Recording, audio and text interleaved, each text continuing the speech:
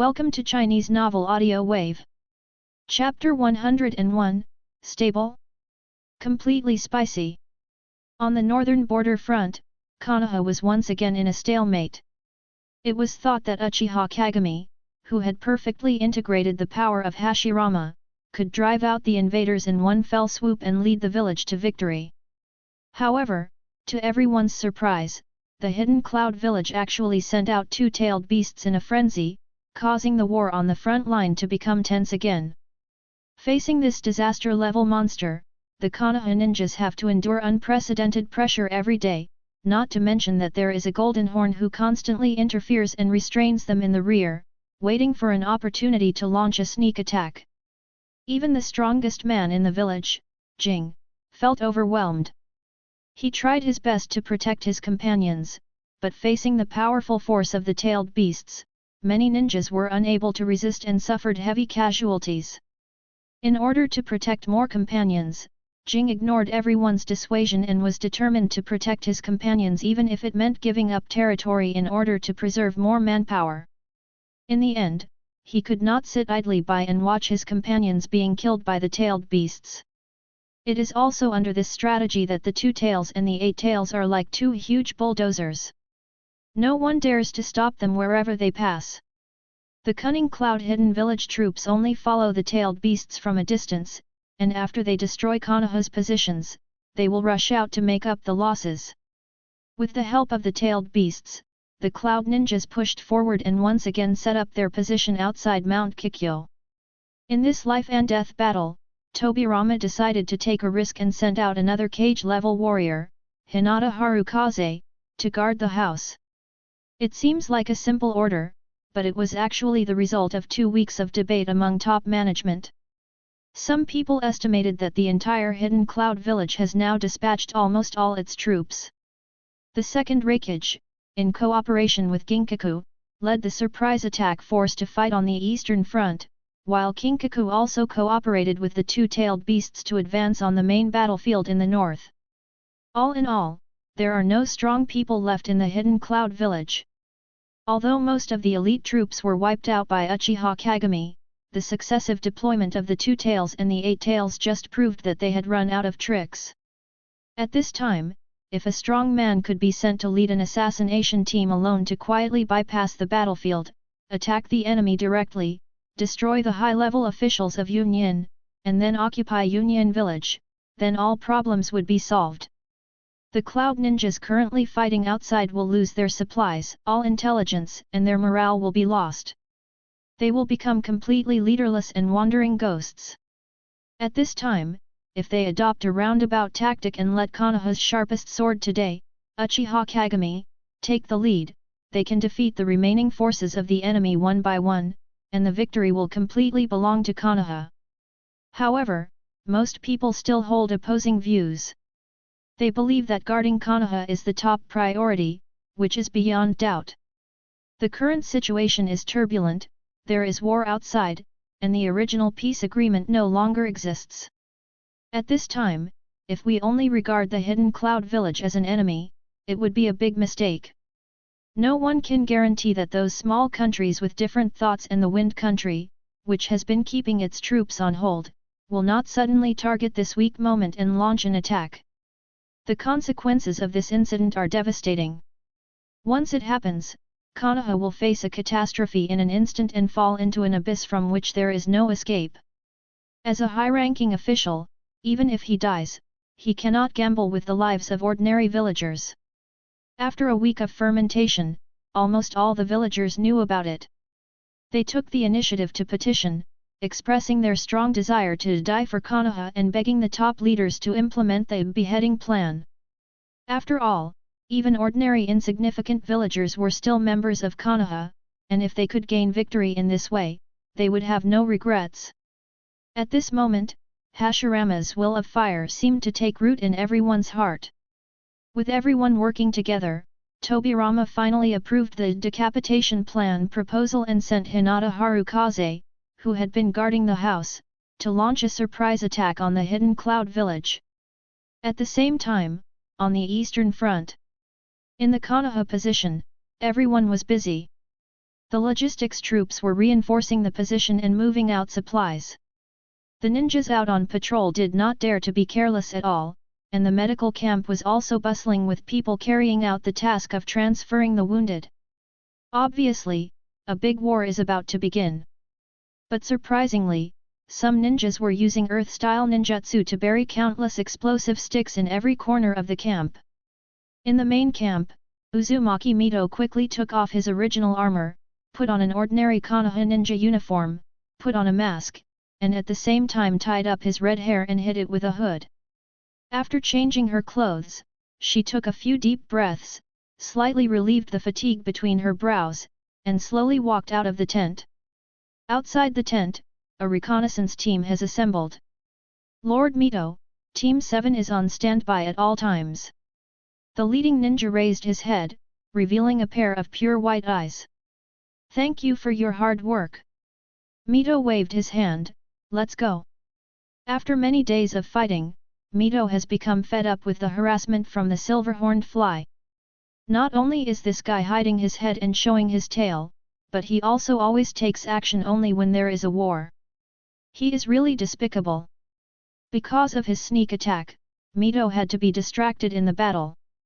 While fighting the second Raikage, she also had to take care of the rear front, which made her increasingly exhausted. Hence today's plan. She decided to use her shadow clone to fight the second Raikage, while her real body disguised herself as an ordinary Konoha patrol team, used the Hyuga family's Byakugan to search for Ginkaku's trace, and then personally went to kill him. However, this means that Konoha will inevitably be defeated by the second Raikage and part of its territory will be swallowed up by the hidden cloud village. There was nothing that could be done about it. Mito had already made up his mind, and the previous transfer work was for this moment. Even if we have to sacrifice some positions, we must completely eradicate this cancer of silver horn. As a flare shot straight into the sky, Mito's eyes widened. The front-line troops had already begun fighting. Soon, through a search comparable to that of a radar detector, the Hyuga clan's ninjas also discovered Ginkaku's trace. He did not lead any cloud ninjas, but broke into the blockade alone. Relying on the palm leaf fan and the huge amount of chakra, every attack of his is like a map cannon. The wind is howling, the flames are blazing, floods are backflowing from time to time, and lightning is flashing in the sky. Ordinary senior ninjas are no match to him at all, and even a normal confrontation is a luxury. Got you.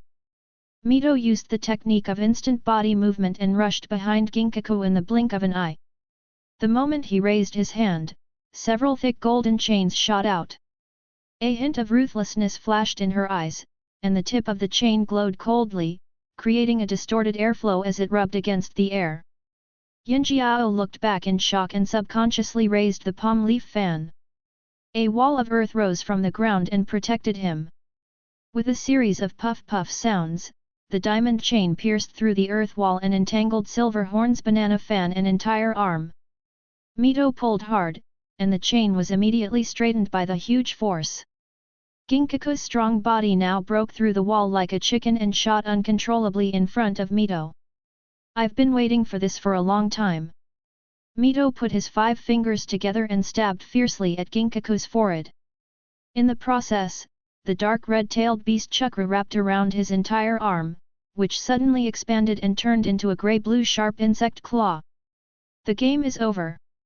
Yinjiao opened his eyes wide, but what flashed in his pupils was not fear, but excitement. Pfft! As expected, Yinjiao's head was pierced by the insect's pincers and exploded into a bloody mist the next second. A headless corpse fell to the ground along with the banana fan. Success! Mito-sama is mighty. It's stable. Silverhorn is dead, we don't have to be restrained anymore. Suddenly, in the panicked eyes of everyone, the dead Silverhorn turned into white smoke and dissipated. Impossible! Could it be that the one who has been harassing our positions these days has always been a shadow clone? Mito was horrified. Since this is just a shadow clone, where is his real body? Chapter 102 Shocking Change. Hinata Harukaze, a little known but extremely powerful ninja in the village. Frankly speaking, as the head of a clan, he is a little too low-key. But considering his status as the head of the Hyuga family, this low-key attitude seems to be more reasonable. He restrained himself, abided by the rules, practiced hard day after day and year after year, and at the age of 20-something, he had already reached the level of Kage. He even possessed the Byakugan, one of the most powerful eye techniques in the ninja world, which is a bloodline limit. With this qualification and this ability, any ninja would want to become famous. But he is different. His favorite thing is to stay at the Hyuga ancestral home, admiring flowers, walking birds, staring at the moon in a daze, and he rarely even attends high-level meetings. If it weren't for Tobirama's outstanding perception, his identity as a Kage-level powerhouse would not have been discovered. Similarly, if it weren't for Tobirama's order, he would still be staying at home, guarding Konoha, and would never have led a team of elite ninjas from his family to travel thousands of miles to the land of lightning to steal the house. They would not encounter the brutal and violent bastard in front of them, who exuded the aura of the tailed beast and killed most of their companions while joking. Byan, I heard that your pupil skills can not only be used for reconnaissance and enemy detection, but also have strong combat capabilities, but... Ginkaku shook his dark silver hair, threw the body of the Hyuga ninja in his hand into the mountain stream, smacked his lips, why didn't I see that? Chief, please leave quickly. The last Hyuga ninja protected Chunfeng behind him with a determined look on his face. Qingshan, let's fight side by side. Chunfeng, wearing a white clan robe, shook his head helplessly, you are just going to die. What? Chief, you still want to fight him? Hinata Aoyama seemed to have heard something incredible. That guy is too dangerous. He can die if you are not careful. In order to ensure that the Byakugan does not fall into the hands of the enemy, retreat is the best way. Hinata Harukaze put his hands in his sleeves and said, this is the order given to me by the village. I will not run away. But protecting the Byakugan from falling into the hands of the enemy is also one of the iron rules of the clan. Hinata Aoyama shouted excitedly. Don't be silly. I've watched him kill 2 of my companions. It's only right and reasonable that we have to fight this battle. Chunfen's face was calm, but he was ready for battle and assumed a standard soft fist stance. Let's stop chatting here. You'll have plenty of time when you get to the Pure Land. Yinjiao smiled sinisterly and swung his right hand to shake off the blood on the 7-star sword. In fact, Hinata Harukaze and his crew had a smooth journey. Relying on the Byakugan's super long vision and perspective ability, they avoided numerous security guards, penetrated deep behind enemy lines, and quietly approached the hidden cloud village. Unfortunately, there is only one way to enter the hidden cloud village. Therefore, even though they had already observed that there were people guarding the Jilei Gorge, they had no choice but to rush forward. Due to the tradition of the Hyuga clan, Harukaze, the only member of the main family, did not take the initiative to attack, but because of this, Ginkaku killed his companion in seconds. If the purpose of the main family's white eyes is to watch the branch families die heroically one by one, then I'm probably tired of it. Chunfeng took a deep breath. His eyes opened instantly, blood vessels suddenly bulged from his eye skin, and pupil lines appeared in his 2 pure white eyeballs. But... Qingshan said anxiously, as if he wanted to say something. Listen carefully, the enemy in front of us is very strong, extremely strong. Even if we join forces, our lives are unpredictable. Chunfeng spoke quickly, but the silver horn in front of him had already rushed over like a mad bull. Well, to make a long story short, what I mean is, in the last moments of life. Hinata Harukaze's eyes suddenly became sharp, and his figure turned into a vague white shadow and disappeared. Qingshan didn't even have time to react before he heard a sharp sound of wind at the back of his head and a tall shadow covered the ground. He then hurriedly turned around. He was met with a pair of sharp eyes filled with overwhelming violence, and a huge sword slashing down at an angle. Time seemed to have stopped along with his thoughts. His mind was blank at this moment, and the only thing he could think about was the tragic scene of himself being split in half. Clatter! At this moment, one foot stepped firmly on the blade of the seven-star sword, and the afterimage of white clothes gathered into the shape of Hinata Harukaze. His movements seemed light, but the force was so great that it changed the direction of the sword. What? Yinjiao looked surprised, but before he could open his mouth, he was hit hard on the side of the face by a whip-like kick. Boom! Hinata Harukaze used a clean and neat spinning kick to send Ginkaku flying into the air and into the rocks nearby. Chief! Kingshan's pupils trembled, and he discovered that a crack several meters deep appeared at his feet. It was the result of the seven-star sword's strike. In the last moments of my life, I want to fight side by side with you, not run away alone. Chunfeng turned around and showed a gentle smile. Okay, brother. Under these warm eyes, the fear in Kingshan's heart gradually dissipated, just like sunlight penetrating the morning mist, leaving only calmness. Okay. Suddenly, the two brothers turned their heads at the same time, and a beam of silver light shot out from the broken rocks, like silver lightning. Bagua Kong Bai Zhang. Chunfeng and Qingshan attacked at the same time with their backs to each other. Their palm prints pierced through the air. The powerful soft fist chakra formed a vacuum shock wave, which instantly knocked the seven-star sword away. Come on! Bastards! Silverhorn rushed out with a wild laugh, and fell to the ground suddenly like an ape claiming its territory. The two brothers dodged in tacit understanding, and then attacked back with soft fists at the same time. Bang bang bang bang! Figures were flying, accompanied by layers of air waves, and the dull sound of fists and palms hitting each other kept echoing in the canyon. The Hyuga brothers cooperated with each other in perfect harmony. One palm was faster than the other, and their soft fists fell like raindrops. Ginkaku was hit so hard that his teeth were grimacing. He immediately released the tailed beast chakra, and the half-tailed beast transformed into 6 long tails. Now, his body was much more resistant to blows, and the 9 tails chakra on his body was as hot as magma. After several fights, the brothers' fingertips and palms were burned and broken. Tailed beast cannon. Ginkaku opened his mouth wide and swallowed the tailed beast ball as big as a fist into his mouth. A straight laser instantly tore through the air and killed the two brothers. Chunfeng and Qingshan looked at each other, then immediately stood back to back, clasping each other's palms. 8 diagram palm, double return to heaven. The two brothers spun on the spot, and a large amount of chakra poured out from the chakra channels. A bright chakra ball appeared in an instant, and a sharp buzzing sound was heard in the air. The tailed beast cannon shot out like water hitting a smooth mirror, scattering in all directions. The flowing energy tore through the earth and blew up the surrounding rock walls. The fierce fight continued, but Ginkaku's endurance was beyond imagination. The two brothers tried their best, but they were unable to accurately inject the soft fist chakra into his meridians. Finally, a look of determination flashed across Kingshan's eyes. Regardless of Yinjiao's long tail, he locked Yinjiao's body from behind. Take advantage of now! He roared wildly, his teeth full of blood.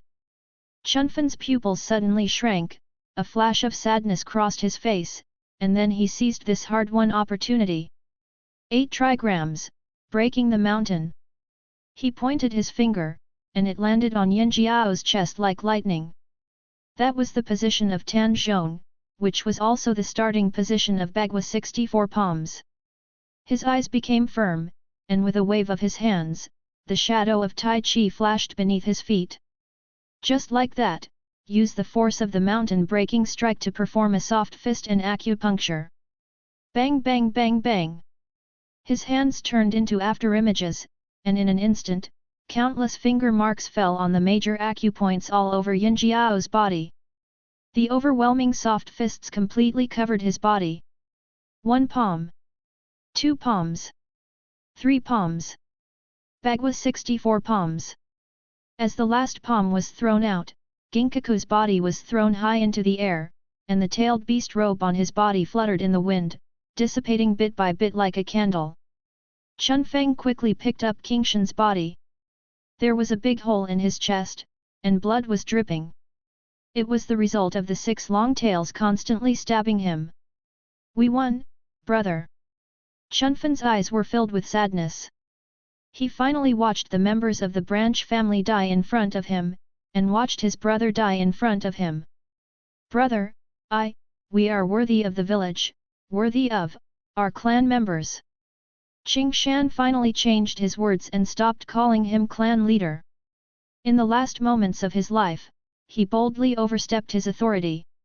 He raised his hand, as if wanting to touch his brother's cheek and touch the corner of his lips that always showed a warm smile, but he couldn't do it. The arm slipped off, and along with it fell a broken forehead guard. Chunfeng looked at the bird in a cage mark on his brother's forehead, and his heart was silently torn. Suddenly, he seemed to realize something and turned back in disbelief. Silverhorn stretched his neck and stood up, grinning viciously. "I have to say, you guys are really amazing. If it were me 6 years ago, I would have been dead." Hinata Harukaze opened his eyes wide, his pure and flawless pupils reflecting the horrifying scene. Yinjiao smoothed back his messy long hair, and as the violent and deep chakra burst out, his body grew inch by inch, until finally, a huge 9-tailed demon fox stretched out its body, its 9 long tails shattered the mountains, and it howled towards the sky. Chapter 103 Good news comes frequently. Tailed Beast Jade. High in the sky, Uzumaki Mito spread her insect wings and glided at high speed. The rich-tailed beast chakra enveloped her entire body. She stretched her hands forward slightly, and the red and blue chakra gathered in a certain proportion, condensing into a dark purple sphere the size of a watermelon. With a whoosh sound, the tailed beast ball broke through the air and a violent explosion was heard somewhere below. The shock wave poured down like a huge wave, raising a large tract of forest to the ground. In the fierce gale, several somewhat embarrassed figures crawled out. They managed to avoid the impact of the explosion, but even so, the aftermath of the tailed beast ball made them groan in pain. The leader was none other than the second Raikage who had once been a powerful force in the world. Damn it, this woman can actually develop the 7 tails chakra to this extent. He raised his head and stared at the figure hovering and bombing in the sky, his teeth chattering. On the eastern battlefield, Ginkaku's interference no longer exists, and the Konoha troops led by Uzumaki Mito are therefore greatly emboldened. She took a risky move, removed all blockades, concentrated the scattered forces, summoned all the elite troops, and made a last-ditch effort to launch the largest and most massive annihilation war in history. Her target was clear, and that was the position of the cloud-hidden surprise attack force. Although the Kumagakure surprise attack force had a strong position and tight defense, they still seemed powerless in the face of Uzumaki Mito's determination. Under the leadership of Mito, the Konoha troops were like a tiger descending from the mountain, unstoppable, and they broke through the position of the cloud-hidden attack force. Mito's air superiority played a crucial role. Her scale powder hidden technique could paralyze the movements of most enemy forces and obstruct their vision. Coupled with the air-to-ground attack of the tailed beast ball, she was simply a nightmare for the hidden cloud force. Even if there were sentient ninjas, it would be of no use. The Cloud Village surprise attack force had now been completely defeated and fled in all directions, but Mito, with his excellent vision and extremely fast flying ability, easily caught up with the second Raikage. The second Raikage knew very well that Mito's target was himself. If he kept delaying, her aerial-tailed beast ball would bomb all of her subordinates to death. Uzumaki Mito drove all 6 wings and stopped them at the same time, then he braked suddenly in midair and gathered power for the tailed beast ball again. These people are covered with scale powder, which has a strong tracking effect, which is why she can accurately locate them. The tailed beast ball swooped down, and there was another explosion that shot up into the sky. Amid the billowing smoke, the second Raikage looked around and saw that there were only a few guards still alive around him. These people are all elites trained by Yunyin. With time, they may grow into powerful men who can rule a region. You guys retreat quickly, I'll hold this woman back. He gritted his teeth, and lightning chakras spread all over his body. What? The guards were all shocked. If you want to delay it, leave it to us. Yes, Lord Raikage, you should be the one to be protected first. Assholes! AI roared, do you want me to go back naked? He understood that even if he escaped successfully, he would be nothing more than a defeated general with only his own troops. Therefore, he would rather choose to fight to the end than let his subordinates die for him. This is his duty as the Raikage. The crowd could not disobey his order and had to retreat obediently. Come on, you woman! The second-generation Raikage roared, stomped his feet heavily on the ground, and his whole body was like a bolt of lightning flying backwards, shooting straight into the sky. Mito narrowed her beautiful eyes, raised her hands, and countless thick diamond chains shot out. Golden light and lightning illuminated the two faces at the same time. In this battle, Mito and the Raikage both gave it their all, each of their attacks was filled with power and determination, and each collision created a huge shock wave that shook the entire battlefield. Finally, relying on excellent sealing techniques and the power of the tailed beasts, Mito successfully killed the second Raikage. This news came like a bolt from the blue, shocking everyone. Victory was declared on the Eastern Front. It was a hard-won victory and a victory that came at a huge price. Mito stood on the battlefield, looking at the fallen second Raikage and the devastated land, his heart filled with mixed emotions. She was happy about the victory, but also felt sorry for the cruelty of the war. Northern Front, outside Platycodon Mountain. Wood release wood dragon technique. 4 huge wooden dragons rose from the ground, their strong bodies coiled and entangled, tightly binding the body of the 8 tails. Uchiha Jing transformed into a shadow, jumping and shuttling back and forth on the dragon to avoid the tentacle attacks of the 8 tails. Fire Jade! The second tails pounced to the side of the 8 tails and spit out a bright blue line of fire from its mouth, like an automatically tracking snake, bypassing all the tentacles and hitting Mirror's back directly. But Jing did not dodge. As the Mangekyō Sharingan glowed red, Garuda was activated instantly, absorbing all the high temperature and flames. All the energy was gathered in the right fist, turning into pure kinetic energy and slamming into the 8 tails' chin. Boom! The air waves mixed with the splashing blood foam and bloody teeth, turning into a materialized impact and spreading out. The 8 tails was stunned by this blow, his jaw was instantly dislocated, and stars appeared in his eyes. Taking advantage of this gap, he pointed his toes, jumped high into the air, and then flipped over and landed on top of the 8 tails. Wooden release, Wooden Man's technique. He clapped his palms together, forming a SI seal. All of a sudden, chakra burst out of his body. A strong arm emerged from the dragon's body and grabbed the 8 tails' head. Then, the wooden body grew rapidly, and a wooden man that was no less in size than the 8 tails stretched out his body and stepped on the back of the 8 tails. Boom! The exaggerated weight directly crushed the 8-tailed fox. The wooden man had a majestic and powerful posture. The 4 wooden dragons restrained its arms and tentacles. The wooden man pressed his head with one hand and punched with the other, hitting its head again and again. Roar! The 2 tails on the side saw that the situation was not good and immediately condensed the tailed beast ball, but as a figure flashed in front of its eyes, its golden vertical pupils reflected a pair of scarlet eyes. Buzz! In an instant, its thoughts stopped, its brain gave up thinking, and all its emotions were attracted by the pair of rotating clovers, unable to extricate itself. Jing turned around in midair and took advantage of the situation to land on top of Airway's head, covering his eyes and gasping violently. The high-intensity fighting day and night completely stimulated his potential, allowing him to finally adapt to the power of Hashirama's cells. The yin and yang in the body are united as one, without any stagnation. Not only has the wood release ability been significantly enhanced, but even the pupil power has skyrocketed. At this moment, he was fighting 1 against 2, using Wood Release and Mangekyō Sharingan to subdue the tailed beasts respectively. In the eyes of others, this scene was simply the reincarnation of the god of ninja. But the battle isn't over yet. He slowly turned his head and looked towards a forest somewhere, where countless cloud ninjas were lurking, ready to strike. In the past, this would be their chance to pick up bargains, but now.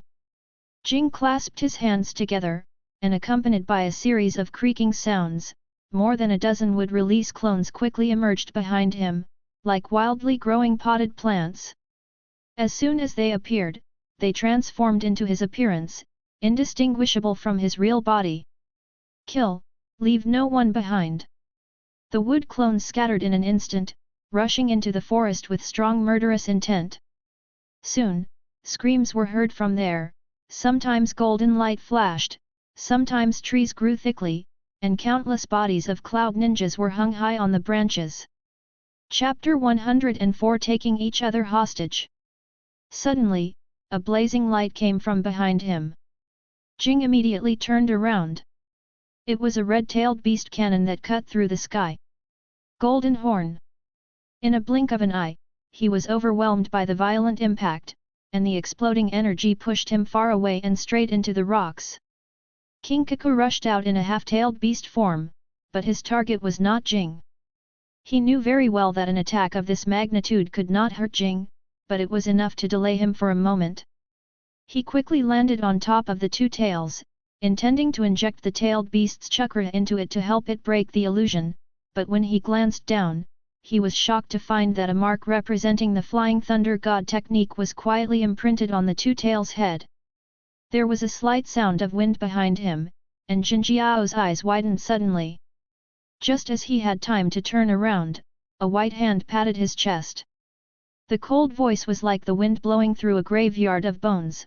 Nothing can escape my eyes. Pfft! A sharp pain came from the chest, and a thorn-like wooden thorn pierced through the heart, ignoring the chakra coat and the strong physique, just like an iron needle piercing a piece of paper, and easily went through the back. Wood Release, cutting technique. With Jing's cold shout, Jinjiao was thrown to the ground by the huge kinetic energy. Before he could heal himself, the wooden thorns in his body devoured him, using the 9 tails chakra to continuously branch and grow. His internal organs were pierced, his ribs were broken, and bloody wooden thorns broke out of his body. The scene was extremely bloody. Jing changed his hand seals, stretched out a hand from afar, and clenched it tightly. Would release, Kaibukuro no Jutsu. The ground was torn apart suddenly, and then a huge wooden hand rose up and grasped the motionless Jinjiao tightly. Jinjiao coughed up a mouthful of blood and felt that the 9 tails chakra in his body was constantly dissipating. The extreme pain almost tortured him to faint. I know this won't kill you, but... Jing said slowly, you are more useful alive than dead. He raised his arm and called out, the gate of the Kikyo mountain position opened, and the Konoha troops rushed out and rushed into the forest, cooperating with Jing's Wood Release clone to wipe out the remaining enemy forces. 3 hours later, the Cloud Ninja position was completely breached. The commander was defeated, the morale of the army was broken, the remaining Cloud Ninjas were not a concern, and recovering the lost territory was just around the corner. At this point, the war on the Kikyo mountain front in Konoha, which had lasted for nearly a year, was won. At the same time, in Konoha village. At this moment, the intelligence from the northeastern front had not yet been transmitted back. After sending out Hinata Harukaze, the Konoha high-level officials were collectively frightened and couldn't even sleep well. Everyone was anxiously waiting for the good news. They knew that this decapitation operation was not just a simple victory or defeat for the entire Konoha, but was related to the future and fate of the entire village. Therefore, everyone's heart was filled with tension and worry. Unfortunately, what they waited for was Silverhorn. The appearance of Silverhorn was like a flash of lightning that cut through the night sky, instantly detonating the already depressing atmosphere. Die! Ginkaku swung his sharp claws, and immediately 3 Jonin flew backwards, bleeding profusely. They crashed into a roadside rest stop, and their lives or deaths were unknown. Fire release How Fireball. Wind release, Gale Wind Palm. Ginkaku grinned, and in his half-tailed beast state, he simply ignored the attacks and rushed forward without any fancy moves, his sharp claws piercing through hearts one by one, and a swing of his long tail could shatter the earth. Just relying on the most basic numbers is enough to easily crush the Konoha ninja in front of him. At this moment, there were not many elite ninjas left in the village, and most of the elite troops had been sent to the battlefield. Therefore, Ginkaku didn't even need to fully transform into a tailed beast. He could easily kill his way to the Hokage building with only half-tailed beast transformation. His attack came so fast and so sudden that Konoha had no time to react. The walls of the Hokage building were torn apart by the tremendous force. Amidst the flying dust, dozens of Anbu fell to the ground like dumplings. Boom! The corpse of a Konoha Jonin smashed the door of the conference room. With a violent breath, Ginkaku walked in swaggeringly and blocked a group of Konoha high-ranking officials in the conference room. He glanced around casually, and when a white-haired figure appeared in his sight, he laughed wildly. Ha ha ha ha ha! I've heard that you are useless, but I didn't expect it to be true, Senju Tobirama. He didn't need to take action at all. These guys in front of him were not capable of fighting at all. He just stood there, and a strong sense of oppression came over him, as if everyone's life could be taken away in an instant. At this moment, the dignity and glory of Konoha village seemed to be completely trampled upon, and those ninjas who were once full of confidence could only bow their heads and remain silent. When the senior executives looked at each other, Tobirama pushed them aside and stood out. Your appearance here means that Harufu and the others have met with an accident, right? Tobirama spoke in a low and hoarse voice. Ginkaku raised his eyebrows, showing a little surprise. Oh? You are very perceptive. Yes, I was the one who killed those Byakugans in the Hyuga family. As soon as these words were spoken, everyone was stunned. What? This is impossible.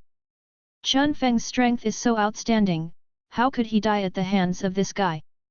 Puff! Yinjiao raised his hand and swung the seven-star sword, slashing out and beheading the elder of the Shimura clan who had just spoken. Tobirama sighed.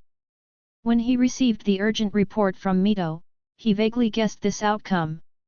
There was no point in saying more now, so he took a half-step forward, a hint of caution flashed in his eyes, and he was ready to burst out his chakra at the cost of his life to transfer the silver horn away. Although the consequence of doing so might very well be that he would be killed by the backlash, but at least, it could buy the villagers some time to escape. Ginkaku threw the blood on the sword onto the wall and laughed wildly. Today, victory belongs to our hidden cloud village.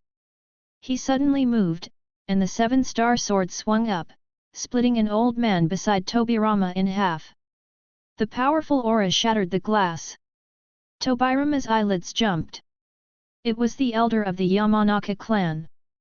After Ginkaku broke into the building, he asked this elder to use the heart turn technique to contact Uchiha Kagami. Yinjiao did not stop, but followed the sword and rushed to the side of Tobirama, placing the sword across his throat. At this moment, a figure flashed outside the window, and Uchiha Jing appeared like a divine soldier from heaven, jumped into the room from the window, and stood in front of everyone. He stared at Yinjiao without any surprise in his eyes. It was obvious that he had learned all this from the elders of the mountain clan. On the contrary, Ginkaku was facing a formidable enemy. He exerted force with his wrist, and the sharp sword blade immediately cut the skin on Tobirama's neck, oozing out traces of blood. Ginkaku, release Hokage-sama. He looked at Ginkaku with calm eyes. Humph, you say let us go? The war is over. As long as I go berserk here, Konoha village will be doomed whether you take action or not. Ginkaku grinned, completely unmoved. If you take another step forward, I'll start with this old ghost. His smile was very ferocious, his muscles were tense, as if he was going to cut Tobirama's throat at the next moment. Jing shook his head gently. Trust me, you won't." As he said this, he took out something from behind him, threw it on the floor with a bang, and grunted in front of Yinjiao. It was a pair of bloody long horns, completely black with fine golden hairs hanging on them. The broken ends at the roots of the horns were full of burrs, as if they had been broken off by someone. Chapter 105 Peace Talks. This is. Silverhorn took a quick glance with his peripheral vision, his eyes suddenly bulging. Gold Horn. What did you do to Golden Horn? Don't worry, he's not dead yet. Jing's eyes remained calm. As long as you release the Hokage and leave Konoha, I will spare his life. Don't try to scare me with such words. Yinjiao roared in a panic, and the sword cut into Tobirama's neck, and blood gushed out. Yinjiao, I advise you to stay calm. If you go a little too hard, this matter will end in a fight. Jing's eyes turned cold and there was a hint of sharpness in his words. Not only that, your two-tailed beasts are now under my control, and are currently rushing towards your hidden cloud village. Jing tried to look at Ginkaku, but the cunning guy refused to give him a chance. The only order I give them is, to destroy the hidden cloud village. You're lying, how can you have such power? This is the truth. If you refuse to believe it, why don't we wait here for half a day to see if your village will become a ruin? Yinjiao's breathing became much more rapid, his eyes flickered constantly, and he was obviously in great distress. That pair of black horns are undoubtedly golden horns. Whether it's the bloodstains or the remaining faint chakra aura, it's certain that they are golden horns. Jinjiao is a man who cherishes his smooth golden hair and his majestic horns the most. Even against his enemies, he is reluctant to use them to attack. Breaking his horns in front of a sober Jinjiao is definitely more difficult than killing him directly. Therefore, Yinjiao knew very well that Jing was not lying to him. But now, is not the time to back down. A brat is a brat. Even if what you said is true, it will only strengthen my determination to destroy everything. Ginkaku laughed wildly, acting like a madman. Shall we compare to see which side is more miserable? Oh, by the way, I forgot to tell you that the nine-tailed fox that you, the Konoha village, have been searching for is in my body right now. If I let him run wild in Konoha. What? Tobirama's eyes widened, and the corners of his eyes twitched slightly. How could it be? Jing clenched his fists, and his Mangekyō Sharingan emitted a cold light. If that happens, I swear, I will do everything in my power to stop you and kill you. There was a madness in Ginkaku's eyes. Okay, then let's see, will you kill me first, or will I destroy Konoha first? Jing stared at Yinjiao intently. Veins even popped out on his forehead because he was too angry. It was the first time in his life that he wanted to kill someone so much. But he knew very well that if they really started fighting in the village, the situation in Konoha would not be much better than that in Kumagakure. After all, the nine-tailed fox is different from ordinary tailed beasts. When the two were arguing, Tobirama was like an outsider, as if he was not the one being held hostage. His entire mind was focused on one thing. Why did the Nine Tails, which was let go by Uchiha Kamiya, appear in the Hidden Cloud Village and be sealed in the body of Ginkaku, a high-ranking member of the Hidden Cloud Village? Did Kumagakure snatch the Nine Tails away before Konoha? But was the nine-tailed fox, whom Shenyu risked his life to let escape, willing to become a wedding dress for others? No, that's not right. Madara and his gang are not fools, they would never do such a meaningless thing, right? It's all so weird. He was thinking hard, his brows furrowed, thoughts racing through his mind. After a long time, he seemed to have figured out the reason, and his brows slowly relaxed, but his eyes were full of bitterness, and his slightly weathered face revealed a deep sense of fatigue. If everything goes as he wants. This war, everything about it is so ridiculous. How about this? Tobirama said, his hoarse voice filled with a heavy sense of decadence. Let's each take a step back. Let's negotiate. In July of the 14th year of Konoha, as the war progressed, in order to avoid a situation where both sides would perish together, Konoha village and the Hidden Cloud village chose to negotiate peace. This massive war finally came to an end after each side lost a cage-level warrior and countless elite ninjas were buried on the battlefield. Looking at the battle situation, Konoha won victories on both sides of the northeast front, and successfully killed the second Raikage, capturing 2 enemy-tailed beasts and a cage-level strongman. It can be said to be a great victory. Unfortunately, they were eventually attacked by Ginkaku, and they were afraid of making a move, so they chose to negotiate peace. Since Ginkaku did not trust Konoha, and the tailed beasts and Kinkaku were both in Konoha's hands, he chose the Hidden Cloud village as the place for peace talks and took the second Hokage away. If Konoha truly wanted peace, then he would come to the Hidden Cloud village with sincerity to redeem the people. Of course, everyone in Konoha was unwilling to do so, but they were rejected one by the exhausted Tobirama, who allowed Ginkaku to take them away, leaving behind only these meaningful words. "I just want this ridiculous thing to end as soon as possible." Soon, after discussion, Uchiha Kagami led the guard team to negotiate on behalf of Konoha to the Hidden Cloud village. Under the leadership of Sarutobi Hiruzen, the disciples of the second generation volunteered to join the negotiation camp. The few of them arrived at the Hidden Cloud village as scheduled, and the meeting went on as normal. Ginkaku did not play any tricks, which made Jing relax his vigilance a little. The conditions of both parties were basically in line with the other party's expectations. Ginkaku agreed to release the second Hokage and withdraw all the Cloud Ninjas from the Fire Country's positions. He also promised not to offend each other within 30 years, but Konoha must release Ginkaku and return all the tailed beasts. After a fierce argument, Hiruzen and Danzo used their excellent eloquence to forcibly detain the two tails in Konoha for 30 years on the grounds that Kumagakure had lost both battles on both fronts. During this period, if Kumagakure ever provoked a war, the two tails would not be returned to ensure the authenticity of the peace treaty. Ginkaku was indignant, but because of Uchiha Kagami's presence, he could only nod resentfully. At this point, a peace treaty was reached, and Jing released his control over the 8 tails in front of the high-ranking members of the Kumagakure clan, and released the dying Kinkaku from the scroll. The Hidden Cloud village also readily released the second Hokage, allowing the Konoha people to take him away, and now drafted a military order, ordering all the Hidden Cloud village positions and facilities, big and small, in the Fire Country to be disbanded and withdrawn.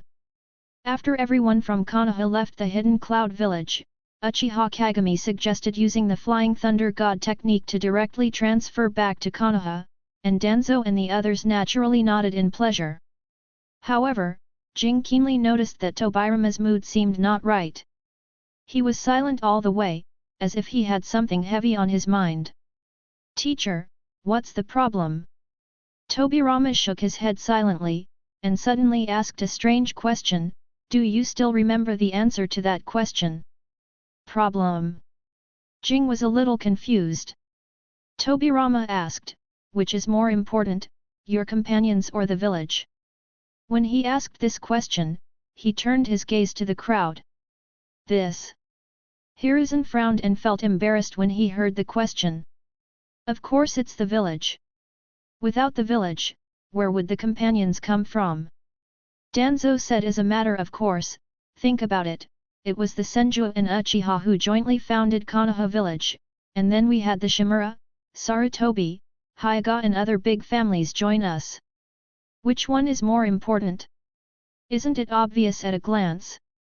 But, the Senju and Uchiha also became companions first, and then the village came into being." Midaman pushed his glasses and suddenly hesitated, "But, this statement is not accurate. Lord Hashirama must have dreamed of building a village first, and then he gathered his companions to work hard for it. This is a false proposition," Jing suddenly said. Tobirama's calm gaze began to ripple, and he looked towards the mirror along with everyone else. "The village and the companions are originally inseparable. The meaning of Konoha's existence is to protect peace and create a more hopeful future. A village with companions is a village. Otherwise, it is just an empty shell filled with power and desire. Jing said calmly, if I have to make a choice, I will choose the more promising path, so no matter which one I choose, as long as it can make the future of the village brighter, I will do it without hesitation. Tobirama let out a long sigh, looked at the mirror solemnly, and suddenly said something that shocked everyone. Uchiha Kagami, starting tomorrow, you will be the Sandaime Hokage of Konoha. There was total silence, with the only sound in everyone's ears being the rustling of leaves in the wind. But from a visual perspective, the expressions of several people are wonderful.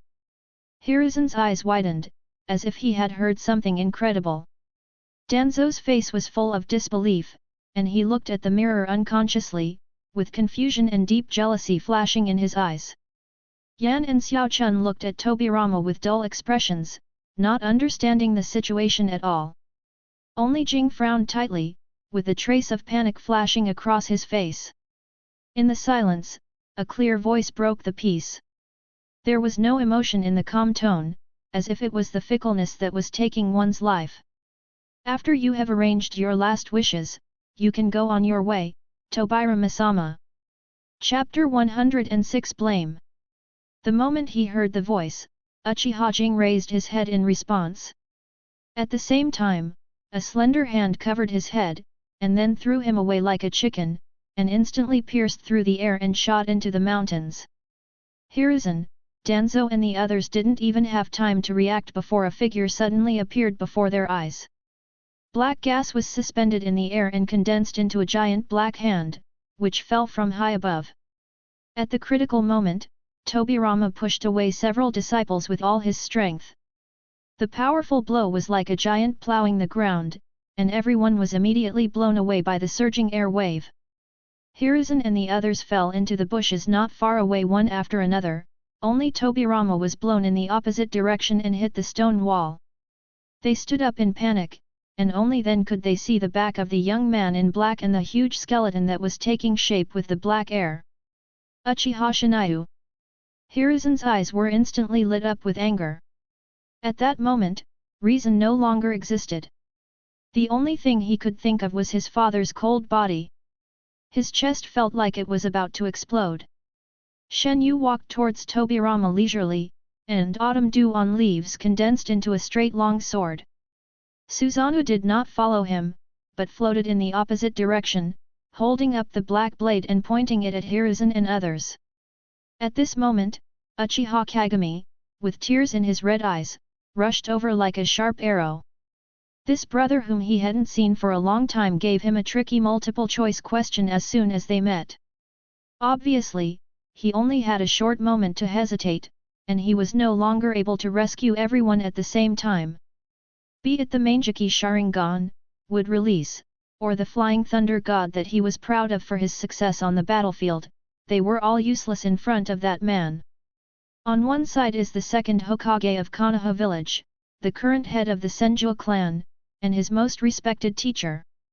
On the other side, there are companions who live together day and night, the new buds of Konoha, and the hope for the future. Suddenly, he remembered the significance of Tobirama's question just now, and finally realized why Tobirama announced himself as the Sandaime Hokage in public. Teacher, did he know my brother would come? Just as he was thinking, he met Tobirama's gaze. There was no fear, no helplessness or sadness in that look, only the calmness of seeing through life and death, and a touch of comforting encouragement. If I have to make a choice, I will choose the more promising path, so no matter which one I choose, as long as it can make the future of the village brighter, I will do it without hesitation. The green sword light illuminated Tobirama's pale face. Uchiha Kagami flew in front of Hiruzen and the others, golden light expanded, wooden buds grew, a golden arm was across their heads, layers of wooden shields stacked up to form a solid wall, countless branches spread from Kagami's body, tightly entwining everyone in Konoha. Boom! The black blade chopped on the golden bone arm without any fancy moves, and the golden light splashed like lacquer. It only lasted for less than a second, and the black crescent moon that was as solid as a substance cut off the bone hand and chopped it on the wooden ingot wall. Taking advantage of this time, Jing decisively activated Flying Thunder God, and took everyone away and disappeared into thin air. In the last frame of vision, the divine feather sword pierced Tobirama's chest. A breeze blew, and Tobirama's silver hair fluttered slightly. He looked up at Shenyu.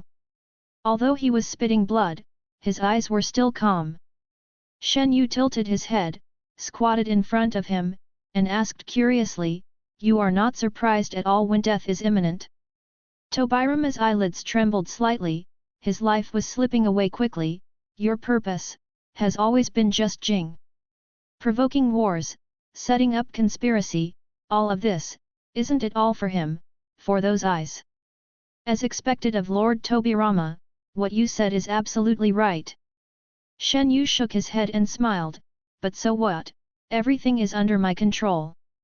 "You are really confident? Should I say that you are indeed Madara's disciple?" Tobirama's breathing became weaker and weaker. The Kyolo on the leaves resonated with the sword energy that was already trapped in his body, and instantly broke his heart meridians. He was no longer able to recover. Kagami is already the perfect successor to the Will of Fire. He is the Sandaime Hokage of Konoha, and he masters the power of both Wood Release and the Mangekyō Sharingan. Even for you, it won't be that easy to steal the Sharingan. Really? Shenyu whispered in his ear, his eyes cold, "You are the one who is confident, Master Tobirama. You are too confident in the so-called Will of Fire. I saw through Konoha's true face 11 years ago." Shenyu stood up and left, his figure blurred by the moonlight. The evening breeze brought a vague voice, which was the last words heard by Tobirama before his death. "From now on, all grudges between me and your Senju clan are over. If your descendants want to seek revenge on me, then come on." When Jing returned to the scene, it was already empty, with only the cold body of Tobirama Senju left. He held Tobirama's body in his arms, looking sad and disappointed, and returned to Konoha. However, what greeted him was naked, undisguised accusations. "Damn it, you bastard, why didn't you save Hokage first? Kami, what are you thinking? Didn't everyone choose you to negotiate in order to rescue the Hokage?" Jing was stunned, the tears in the corners of his eyes had not yet dried. Faced with everyone's confusion, he explained it again with full of self-blame, but instead of agreeing, everyone condemned him even more. "I originally thought you were worthy of everyone's trust, but in the end, you are totally unworthy of Master Tobirama's training of you." That night, he lay on the cold bed, tossing and turning, unable to sleep all night. As time went by, Konoha's prejudice against Jing did not disappear, but became more and more intense. Even the companions he saved did not explain for him, and closed the door to visitors. Danzo even stood up and accused him. "You could have saved Tobirama-sama. Don't you think you can become Hokage once Tobirama-sama dies? Jing, you disappoint us so much." Every word is like a knife, piercing into the heart of the mirror. A few days later, under the instigation of some people, he took the opportunity to vent his dissatisfaction with the mirror during the war. "Humph, I've long said this guy has bad intentions. He was so indecisive on the battlefield. He could have held his ground, but he just sat there and watched the Cloud Ninja invade. He has no backbone at all." "What? You said he gave up his position to protect us. That's ridiculous. We are ready to sacrifice ourselves. Why would he tarnish our will?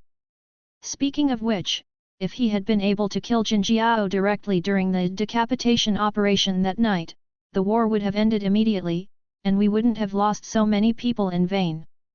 More and more people stood up to accuse him, and when he walked on the street, even ordinary villagers would look at him with disgust. As time goes by, the hero who once fought bravely on the battlefield has now become a rat crossing the street, a cowardly waste. Even because of him, the entire Uchiha clan was ostracized by Konoha. Chapter 107 Goodbye, brother. Hey, did you hear that he originally said that Tobirama-sama wanted to choose him to be the Hokage? It's so funny, is this kind of person worthy? If Uchiha could become Hokage, Uchiha Madara wouldn't have to defect. Hey, no matter what, he is still the strongest man in the village. It's a bit too much to say that. Tisk, he just relied on those eyes and the research results of Master Tobirama. If such resources were piled on a pig, the pig could become a cage-level strongman. One night, Jing sat on the Hokage rock in a daze, and his heart could not calm down for a long time.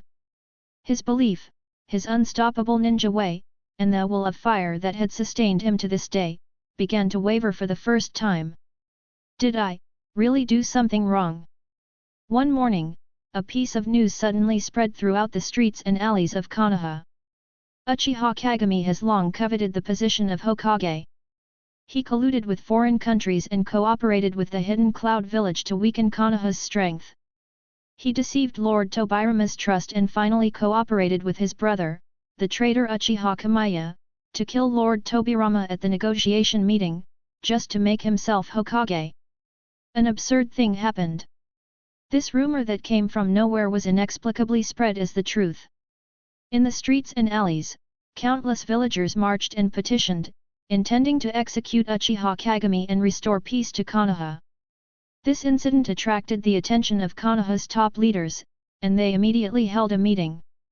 However, the focus of the meeting was not to find out the truth, but to debate who would deal with Uchiha Kagami's body and Sharingan after his execution. That night, Uchiha Yuko ran to Jing's house crying, her eyes red as she cried. Jing! I didn't expect you to be such a person. Do you know that my brother has been impeached by the elders of the clan because of you? Yuko, even you don't want to believe me. Jing opened his eyes wide, and his last bit of faith collapsed. Yuko said in a shrill voice, I was so blind to fall in love with you, and even got pregnant with your child. I hate you.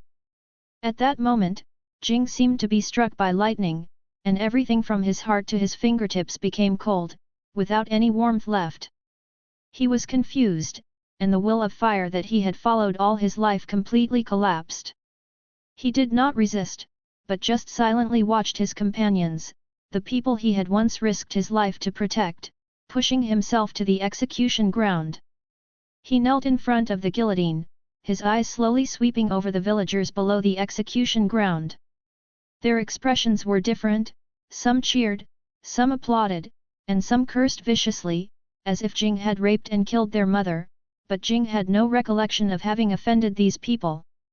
I was really wrong. His face was pale and his lips were tightly sealed. At this point, no amount of explanation would work. These people didn't even tie him up because they were sure he wouldn't resist. He did not beg for mercy, nor did he curse. He just silently looked at this group of people who wanted him dead. He buried all the grievances and unwillingness deep in his heart, turning them into a biting cold. So, this is what it feels like to be betrayed. The time had come, and the elder of the Shimura clan who was in charge of the execution immediately waved his hand, and the executioner took the order and prepared to raise the guillotine. At this moment, a bolt of lightning suddenly fell from the clear sky, and with a crack sound, it struck the executioner, leaving him burnt on the outside and tender on the inside. The dazzling lightning made everyone in Konoha rub their eyes even in the daytime. When their vision became clear again, they were shocked to find that a figure had appeared beside Jing without them noticing. It's almost time. You should come with me. Shenyu tilted his head slightly, smiling pure and innocently, brother. Jing remained indifferent, his eyes were dull and lifeless, like grapes that had lost their vitality. It's so ugly. Shenyu spread his hands, with a cold smile in his tone, look, this is the real ninja world, this is the real human heart, this is the so-called Konoha village. In the land of fire, on a cliff somewhere. You have a good eye. This place is beautiful with mountains and clear water, which is just right for a duel. Shenyu put his hands behind his back and leisurely admired the beautiful scenery. I have not been idle this year. I have developed some interesting things. It's a good opportunity to test my sword on you. Jing asked softly, "Brother, did you do all this?" "Except for starting the war, I did nothing, and I didn't even participate in the whole process." Shenyu raised the corner of his mouth, "Isn't it ridiculous?" Jing looked up blankly at the clear blue sky. "I used to think that protecting my companions was the same as protecting the village. But the ending now tells me that I was wrong." "Do you feel wronged now?" Shenyu shook his head gently. "Konoha has never been a glorious place. You may be the first person to bear the same tragic fate, but you will definitely not be the last." He wrinkled his nose, suddenly impatient. "Well, let's start the battle. Your ridiculous 5-year agreement to protect Konoha has no meaning at all. Come on, I'm ready." Jing took a deep breath and pointed to his chest, "Kill me if you can." An afterimage flashed, and Shenyu pierced Jing's chest with his sword. Green light pierced his heart, leaving a bloody hole on his chest and back, and even a dozen large trees behind him were pierced by the sword energy. Jing coughed up blood and took a few steps back, spreading his hands into his arms. Shenyu thought he was going to take out ninja tools, but it turned out to be just a scroll. "I don't know how to move forward. Perhaps my disappearance is a better choice for Konoha and my brother." He threw the scroll to Shenyu, then slowly raised his hand, his fingertips reaching towards his eyes. "I know you planted a spell in my heart to protect my pupil power. This did help me a lot in the war, but it is meaningless now." As he said this, he dug out his own eyes with his own hands and handed them to Shenyu tremblingly. "I'm sorry, I shouldn't have betrayed you back then. I know these words are useless now, but this is the only way I can compensate you." Jing showed a tragic smile, with red gold blood flowing through his tightly closed eyelids. "Brother, you should go and see the future for me. That scroll contains the wood-release ninjutsu developed by Lord Hashirama. Perhaps it will be helpful to you." He took 2 steps back and opened his arms as if he wanted to hug someone. His black hair moved without wind. A rich breath of life gradually filled the air, and he felt refreshed just by taking a breath. The surrounding flowers and plants grew wildly, and a touch of freshness spread in an instant. Large flower fields sprang up, with pink peach blossoms, green willows, and rich fragrance. As the breeze blew, petals of various colors fluttered in the sky, and the fallen petals were colorful. Shenyu stared at his brother, his eyes warm. "Do you have anything else to say? In another year, my child will be born in Konoha. Whether he is unhappy or not, it is up to you to deal with him." The body of the mirror began to emit a sacred white light. The light became increasingly intense, eventually illuminating the entire daytime sky and earth. "Goodbye, brother." The light bloomed, and a giant tree with lush branches and leaves rose from the ground. The ground continued to shake. Countless strong tree roots spread in the soil. The surging airflow swept over the flower field, blowing up the petals. The Uchiha mirror disappeared. In its place was a towering tree that was hundreds of meters high and required dozens of people to hug, as well as a beautiful, colorful field of flowers. Shenyu stood in the flower field for a long time in silence, his black tribal robe rising and falling in the wind. Finally, he closed his eyes to his brother, put his hands in his pockets, and walked away. "From today on, the grudge between you and me is over." End of Volume 1. Chapter 108 Meeting. Kamnobi Bridge, Underground Base. Uchihanan clasped the corners of his clothes with both hands, lowered his head, and fixed his eyes on the blue stone floor under his feet, looking quite trembling. Today was the day he met the legendary Uchiha ninja for the first time. "Calculating the time, you have been with me for quite some time.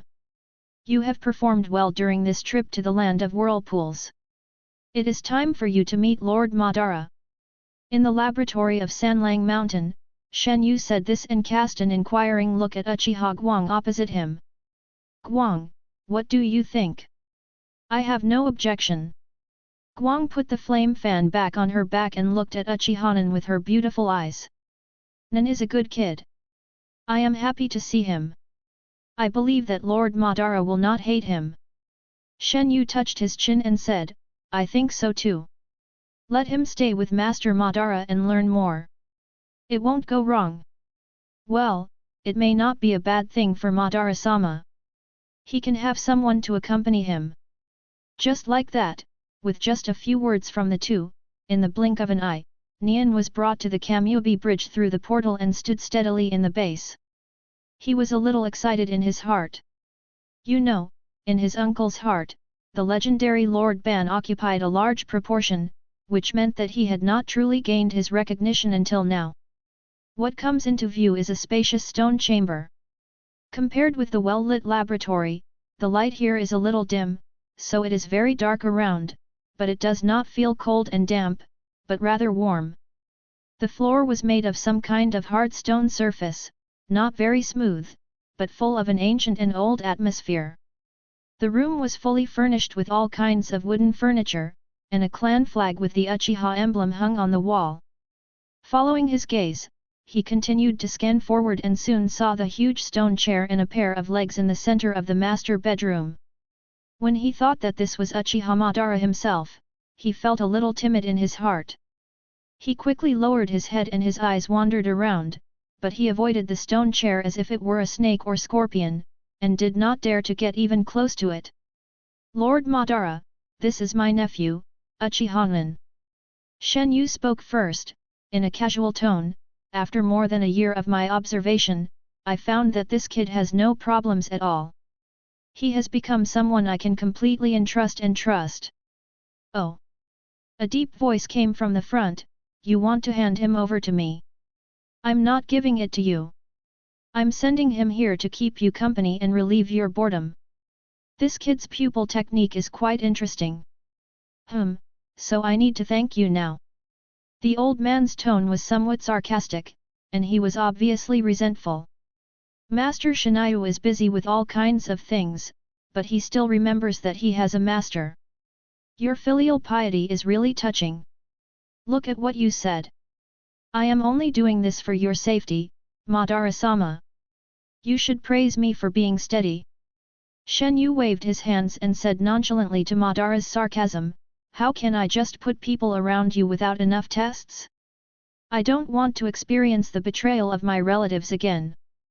Nian subconsciously leaned closer to his uncle, but Shenyu actually walked over directly and sat next to Ban to ask for tea. He immediately turned his eyes to his aunt for help, but Uchiha Hikari acted as if he had returned home. He took off his flame fan, put on a light blue apron, pushed the door open without even saying hello, and ran to the kitchen to cook. Uchiha Madara didn't react at all, and it seemed that he had acquiesced to this behavior. I was simply amazed. These three people demonstrated the spirit of the guest follows the host's wishes to the fullest extent. The guests are easygoing and the host is casual. Lift your head and let me see. A majestic voice came from the front. Nian could only take a deep breath, slowly raised his head, and finally saw the person in front of him clearly for the first time. The man leaned lightly on the back of the chair, his sitting posture was quite domineering, he had a pair of slightly weird red and white eyes, and waterfall-like long hair mixed with strands of silver hair. Although he was no longer young in appearance and the fine wrinkles added a touch of vicissitudes to him, his deep gaze seemed to reflect the sky, evolving all things in the universe. Uchiha, greetings to Lord Madara. He bowed his head slightly, his tone neither humble nor arrogant. He has a good demeanor, but his strength is a little weak. Madara gave his comment.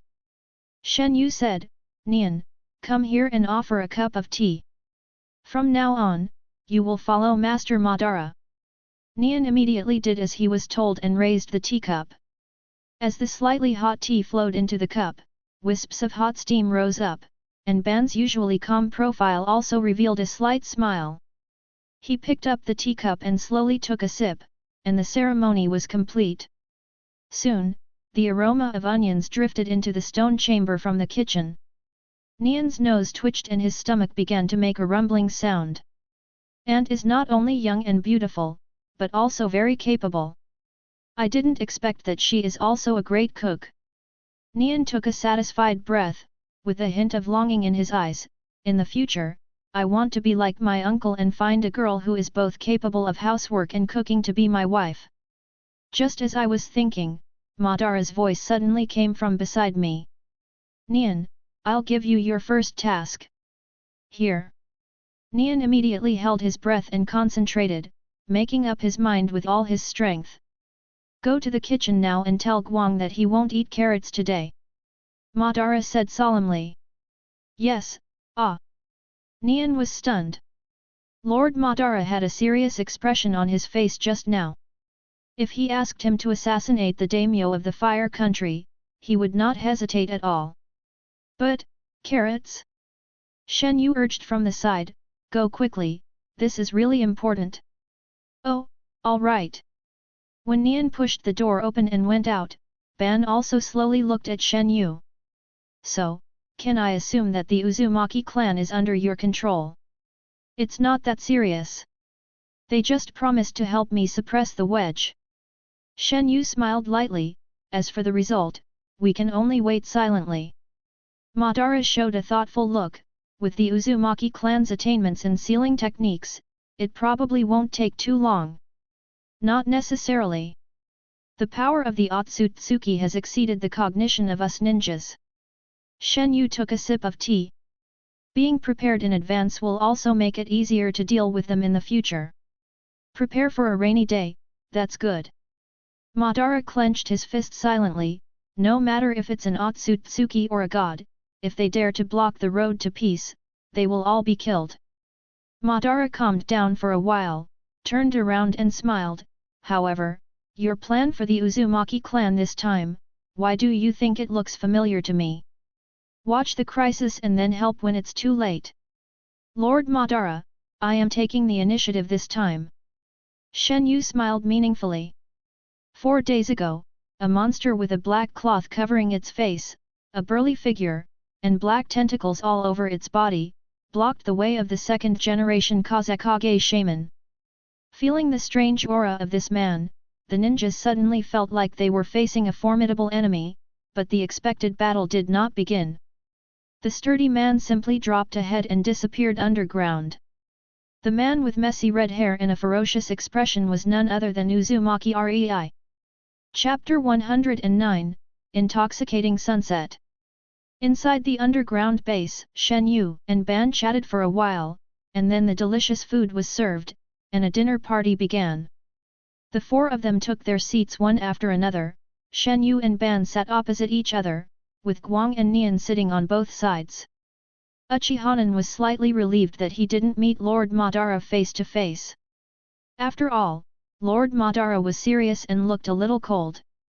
But as he got to know him, he found that this man in his 60s was not difficult to get along with. Hidden under his cold appearance was a warm and passionate heart.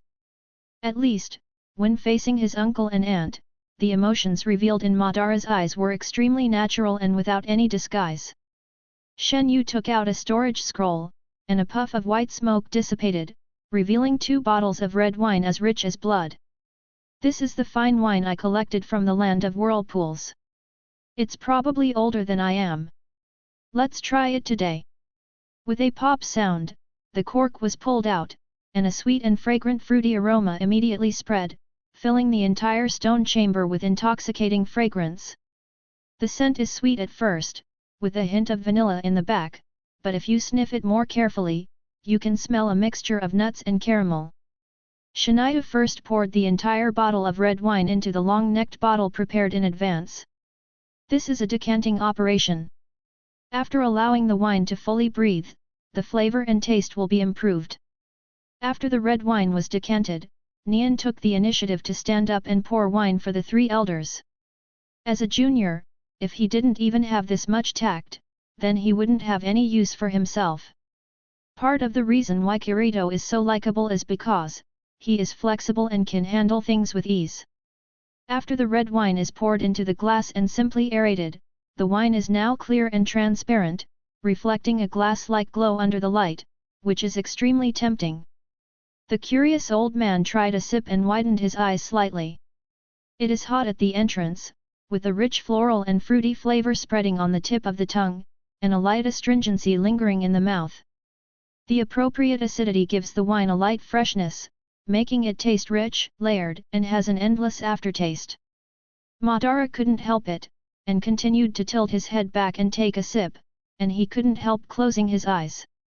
This feeling has the delicate elegance of strumming the strings of a piano, as well as the wildness and unrestrainedness of war and iron horses, which arouses a myriad of thoughts. Madara closed his eyes for a long time, and his mind couldn't help but recall scenes from the past. The young man was full of chivalry.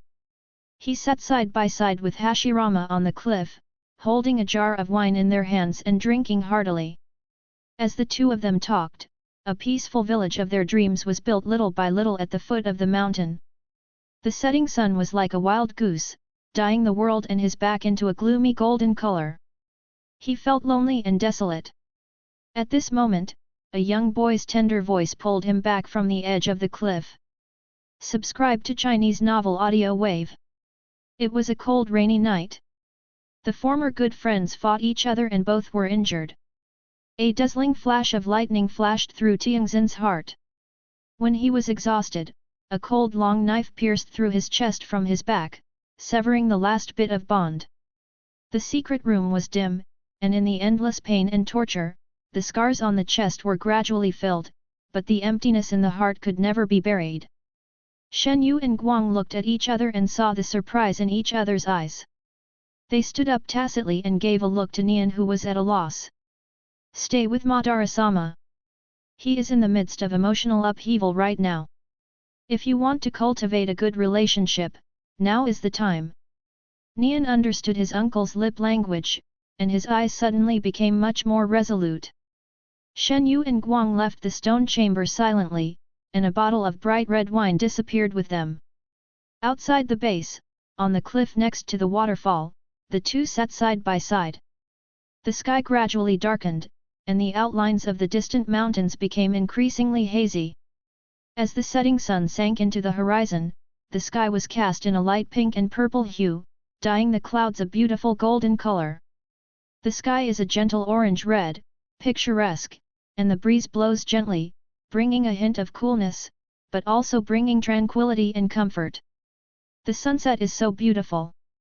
Guang took a breath with satisfaction, and her two long beautiful legs wiggled up and down, swaying on the cliff. The sunset is a feeling. Whether it is beautiful or not depends on your mood.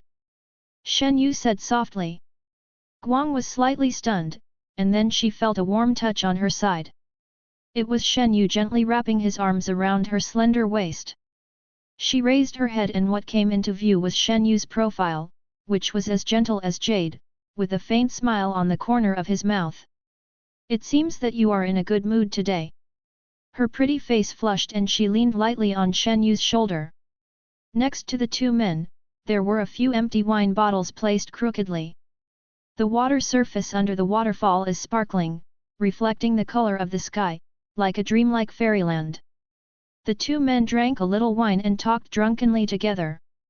Small intimacy and superficial teasing, falling into the quagmire of temptation together.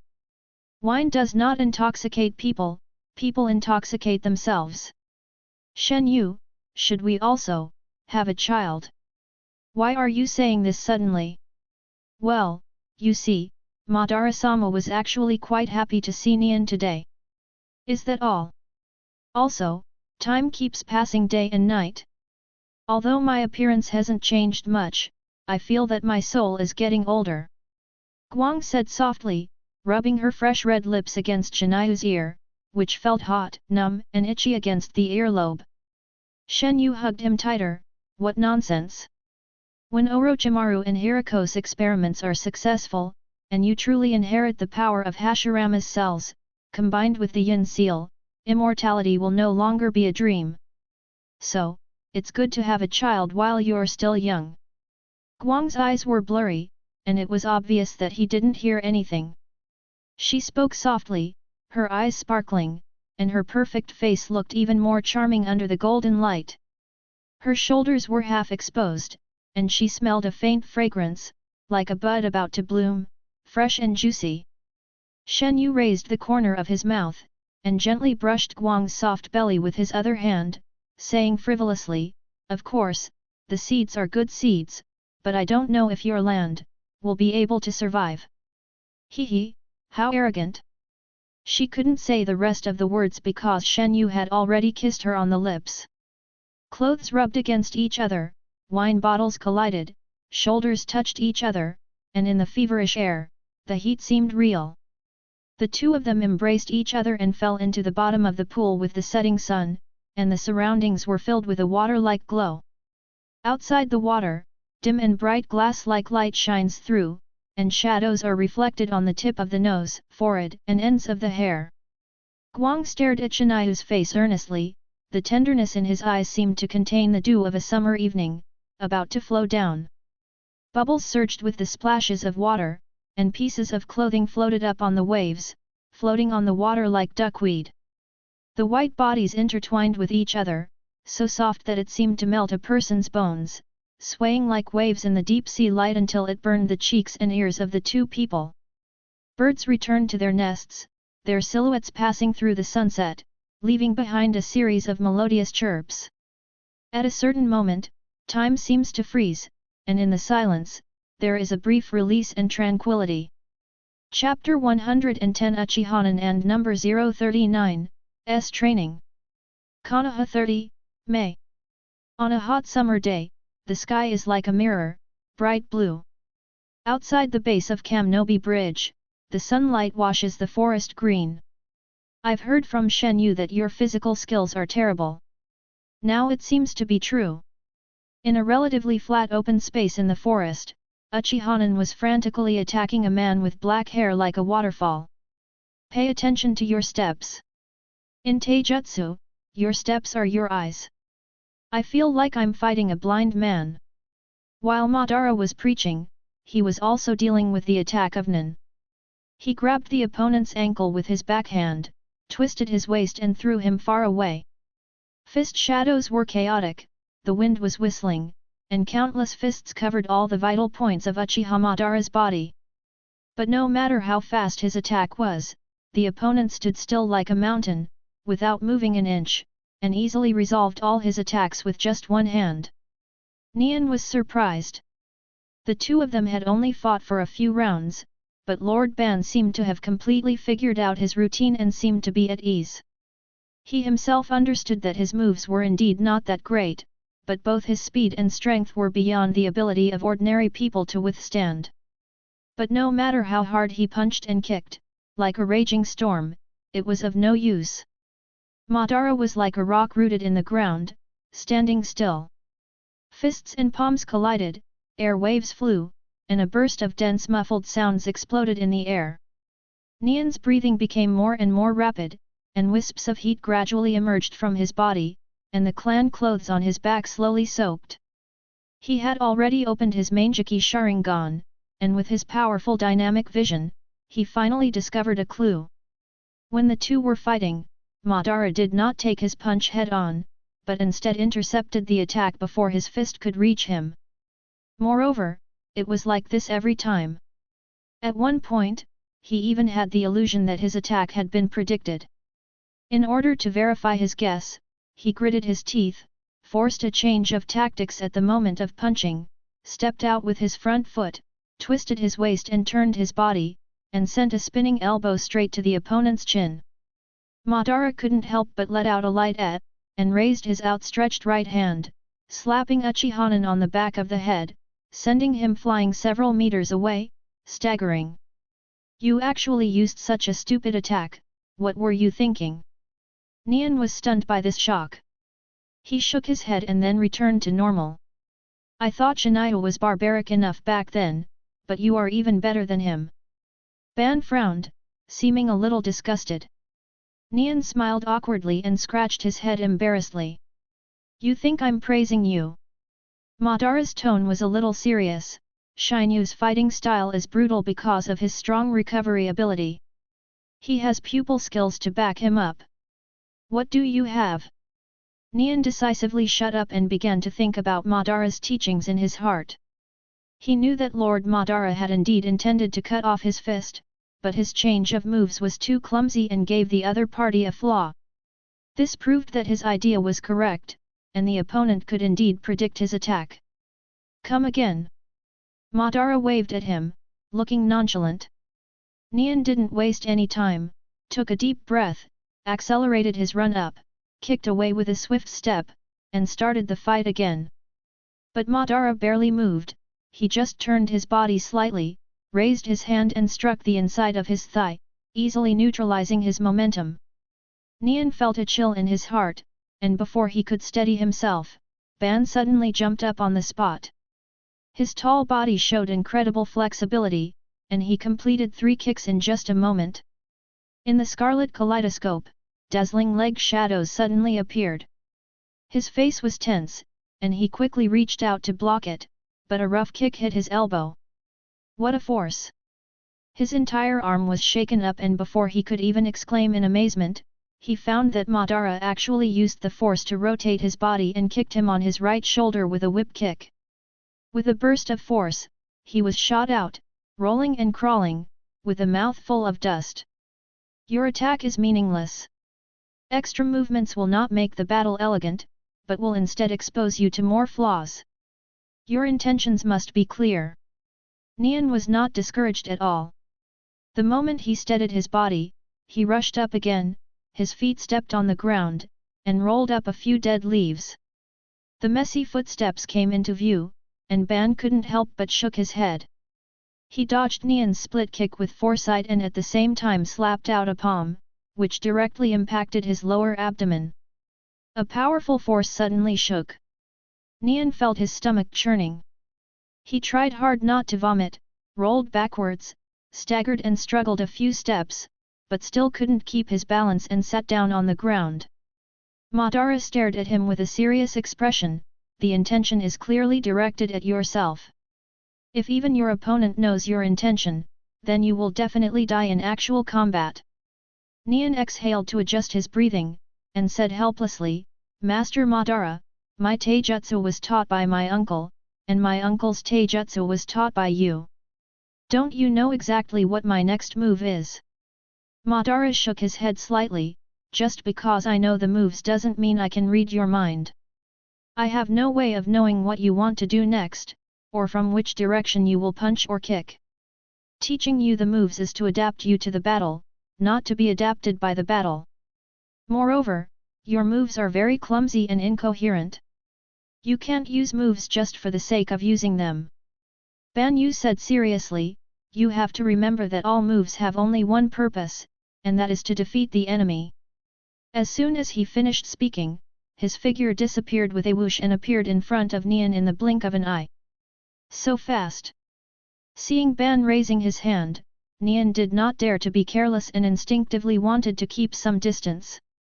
Madara took a quick step and activated the instant body movement technique, easily breaking through Nian's defensive center line. A deep shadow enveloped him completely. Nian suddenly felt unprecedented pressure. This move was different from the previous ones. He felt the real murderous intent. With a snap sound, his 2 hands slammed together and he subconsciously used wood release to protect himself. Is it so stressful?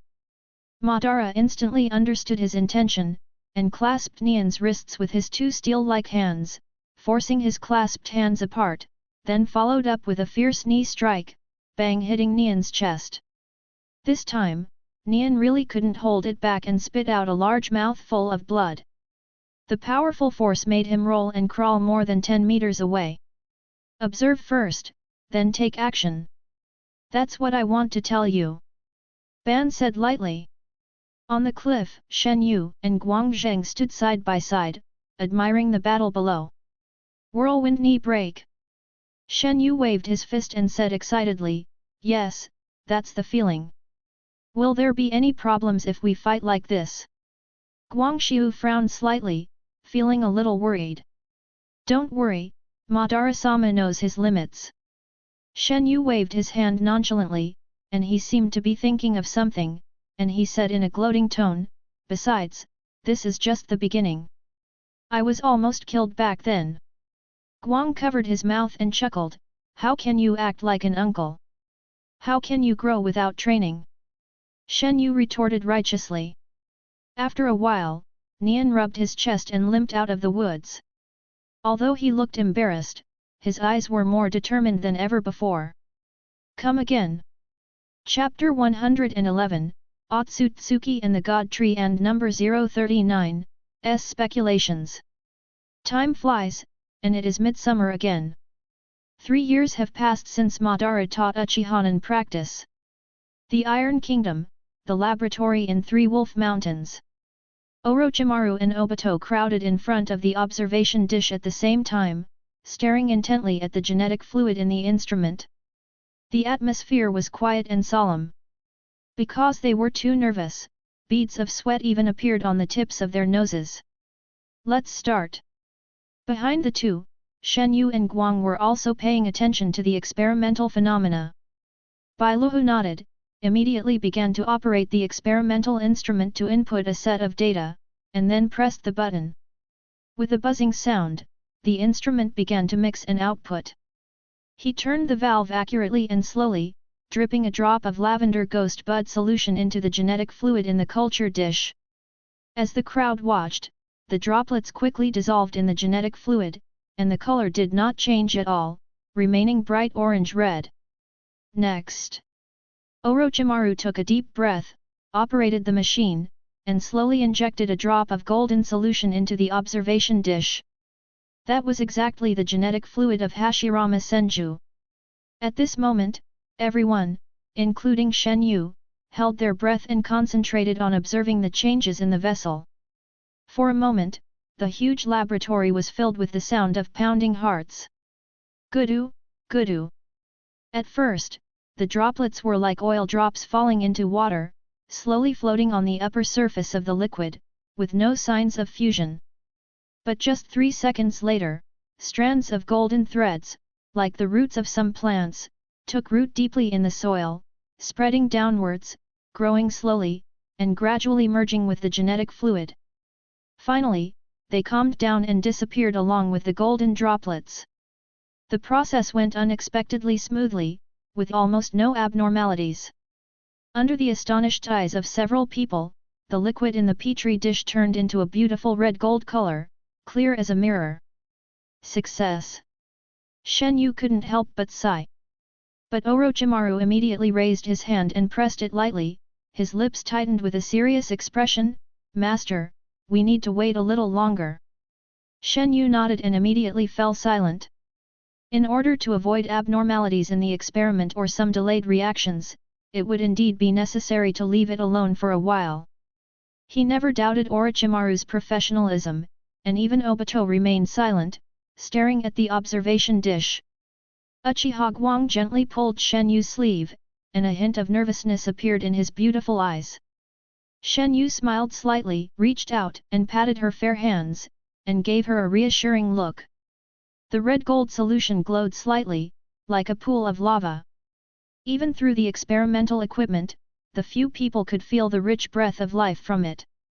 Suddenly, the clothes around Shenyu moved without wind, and his jet-black hair fluttered like an elf. This scene scared several people, but Shenyu waved his hand, and the breath in the genetic fluid caused a resonance of some kind of power in his body. The majestic vitality flowed through his limbs and bones like a blowout, and the wood-release chakra was ready to move. He closed his eyes, slowly calming the surging power, and then gradually opened his eyes, revealing a thoughtful look. Is Hashirama's power related to the sacred tree? As a reincarnated being, he knows the origin of chakra in the ninja world. In ancient times, Kaguya Otsutsuki and Ishiki Otsutsuki came to Earth as a partner. They had only one goal, which was to devour the unique life and energy of this planet and turn them into high-density energy pills. By swallowing them, they could increase their own strength. This is why the Otsutsuki clan can master powers far beyond that of ordinary people without any training. After completing their goal, they will leave and move on to the next planet to continue devouring. And the way they devour the energy of an entire planet is, to plant sacred trees. The so-called sacred tree is something unique to the Otsutsuki. Before it was planted, it was called, the 10 Tails. If the 10 Tails is planted on the earth, it will turn into a sacred tree and eat the planet. The roots of the sacred tree will dig deep into the surface, spread and grow inside the planet, absorbing energy. It will become extremely huge until it devours all the energy of the planet and wipes out all life. After the sacred tree absorbs everything, a chakra fruit will grow under its crown as a result. This fruit condenses the unique energy and genetic information of the entire planet. Eating the fruit can allow the Otsutsuki clan to evolve. This group of Otsutsuki can continue to evolve and become stronger by relying on this method. The reason why two people are needed is that the newly born plants are too weak to compete with the natural energy of the planet. In order for the plants to quickly mature, an Otsutsuki is needed to sacrifice himself and give all his strength to the sacred tree. To put it bluntly, it is to sacrifice oneself and be thrown to feed the tree. Due to the immortality of the Otsutsuki, they will find containers engraved with wedges in advance so that the Otsutsuki as sacrifices can be reincarnated smoothly and thus prolong their lives. For thousands of years, the Otsutsuki clan has continued to devour the lives of many planets in the universe, constantly evolving until they become an unparalleled and unique existence, until they become God. This is the will of the Otsutsuki. Of course, this was Kaguya and Ishiki's plan, and if nothing unexpected happened, they would soon run into an accident. After the planting of the sacred tree was completed, Kaguya did not want to be eaten by the Ten Tails as a living sacrifice, so she launched a sneak attack. The two of them immediately broke out into a fight. How could a hasty response be better than a long-planned attack? Soon, Kaguya won. She sacrificed the severely injured Ishiki to the Ten Tails, and the sacred tree came into being and grew rapidly. In less than a few decades, it had grown to a towering size. In fact, chakra fruits also have good and bad qualities. The young and healthy Otsutsuki is more suitable to be the bait of the Ten Tails. This sacred tree is different from the previous ones. It not only absorbs the power of the Otsutsuki family, but also integrates the natural energy of the entire planet and incorporates all the characteristics of the five elements: earth, wind, water, fire, and thunder. The energy created this time is chakra. From then on, all things born and raised by nature can be transformed and created through chakra, and the fruits condensed from this have surpassed all the achievements of the Otsutsuki. But Kaguya had no intention of eating the fruit, because she was a love-brained person. That's right, she fell in love with a human. This is a very cliched and melodramatic story. She fell in love with the young master of a tribal leader. The two of them spent time together day and night, and fell in love with each other over time. The atmosphere was warm and peaceful. But the peaceful life was soon broken by war. Kaguya's husband died in the war and the whole world was in turmoil. When she was disheartened, she gave up her human emotions and ties, and remembered her mission as an Otsutsuki. So she rose from the ground and flew to the top of the sacred tree, and resolutely swallowed the fruit of the sacred tree, integrating all the power of yin and yang and the five elements, and was promoted to bloodline network. At this point, she gained power far beyond that of the gods. With this power, she easily pacified the chaotic world and was revered as the goddess of the rabbit. With the blessings and prayers of the people, she gave birth to two children. The eldest son was the ancestor of the ninja world, the six-path sage Otsutsuki Hago Romo. As someone who possesses the original power of Otsutsuki as well as the power of wood release and Sharingan, Kamaya now clearly feels the difference between these two powers. The wedge seal is a unique style, which contains all the data of Pushi. Neither the power of wood release nor his own eternal Mangekyō Sharingan have anything to do with this power. Shenyu couldn't help but ponder, is this the inheritance of the sacred tree after it merged with the power of the planet? Chapter 112 Getting What You Want. In the laboratory, everyone was staring at the solution in the instrument nervously, and time was passing by every second. After 10 minutes, the liquid surface in the observation dish was still calm. The solution was bright red gold, without any ripples. Success! Success! Orochimaru and Obito heaved a sigh of relief at the same time, and there was a deep excitement in their eyes when they looked at each other. 10 minutes is already beyond the possible range of error, which means the reaction is stable and the gene fluid is perfectly integrated. After 6 years of research and development, constant changes in experimental data, and countless failures, they finally succeeded after all the bumps along the way. Congratulations, Hikaru! Shenyu was sincerely delighted that the experiment was successful. He had been planning for 10 years, recruiting talents openly and secretly, and spending a lot of manpower and material resources, and now he finally saw the results.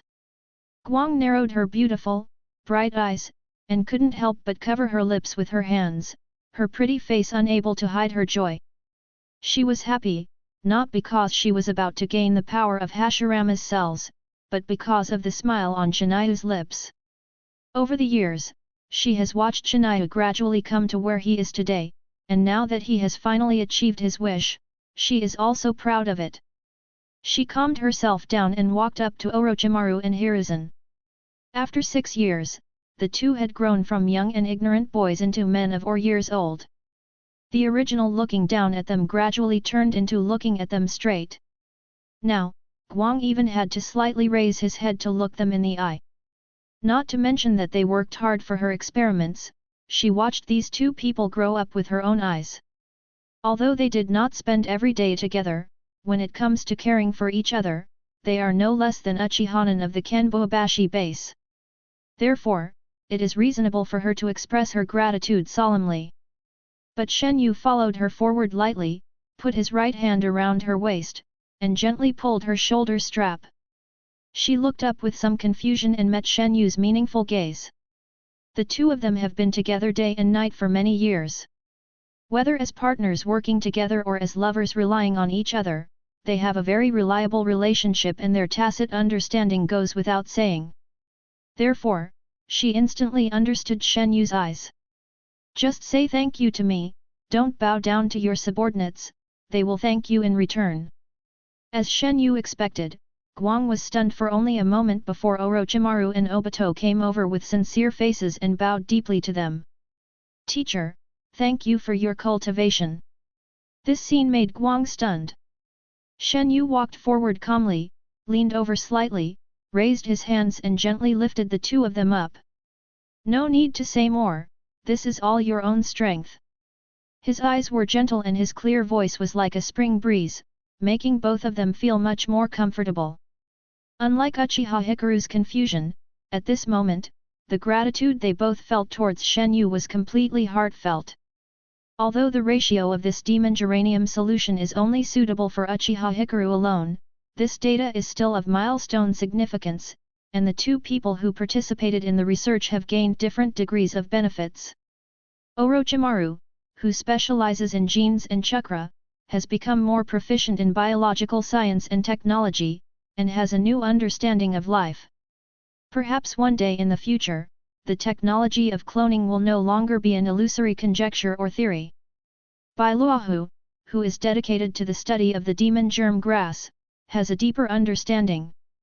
He has been trying to transform his body through the demon germ solution. The specific plan is, using chakra as a medium, allowing the flesh and blood to directly merge with the demon germ solution, so as to achieve a special physique like all rivers returning to the sea. This plan will also be the next research goal of the two. Do you remember what I said when I first met you? You all have some potential, and in my eyes, you are all good talents. Shenyu smiled and slowly spread out his palms. This is your potential. The two were shocked and looked towards Shenyu with gratitude, with excited expressions of I will die for you, Yulong. If it weren't for the master's keen eye for talent, providing them with time and space, and giving them sufficient financial and material support, their talents would most likely have been buried and they would have been frustrated. A favor from someone will be remembered for thousands of years, and they will always keep this favor in their hearts. According to the experimental data of the second Hokage, the successful fusion of the genetic fluid should only be the first step. Shenyu said lightly. That's right, Orochimaru nodded in agreement. The next step is to merge it with the blood sample. After fully ensuring that there are no abnormalities, the final injection can be completed. Beiliu's eyes were excited. However, referring to the previous experimental records, as long as the first step is successful, there will be no problems in the future. Master, don't worry. Next, we will be extremely alert and will never fail. Don't be so confident, little brat. Shenyu shook his head unhappily. 3 weeks later, Uchiha Guang gently sat up from the infusion table, looked at the empty bottle of reagent hanging above his head, and decisively pulled out the needle on the back of his hand. She had just finished an intravenous infusion of the Gyuluo solution. Shenyu held the tray in both hands and placed it solemnly in front of Guang. On the tray was an injection, which was crystal clear under the light and reflected a faint golden glow. Guang took a deep breath, raised his hand weakly, and picked up the injection. After completing the injection of the Gyuluo reagent, she now felt as light as a feather, as if a gust of wind could blow her away. A soft and gentle breath flowed throughout her body, but there was no pain at all. Her chakra was almost stagnant, which was indescribable. She looked at the sharp and thin needle and couldn't help swallowing. Don't worry, I'll take care of everything. Shenyu gave her a reassuring look, and beautiful kaleidoscope patterns were reflected in his deep pupils. Behind him, Orochimaru and Oburu were both shrinking their necks and looking over here nervously. Oburu was holding another transparent injection in his hand. She knew that this was to prevent the experiment from failing. The buffer prepared in advance could fully eliminate the effects of the Gyuluo reagent in the body. She seemed to have made up her mind, closed her eyes, and with a slight push of her slender hand, the needle accurately pierced the artery in her neck and pushed in. She frowned slightly, letting the needle fall to the ground and shatter. Her body fell limply backwards into a warm embrace. Shenyu held his breath and concentrated, his hands wrapped around the beautiful woman without moving, his scarlet pupils glowing, ready to use pupil techniques at any time. The air around them fell into dead silence, and everyone stared at her. Different from the tranquility of the outside world, earth-shaking changes are taking place inside her body at this moment. The heart pumped vigorously, allowing the golden gene fluid to be transported throughout the body with the blood, penetrating into every cell. The genes were reorganized over and over again, activating the mysterious unknown sequence. Countless DNA molecules were linked and disconnected, and then connected to each other, revealing a rich breath of life. At a certain moment, her eyes opened automatically, red light burst out, and 3 pitch-black megatamas swirled and merged, like 3 swifts circling freely in the sunset. This is a transformation, but also a rebirth. Soon, under the astonished gazes of the 3 people, materialized white steam was discharged from every one of her pores, and her frown slowly relaxed. An aura completely different from the past spread throughout the laboratory like a tide. She opened her eyes slightly, looked at Shenyu's worried eyes, raised the corners of her mouth, and smiled unconsciously.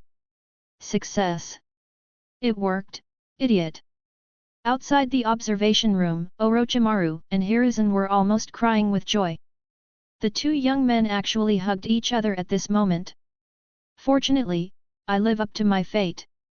Fortunately, I have accomplished my mission. Chapter 113, Infinite Seal. The Land of Whirlpools, the hidden Uzushio Village, VIP Reception Room. There are only 2 key points. Let the chakra flow in different directions and compress it. Think about how you exploded the rubber ball before. Shenyu sat lazily in the chair, pointing at something casually, and Uchiha Nian beside him immediately made tea for his uncle. Beside him, Uchiha Hikaru's sitting posture seemed much more elegant, with her slender waist straight and legs spread out. She sipped warm tea while observing Orochimaru in front of the 2 of them, her picturesque eyebrows and eyes showing a faint smile. Hum. At this moment, Orochimaru's face was tense, and his hands were loosely clenched together, as if he was holding an invisible round sphere. As he continued to rub them, the air trembled and bursts of hissing sounds were heard. The turbulent air currents quickly formed into a rushing wind, and a blue light lit up in his palms. It then slowly expanded and turned into a gleaming chakra ball. The restless energy tended to stabilize, and the chakra ball hovered steadily in Orochimaru's hand like a night pearl. Although it is only the size of a palm, the chakra contained in it is quite powerful. With this blow, it is estimated that even the marble floor will be blasted into a big hole. Is this the Raise Nan? What a great ninjutsu!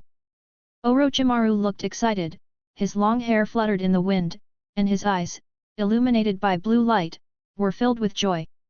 Although he had not experimented on it immediately, based on his intuition gained from years of immersion in ninjutsu, he knew how incredibly destructive this seemingly gorgeous chakra ball would be. Not bad. I thought you were going to use Shadow Clone, which requires one to control the rotation and the other to control the compression. Shenyu clapped his hands and nodded with satisfaction. Orochimaru dispersed the chakra in his palm, and the Raise Nan slowly dissipated, turning into a crystal light spot that slowly disappeared into the air. He immediately bowed and said, "Thanks to the teacher for teaching me well. Little snake, you are too modest." Guang's voice is always clear and cold. Even if it is Nen, it took 3 weeks to barely master it. You only took 3 days. This chakra manipulation ability is already very good. Nian scratched his head in embarrassment, while Orochimaru blushed rarely, looked around quickly like a thief, and whispered, "Master Guang, I am already an adult, so don't call me by this name outside." Guang was slightly startled, a hint of amusement flashed across his eyes, and under Orochimaru's almost pleading gaze, he finally nodded. Orochimaru quickly changed the subject. Teacher's ninjutsu is indeed powerful. If my wind jutsu chakra is integrated into it, the power will definitely be even greater. Shenyu shook his head and chuckled, "You want to run before you even learn to walk, right? I let you learn the Raise Nan just to let you understand how chakra flows and lay the foundation for the next ninjutsu." Next. Orochimaru tilted his head. Yes. Shenyu slowly stretched out his hand in front of him, grasped the void, and a crystal-clear divine sword took shape with the wind. The blade was sharp and the whole body was flashing with green light. Although this sword looks real and resembles the frost heart on Shenyu's waist, Orochimaru immediately sensed that this sword was completely formed by rich chakra. It's autumn dew on leaves. Orochimaru's eyes were filled with excitement, his pale cheeks slightly flushed, and his breathing quickened when he thought about his teacher's famous skills being passed down to him. Even Nian, who was standing by, opened his eyes wide, not hiding his envy at all. Don't be too happy yet. For so many years, you have devoted almost all your energy to the research in the laboratory. It seems that you have lost a lot of experience in the actual combat of ninjas. Shenyu waved his hand. When you truly master the Raise Nan, it won't be too late to teach you autumn dew on the leaves. As he spoke, he glanced at his nephew and said, "Don't be too ambitious. Develop your eyes. You will learn from Master Madara for many years." The three of them talked for a while, and soon after, Su Wukongming arrived with a group of elders. As soon as they met, he showed off his loud voice. "Brother Shenyu, we are here." This morning, Shenyu received the message left by the Uzumaki clan through the ninja cat. After 7 years of development by the top leaders of the Uzumaki clan, the exclusive seal for the wedge has finally come to fruition. This seal is completely different from previous ones. Not only can it accurately capture the target's breath and achieve targeted sealing, but it can also work on both the physical and spiritual levels. In other words, it is a special seal formed by integrating the advantages of various sealing techniques of the Uzumaki clan. We named it Infinite Seal. Sun Wukongming introduced proudly. 7 years of ups and downs have made him grow into an outstanding clan leader. Now he is no longer lazy and frivolous as he was in the past. Under his seemingly rough, bold, and careless appearance, he hides a mature and steady leader's heart. After making some preparations, everyone dismissed their men and began the sealing immediately. After all, this is the Uzumaki clan's top secret, and confidentiality must be ensured. A transparent barrier was even set up outside the meeting hall. Orochimaru was amazed. He knew in his heart that his teacher brought him here just to let him see the Uzumaki clan's sealing technique. The Uzumaki clan sent out 8 elders this time. They were wearing cloaks and masks, and stood on the left and right, forming the shape of the 8 diagrams, surrounding Shenyu and Uzumaki Kongming in the center. They kept moving around, changing their hand seals in an orderly manner, as if they were holding some obscure ceremony. As the seals were formed, lines of ink-colored magic spells emerged from the ground and connected with each other, soon forming a sophisticated and complex magic array. Shenyu bit his index finger as agreed, squeezed out a drop of blood, and gently dripped it into the center of the magic circle. The air suddenly became stagnant, and a faint red light flashed from the center, instantly lighting up the entire formation. The 8 elders then stopped and sat cross-legged at their respective formation centers, muttering to themselves. The sound was like weeping and complaining, as if in the main hall of a 1,000-year-old temple, monks were devoutly chanting scriptures to pray for the salvation of the souls of the deceased, with solemn appearances and dignified expressions. The wind stopped, the curtains stopped, and everything around slowed down. Guang clenched his hands unconsciously, and Orochimaru also looked at the field nervously. At this moment, a layer of light shield like an aura had enveloped everyone in the magic circle. Uchihanan was surprisingly calm, his Mangekyō Sharingan had already been activated, and in his calm eyes, scarlet sunflower patterns were slowly spinning. Sealing technique, demon sealing. Uzumaki Kongming's eyes darkened, and he clapped his palms together. 8 balls of netherworld ghost fire burned fiercely. Amid the shrill sound of a baby crying, the shadow of the god of death emerged. Holding a rosary in his hand and a dagger in his mouth, his ferocious face showed an expression that seemed neither crying nor laughing, and his contemptuous eyes seemed to judge all living beings. It's now.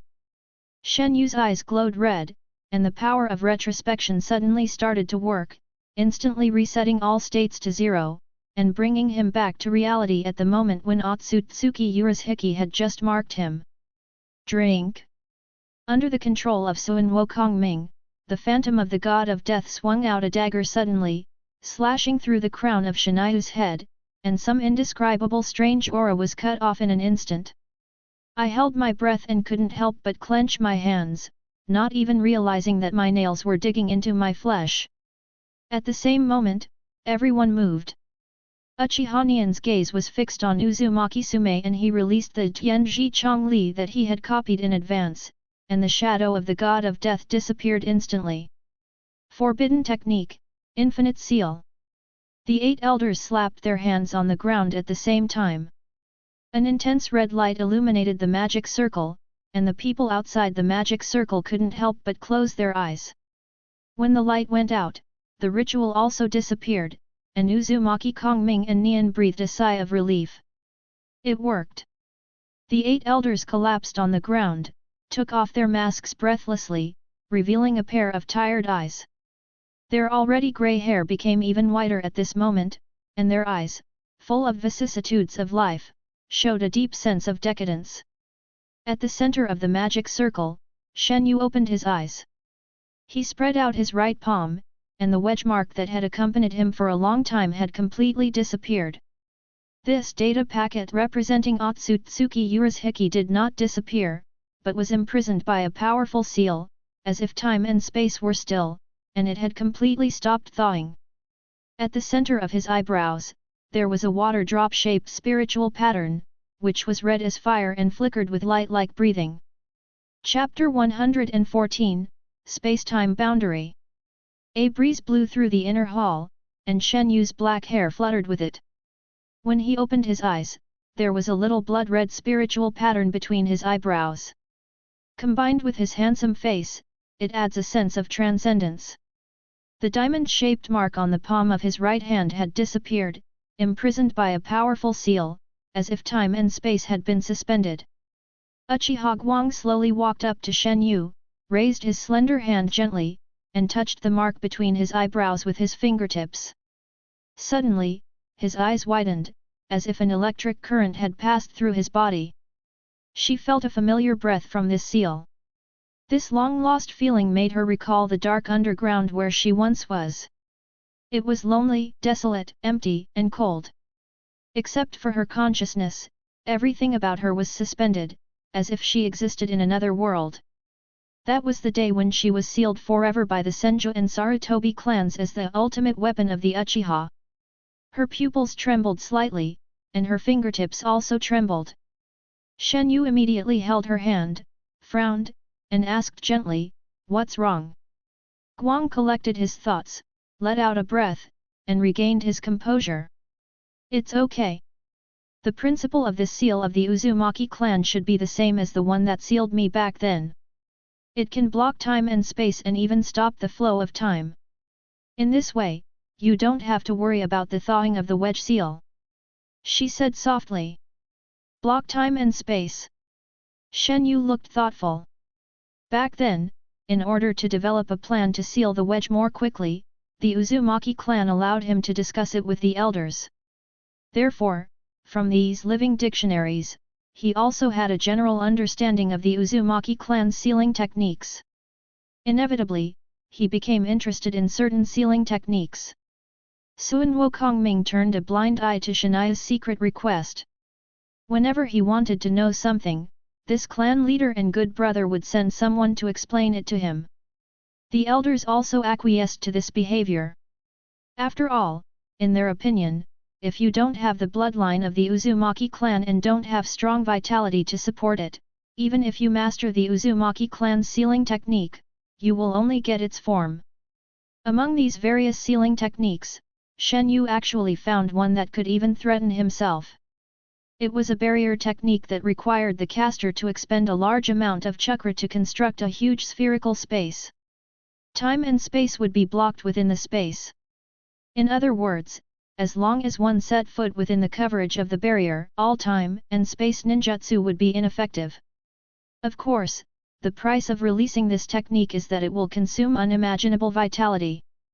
The field will be expanded for half an hour, and the lifespan will be reduced by more than 10 years.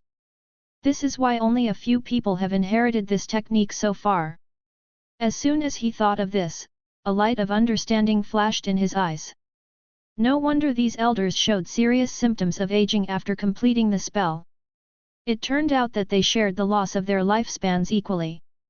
Otherwise, even the longevity village could not withstand such consumption. An elder was supported and walked to Shenyu, looking weak. "Sir Shenyu, this seal is not eternal, but we can ensure that it will remain as firm as a mountain for the next 20 years, ensuring that the wedge seal cannot work.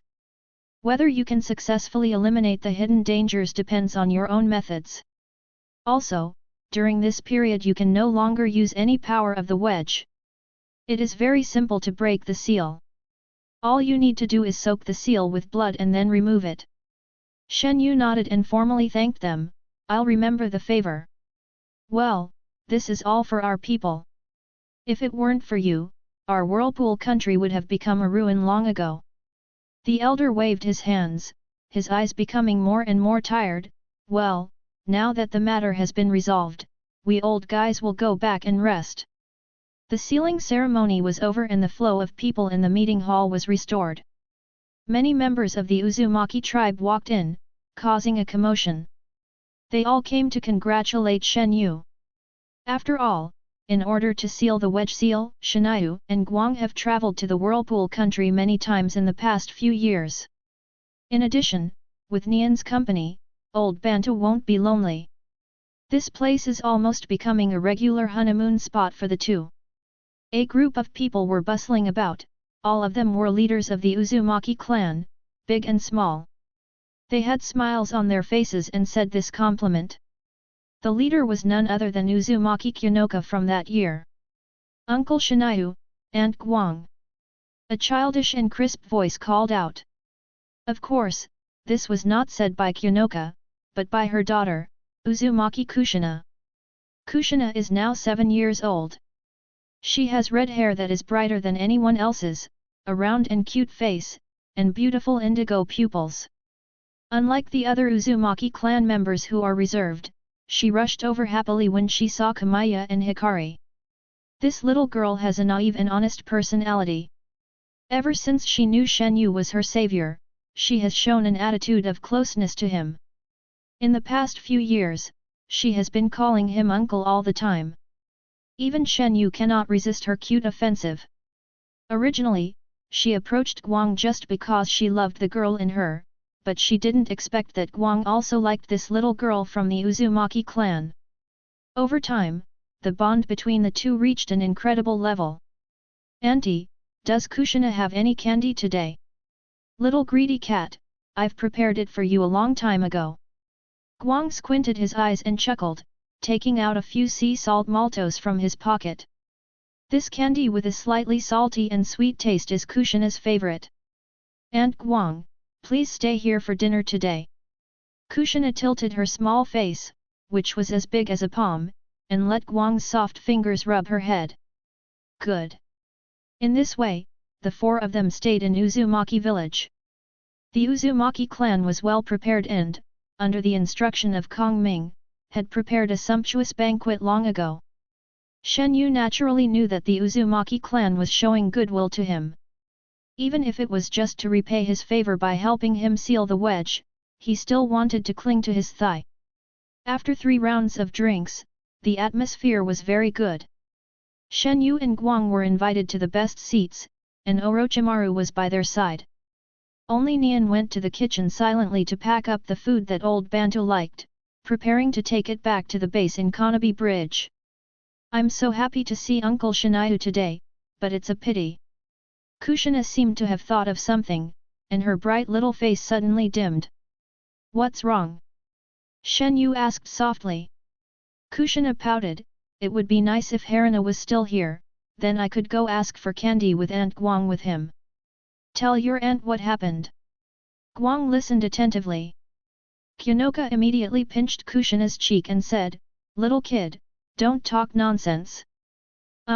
This," on the side, Su Kong Ming's face immediately turned ugly. He raised his hand in the air, wanting to say something but stopping himself. "That? What's this and that? Just say it." Shenyu glanced at him. "Ah." Kong Ming sighed, "A while ago, we lost contact with 2 outbound ninja teams, and one of them included Kushina's companion, Uzumaki Haruna."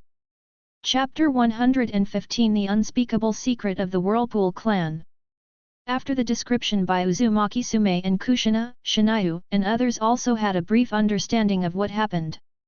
In recent years, although almost no one in the ninja world dares to take direct action against the Whirlpool country, lone Uzumaki clan ninjas who go out still face varying degrees of danger.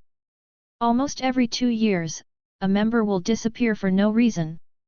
The entire Uzumaki clan was very angry about this, but there was nothing they could do because they found that they could do nothing except being angry. Some people in the clan suggested asking Konoha village for help, but Konoha's inaction on the night of the Uzumaki clan genocide had hurt the hearts of quite a few members of the clan. Even the clan leader Uzumaki Sora was very cold towards Konoha. In order to survive and for the future of the Uzumaki clan, some elders of the clan sent people to Konoha village, but the feedback they received was disappointing. The situation of ninjas missing is very complicated, and it is difficult for us to deal with it. That ninja village has never lost a ninja. Besides, your country of whirlpools is not only poor in resources, but also has an awkward status in the ninja world. What if they took the initiative to defect and leave the ninja village? Who knows? Faced with Konoha's perfunctory and sloppy reply, the Uzumaki clan was extremely angry and felt greatly humiliated. The eldest princess Uzumaki Mito, who they had high hopes for, was now very old. She lived in seclusion in the Uzumaki shrine all day, ignoring worldly affairs and entering retirement life early. In desperation, in order to prevent similar situations of tribe members disappearing from happening again, Sun Wukongming could only reduce the tribe members' rights to go out as much as possible, and they would not go out unless it was necessary. But this also caused the Whirlpool country to close itself off and slowly become out of touch with the ninja world era. Just a while ago, they suddenly received news about the missing tribesmen in previous years, and Uzumaki Haruna, as a member of the Uzushiagakure village reconnaissance team, was sent to the Rain country to inquire about the whereabouts of the tribesmen. Before the intelligence was received, Haruna's three-member team lost contact. Another team suddenly disappeared without a trace in the East China Sea of the Whirlpool country while out fishing. If that's the case... Shenyu touched his chin, thoughtfully. The situation became very complicated when contact was lost in the Rain Kingdom, because the Fire Kingdom, Wind Kingdom and Earth Kingdom all bordered this small country, and it was difficult to guess who was responsible. As for the Uegakure village, it is unlikely, because Noki knows that he is the one standing behind the Uzumaki clan. This behavior is tantamount to openly challenging him, unless he is tired of living. There is a high chance that the Sand Village will take action, and as for Konoha, Ganaki remains skeptical. Of course, there is another possibility, that is, Hanzo, the local leader of the Rain country, takes action, but the possibility of this happening is very small. He is a small country with neither tailed beasts nor strong strength to support him. There is no reason for him to touch the Uzumaki clan. As for the team that lost contact in the East China Sea of the Whirlpool country, Shenyu was able to immediately determine that it was the water country's fault. Back then, although Kamiya helped the Uzumaki village to resolve the action forces of the three major ninja villages and thus established a friendly and mutually supportive relationship with the Uzumaki clan, this does not mean that all enemies completely let the Uzumaki clan go. Although this move caused the three major ninja villages to suffer, because Konoha only spared Noki and escaped in disgrace, only the Uegakure village knew how deep the water of the Uzumaki clan was. Under the invisible intimidation of Shenyu, this group of rock ninjas did not dare to act rashly, at least they would not openly attack the Uzumaki clan again. But the other two ninja villages where the cage suddenly died did not know about it. It seemed that the cunning Onoki did not spread the news, just like the second Tsuchikage did not announce to the public the fact that Kamiya attacked Konoha at night and challenged Hashirama.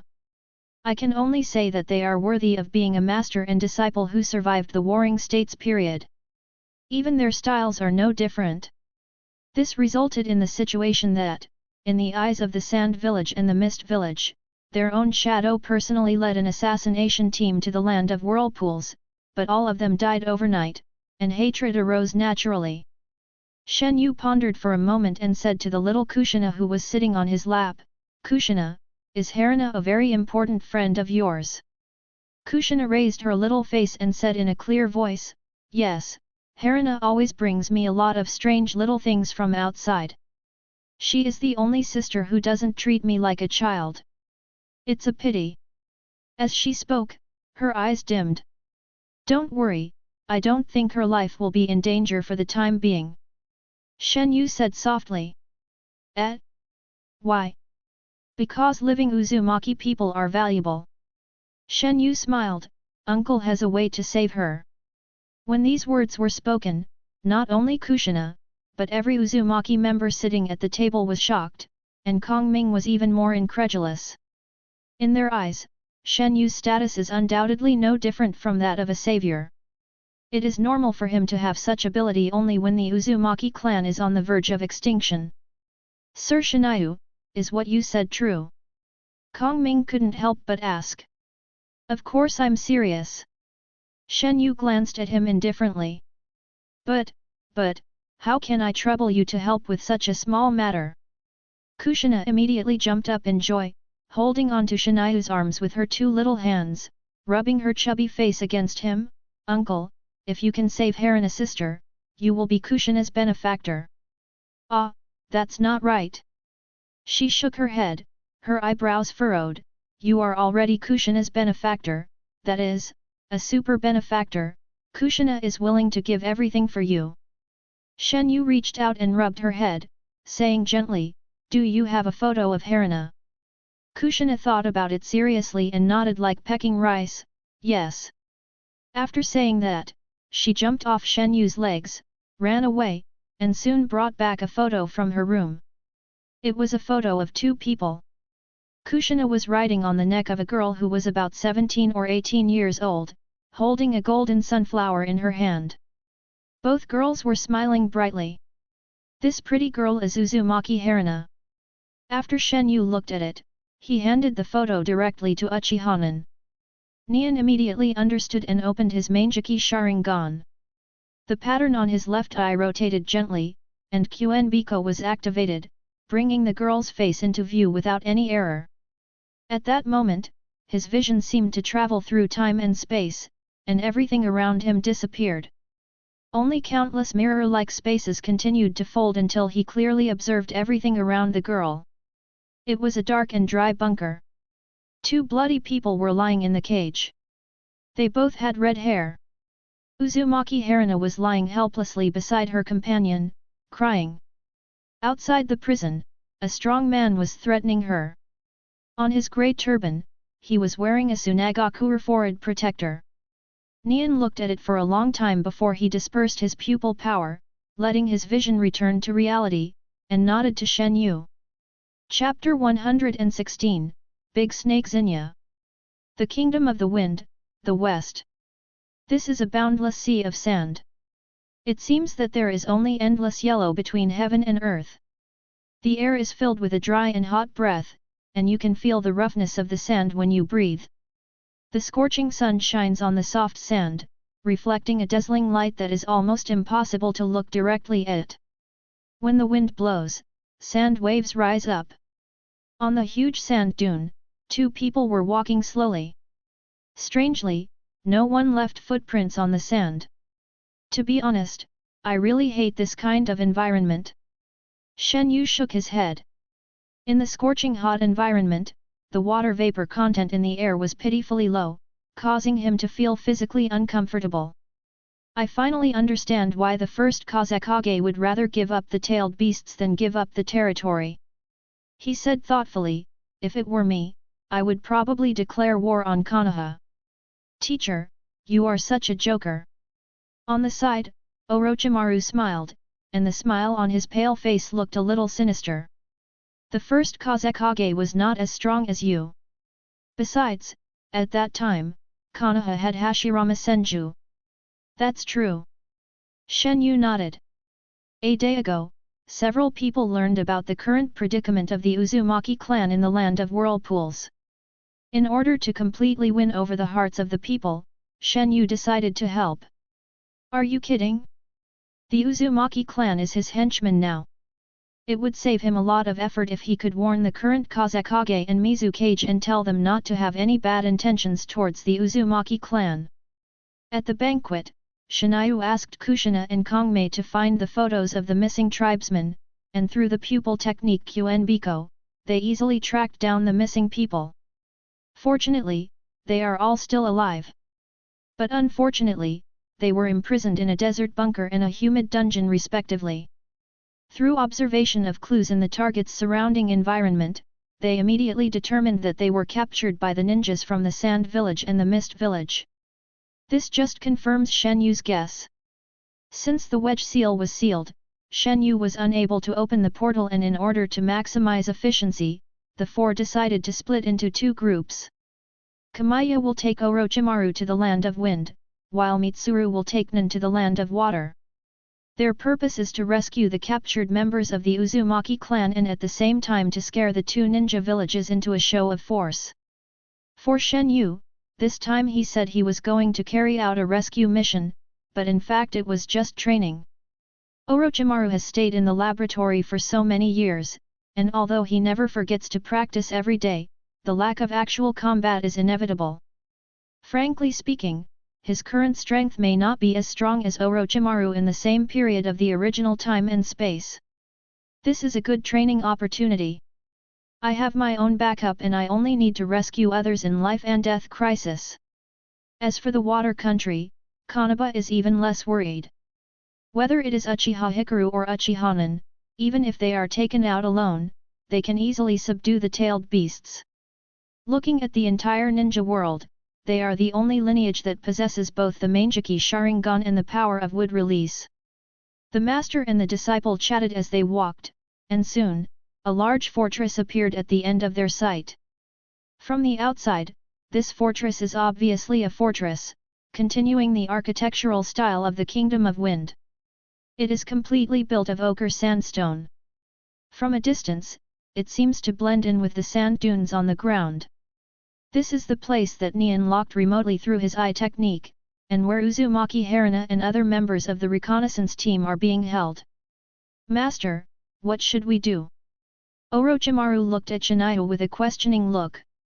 What should we do? Shenyu frowned slightly, then clapped his hands. Just charge in and massacre the entire fortress. Such sinister words came out of his mouth, but Shenyu's expression did not fluctuate at all, as if he was going to swat a fly to death, calm and composed. Orochimaru nodded heavily, his golden vertical pupils shrank slightly, and he looked determined. But Shenyu had just taken a step when he suddenly stopped, sensing that a powerful force was rapidly approaching the fortress. He raised his eyebrows and showed an interested look. What's wrong, Master? Orochimaru raised his head in confusion. Don't be in a hurry. There's a good show about to start. Shenyu didn't act in a hurry. He sat cross-legged on the ground and watched what happened. Orochimaru was a little confused, but his master had his reasons for speaking, so he followed Shenyu's example and sat there obediently. They were located on a high sand dune, from which they could clearly observe everything that happened outside the fortress. Sure enough, within a few moments, a group of people surrounded the fortress below. They were wearing tight clothes, tight black vests, black gauze wristbands, their faces were all covered, their chakra was at the level of Jonin, and they came with great momentum. Psychicism. A faint sound was brought by the wind, followed by a burst of white smoke that slowly dissipated with the yellow sand. Inside the fortress, a huge dark red snake rose slowly, raising its head high. Its body was quite huge. With only half of its body, it was taller than the fortress, and its head was much bigger than a pub. The skin folds on its neck were swollen, as if it had spread out a pair of wings, and dark red scales covered its entire body like armor, emitting a dazzling light in the sunlight. Then, a tiny figure suddenly appeared on the top floor of the fortress. The man was wearing a loose snake suit, his bare arms were wrapped in bandages, his resolute face had a pair of white eyes, and his grey-blue hair was combed into a prickly back-combed style. The moment he saw him clearly, Orochimaru narrowed his eyes, because this man was known as the strongest Kazekage in the history of the Sand Village, the Sand Kazekage who succeeded the second Kazekage shortly after his death. A bunch of rats, how dare you come to our territory to mess things up? You really underestimated me. The big red snake spoke in human language with a rough and powerful voice that could be heard clearly even from a long distance. The third Kazekage stood on top of the fortress, his face full of fighting spirit. We must defend this fortress to the death. Do a good job, Zinnia. Hey? Who are you talking to, kid? Orokai Zinnia said with dissatisfaction. He glanced at the third Kazekage with a little contempt, and looked down at the enemies with a fierce and brutal gaze. You should just work harder. Of course, today's mission must be completed beautifully. The third Kazekage chuckled, showing no anger at all. As soon as he finished speaking, he jumped up and landed steadily on the head of the great snake Zinnia. Oh! Zinnia said as a matter of course, our team will never lose. The man and the snake immediately rushed out of the fortress. The huge snake body meandered forward, stirring up dust and sand into the sky, and then it dived into the crowd. Chapter 117 Betrayal. Die. In the western part of the Kingdom of Wind, in front of the gate of a fortress, a huge red snake was wreaking havoc and weaving through the crowd. Despite its huge size, it is quite agile. Its huge body is like a nimble dump truck, winding forward at high speed, stirring up yellow sand all over the sky. A sweep of its tail can cause mountains to collapse and the earth to crack. Ding ding ding ding ding ding. Countless shurikens and explosive kunai hit its body, but apart from a few sparks, no effect was achieved. The hardness of Zinya's scales exceeded that of ordinary steel, and even the explosive kunai were directly ignored. However, its desire to attack was also quite strong. It proudly shuttled between enemy lines and charged forward. Every time it swung its tail, several ninjas flew backwards with blood. Under the absolute suppression of their size, the ninjas' defensive formation was like paper, torn to pieces, as small as ants. Wind style, wind-killing formation. Fire style, flowing fire falling. They did not sit there and wait for death. Instead, they used a well-coordinated set of wind and fire combined ninjutsu to attack directly. The wind helped the fire, and the flames that shot up into the sky instantly engulfed half of Zinya's snake body. Zinya opened his mouth and spit out a large amount of purple-black venom that poured out like a waterfall, instantly extinguishing the flames. The two ninjas were also splashed with the venom because they failed to dodge in time. Not good. Before the two men opened their mouths to call for help, white smoke began to come out of the parts splashed by the venom, accompanied by a series of hair-raising cuckoo sounds. The two men soon froze in place, petrified from head to toe. The snake's tail rolled, and the two stone statues instantly exploded into stone chips all over the sky. "Well done, Zinya!" The third Kazekage shouted. "Stop talking!" Zinya scolded impatiently, turned around and rushed into the enemy camp, starting to crush the remaining enemies. Several ninjas kept jumping back, narrowly avoiding the attack of the snake's tail, but they were still staggered by the strong wind and were about to die on the spot. Boom! Fortunately, his companions came to his aid in time, and several explosive kunai hit Zinya's head. The explosions made the air tremble slightly. Zinya shook his head and reappeared from the black smoke, his huge lantern-like vertical pupils revealing bloodthirsty murderous intent. It is not afraid of these attacks. In fact, apart from its tail, its head is the hardest part of its body. The power of the detonating talisman is just tickling it. Its only weakness is its eyes. Everyone thought that its reverse scale was its weakness, but they were wrong. Its eyes were the most vulnerable part of its body. Some nerves in it were connected to the brain. Once damaged, it would probably lose its ability to fight immediately. Normally, it relied on its ferocious and reckless fighting style to conceal the fragility of its pupils, but the accidental explosion just now affected its eyes, causing its movements to suddenly pause.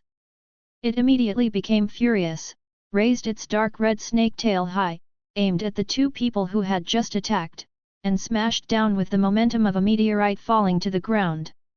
As the two solemn faces were shrouded by a huge shadow, they immediately bent their knees and jumped back, preparing to dodge out of the attack range. Suddenly, the third Kazekage at the side took a long leap up first, and his hands quickly completed the seal, flashing with dazzling lightning. Thunder escape, thunder arrow prison. He violently waved his hands in the air, throwing out a ball of dazzling lightning. The two were struck by lightning in an instant, and their bodies were bathed in a sea of lightning that splashed like water, with billowing burnt smoke rising out. "Watch out!" At this moment, the snake's tail came crashing down, sweeping up the charred bodies of the two men and throwing them far away like rag sacks. They were already dead before they even hit the ground. Immortal technique, triple suffering. The giant snake Zinya suddenly jumped out, and its huge tail turned into a long whip, smashing to the ground with a boom. The powerful impact force caused a strong wind, which swept all the ninjas into the yellow sand. But the smoke and dust slowly dissipated, and 3 huge gullies appeared in the desert. Their shape was like a trident, and inside them were countless ninja corpses. Interesting. In the distance, on a towering sand dune, Shenyu said with interest. He looked at Orochimaru standing aside and found that this disciple was staring at the snake Shinga in the field, with a certain light flashing in his eyes like breathing. He chuckled and asked meaningfully, "Orochimaru, what do you think of Shinga?" "Very strong." Orochimaru's eyes were solemn. "Not to mention the advantage of size, it knows how to cooperate, which is already ahead of most summoned beasts. Moreover, there is an inexplicable power in this guy's body." It's comparable to the tailed beasts. Subscribe to Chinese Novel Audio Wave. Like it. Shenyu gave a meaningful smile and said, if you like it, I'll give it to you. What? Orochimaru was stunned, his golden vertical pupils widened. He subconsciously thought that the other party was joking, but the next moment, he suddenly felt that this was not a joke to Shenyu. After all, this master is not only extremely powerful, but every move he makes seems to be full of meaning. Off the field, the fight continues. The battle lasted for 3 hours because, even though the third Kazekage and Shinga Orokai worked in perfect harmony, the enemies seemed to be endless and continued to emerge from all directions. Moreover, after the other side learned of Zinya's weakness, the balance of victory began to tilt towards this group of masked ninjas. Tisk tisk. Shenyu put his hands behind his back. The size of this group of people is almost enough to match a ninja army. Orochimaru nodded solemnly. It seems that there is a reason why this fortress must be conquered. Shenyu glanced at him and asked, what do you think this group of people are doing? Orochimaru's thoughts turned, and he suddenly thought of a possibility, and he took a breath. Could it be that they have learned the information about the Uzumaki clan and want to seize Uzumaki Kana in the fortress? When looking at things, never just look at the surface. Only by thinking from multiple angles can you get a more comprehensive answer. Shenyu said earnestly. Seeing Orochimaru's puzzled look, he chuckled and said, I just want to ask you a question. For such a huge fortress, knowing that it is so precious, why is the third Kazekage the only one guarding it? This. Don't forget, this is the land of wind. Even if the sand village is slow, they won't let their cage fight alone, right? Orochimaru looked thoughtful. Perhaps, they are not as united as they seem.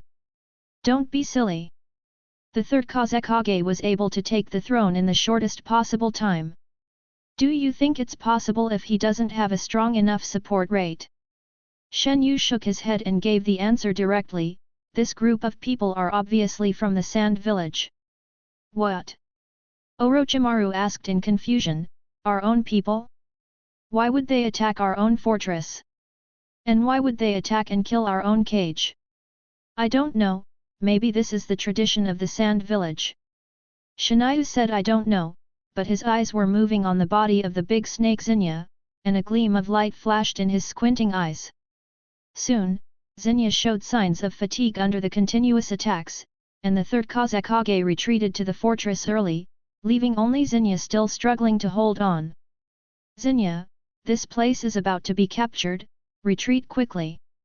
The third Kazekage shouted with his head raised.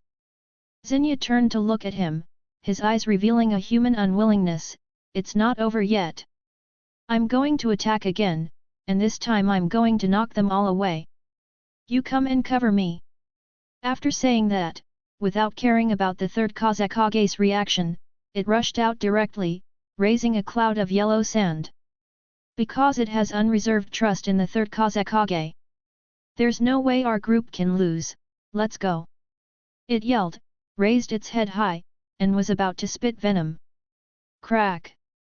Suddenly, a bolt of lightning flashed across the sky, and it struck Zinya's back of the head from top to bottom like a sharp arrow. Inside the lightning, there was a steel needle like iron thorn, which directly pierced Zinya's right eye. Lightning provides speed, iron sand provides piercing power. Severe pain came, but Zinya was stunned. Such a sharp lightning and magnetic escape, the caster could only be. It turned its head back out of habit, but found that the vision of its right eye had already fallen into darkness. It could only turn its head clumsily. In the remaining left pupil, an indifferent figure was reflected. The third Kazekage. He hadn't put down his handprint yet, and there was only coldness on his expressionless face. Why? Zinya's body was shaking. Compared with the severe pain in his body, the mental damage directly destroyed his will to fight. Zinya, your power is difficult to control, but now, we have a way to truly control you. The third Kazekage spoke softly, and just as he finished his words, Zenya's huge body fell to the ground with a bang. Chapter 118 Do you want to dance? Uchiha Zenya looked at the third Kazekage on the fortress with resentment, his only remaining left eye flashing with anger, despair, and a hint of deep disappointment. Its only weakness was breached, and it immediately lost its ability to fight. Its huge snake body swayed, and it lost all its strength. Finally, with a loud boom, it fell straight to the ground. Seeing that Shinga Uchiha was subdued, the masked ninjas finally breathed a sigh of relief, and at a command from the third Kazekage, they all stepped forward, took out chains engraved with sealing rituals, wanting to completely imprison him and take him away. At this time, a ninja came up to the third Kazekage, untied his veil, and bowed his head slightly. Kazekage-sama. The third Kazekage nodded calmly. Well, Jinchuriki of the Uzumaki clan, are you ready? Don't worry, everything has been arranged. The man looked around the battlefield, seeing the devastation, and couldn't help but shook his head and sighed, it's a pity that we lost an elite troop. Is it worth paying such a high price? Of course it's worth it. Zenya is the strongest ninja snake in Ryokai Cave. He is full of fairy energy and his destructive power is no less than Shikaku. If he can be completely subdued, his value to the village will undoubtedly be huge. The third Kazekage remained calm. If it weren't for its wild and unruly nature, I wouldn't have resorted to such extreme measures. He paused, and continued, besides, this is just the beginning. The Uzumaki clan is the most perfect Jinchuriki. Whether it is physical fitness or sealing techniques, they can easily subdue ninja beasts. If the sealing of Shinga can be successful, it means, it is not impossible to seal Shikaku. So that's how it is. Lord Feng Ying is the one who has foresight, and it is I who am stupid. The man bowed and showed a look of admiration. The third Kazekage glanced sideways and asked, are you sure that the Uzumaki clan member is willing to cooperate with us? Don't let anything go wrong along the way. Don't worry, sir. The visitor sneered. At first, she was quite uncooperative, but after we tortured her companions in front of this little girl, she became much more obedient and was willing to help us seal Zenya and become its Jinchuriki. I believe that no matter how stubborn she is, she will not risk the life of her companions. Don't kill them. The third Kazekage frowned slightly, his tone carrying a hint of displeasure. These three Uzumaki tribe members are very useful alive. We'll need a container to seal Shikaku in the future. A lone Uzumaki tribe member in the land of whirlpools won't be so easy to capture. My lord, I will pay attention to your teachings. The man smiled and noticed that the Kazekage was not in the right mood. He stepped forward immediately and said, your plan is really perfect. Although the monk Bonfuku can seal Shikaku stably, he cannot exert any combat power. He is simply a burden. If your plan can succeed, my sand village will also have a true Jinchuriki. If you could use your energy of flattery to get things done, I would have promoted you to the top a long time ago. The third Kazekage snorted coldly, quickly transfer Zenya back to the fortress and complete the sealing ceremony. That guy has a strong self-healing ability and I'm afraid he will recover in no time. Otherwise, something bad will happen. Just as the sand ninjas were busy tying up layers of chains around Zenya, a clear voice floated from the sky, spreading throughout the place like a gentle breeze. Thank you for your hard work and for helping us pack our Zenya. The third Kazekage's face turned grim, and he immediately looked up. Facing the dazzling sunlight, two figures floated down. The leading young man had a handsome figure, eyebrows like distant mountains, pupils like black jade, and a red spiritual pattern dotted on his forehead, which added a sense of weirdness to his handsome face. Behind him, there was a boy of about 17 or 18 years old, with pale skin, loose black hair, and two golden vertical pupils. He was looking at the hill-like giant snake Zenya curiously, and seemed to not take the sand ninja seriously at all. Who are you? The third-generation Feng Ying's eyes were solemn, but his momentum did not weaken in the slightest. His gaze was like a sharp sword piercing the yellow sand desert, looking down from above, coldly hanging over Shenyu's head. Shenyu smiled slightly and said his name calmly, Uchiha Shenyu. The moment he heard the name, the third Kazekage was visibly stunned for a moment, but his eyes became even more intense, as if a blade was gathering in his eyes. Your name is well known, but I have only heard of you in legends and never seen you in person. But today, I see that you are just a young boy. Shenyu glanced at Orochimaru with pride and pretended to whisper, did you hear that? You're praising me for my youth. Orochimaru smiled helplessly. Although he knew his master's confidence, he couldn't remain calm when surrounded by so many Sand Village elites. He could only divert his attention by watching the giant snake. The Sandai Kazekage's expression darkened gradually, and a hint of anger flashed in his eyes. If you leave now, I can pretend that nothing happened. Otherwise. He crossed his arms across his chest and slowly raised his fingers, the chakra of wind and thunder release brewing in his body. Put your finger down. Shenyu raised his head slightly and said word by word, also, don't stand so high and talk to me. Before the last word of the sentence was finished, his eyes lit up scarlet instantly, and gorgeous patterns instantly connected into magic circle patterns.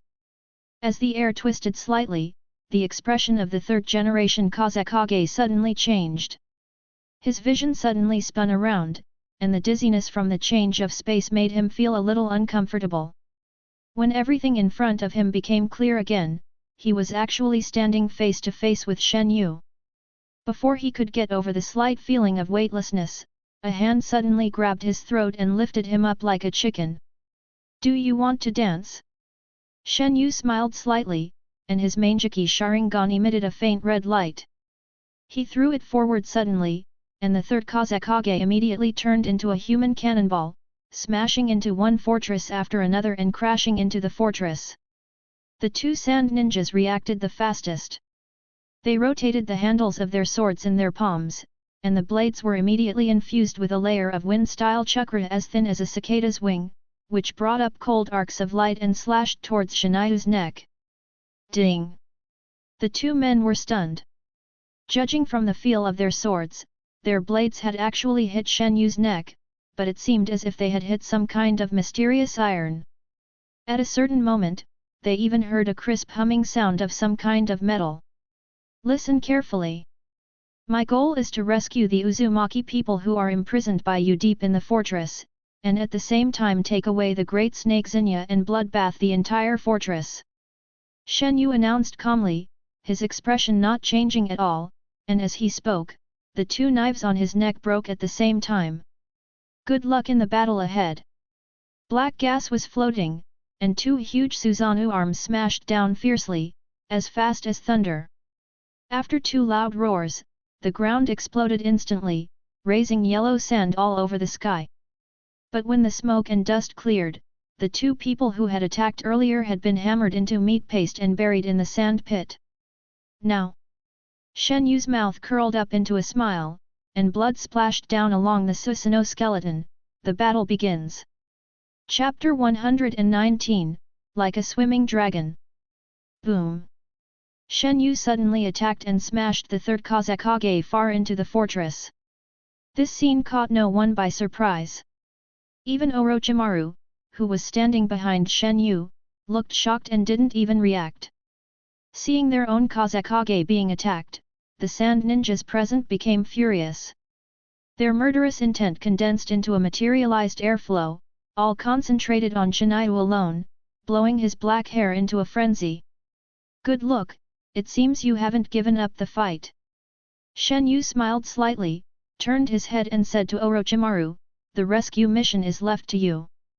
Don't worry, the top combat forces of this fortress are all here, it won't be too difficult.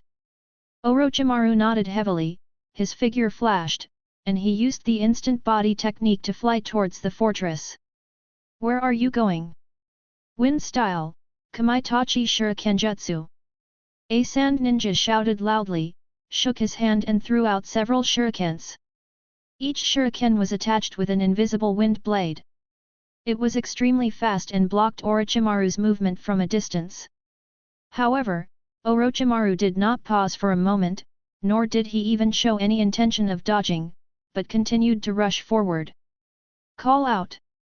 A green light flashed, and the crescent-shaped sword energy, accompanied by a surging gale, turned all the shurikens into metal fragments and swept away.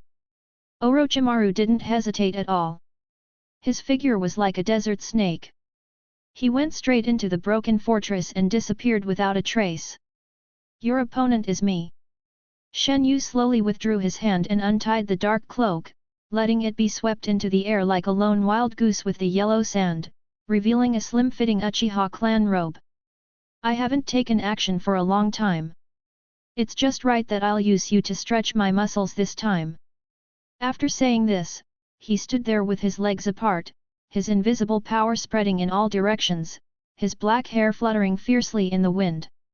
The sand ninjas here are all elite troops. Although some of them were consumed by Shinga Orokai, the remaining ones are the elite among the elites, and their level of tacit understanding goes without saying. They immediately formed a formation, surrounded Shenyu, and blocked all of Shenyu's escape routes with the intention of killing him. The leading ninja shouted angrily, "No matter who you are, you will die today." Shenyu tilted his head and smiled meaningfully, "You've been talking too much nonsense." At this moment, he suddenly raised his hand and placed it above his head with lightning speed. Ding! A long sword that was chopped down vertically was caught steadily by Shenyu. His palm was as hard as a rock, and it actually caused the long sword to break instantly. The fragments scattered like mirrors, reflecting the panicked expression of the attacker. He was shocked. He never expected that the other party would see through his attack and easily take the fatal blow. But a hint of ruthlessness flashed in his eyes. He gripped the hilt tightly and pressed down with the remaining half of the blade, putting all his weight on it in an attempt to restrain Shenyu's actions. Everyone rushed forward and killed him closely. The sharp white light of the sword illuminated Shenyu's eyes. First, you attract my attention from the front, then use the body flash technique and the wind and sand to block my vision, and attack from the blind spot behind me. Not bad. It's been a long time since I've experienced such a pure fight between ninjas. Shenyu ignored their encirclement and commented as if no one was around. He suddenly dived, causing the attacker behind him to stagger and involuntarily take a step forward with him. It didn't matter that he moved forward, but it made the sand ninja who was rushing forward look stern. If he chopped down with this knife, his companion would probably be chopped into meat paste first, so he had to retract his strength and stop his attack. Shenyu smiled contemptuously, his figure flashed, countless after-images were projected from his body, and his fists and feet turned into a torrential rain, falling on the surrounding enemies almost at the same time. Bang bang bang bang! There was a sound like popping beans, and everyone started coughing up blood and flew backwards, falling to the ground like dumplings. But this troop was obviously well trained and did not lose its composure, as if it had anticipated this situation. The sand ninjas in the innermost layer of the encirclement launched another charge, their swords flashing fiercely, chasing after souls and snatching away spirits, and slashing straight at Shenyu's eyes. The air on the blade was slightly distorted, and it was obvious that it was attached with sharp wind-style chakra. Shenyu nimbly lowered his head to avoid the fatal horizontal slash, leaned forward while leaning forward, and when the knife flashed in front of him, he advanced with his left hand like a dragon, took the first step to hold down the opponent's arm, locked the opponent's wrist with his right hand, and threw the enemy in front of him to the ground with a powerful back throw. Boom! Dust splashed up like water. Although the desert was relatively soft, the man was still knocked unconscious. Before he could regain consciousness, Shenyu snatched away his weapon and chopped off his head with a single blow. There were crowds of people, and the sand ninjas were fearlessly rushing towards Shenyu, like arrows shot from a bow, with the sounds of breaking through the air coming one after another. Shenyu responded with ease. His pair of eternal Mangekyō Sharingan captured everyone's movements accurately and predicted attacks from every blind spot. He just stood there like that, not even bothering to take up any stance, and he made quick contact with every sand ninja that attacked him, with a flash of blade and blood spurting out. The ninjas who were close to him were killed instantly before they could even survive a single encounter, with their limbs flying everywhere or their heads and throats cut, and the thick, fishy blood dyed the sand red. Shenyu dodged the blow with a quick step, turned around and slashed with his sword, breaking the opponent's heart meridian from the back, and the blade was slightly curled. He did not hesitate. The powerful force was transmitted along his arm to the hilt of the sword. With a violent shake, the long sword in his hand was shattered into countless pieces, which scattered in all directions. Swish swish swish! The dense attack like raindrops immediately stopped the opponent's next wave of attack, and many people were shot like sieves by this unexpected move. At this moment, the corners of his mouth slightly raised. Here it comes. He raised his right hand in a certain direction, and the thin water vapor condensed instantly, turning into a high-density water molecule shield. The next moment, dazzling lightning tore through the desert like a meteor in the sky, splashing yellow sand all over the sky, and blue thunder hit Shenyu directly in front of him. Zit-zai-zi!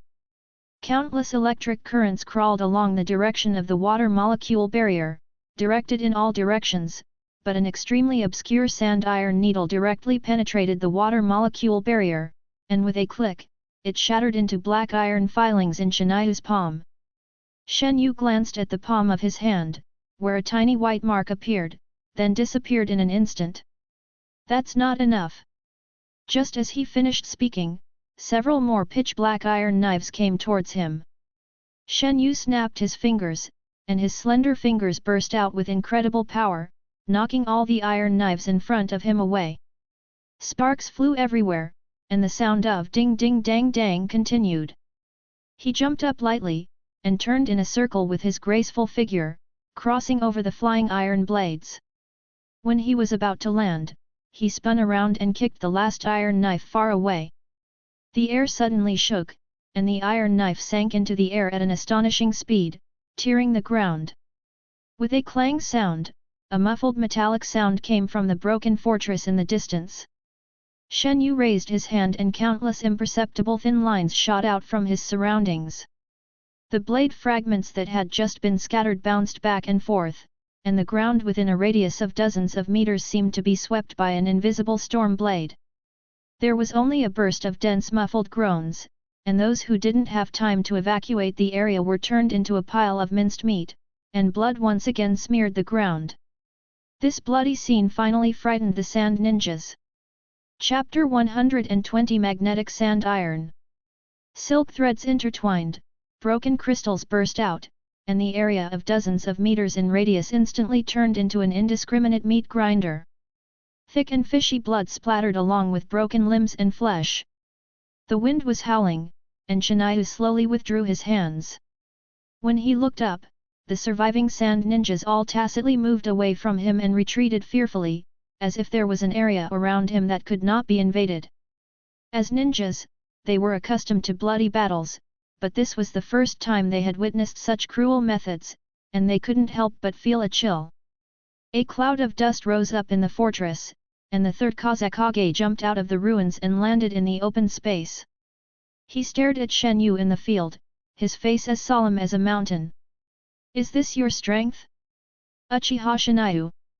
At this moment, he clearly realized that this ninja who lived in the legend was not an enemy who could be killed by sheer numbers.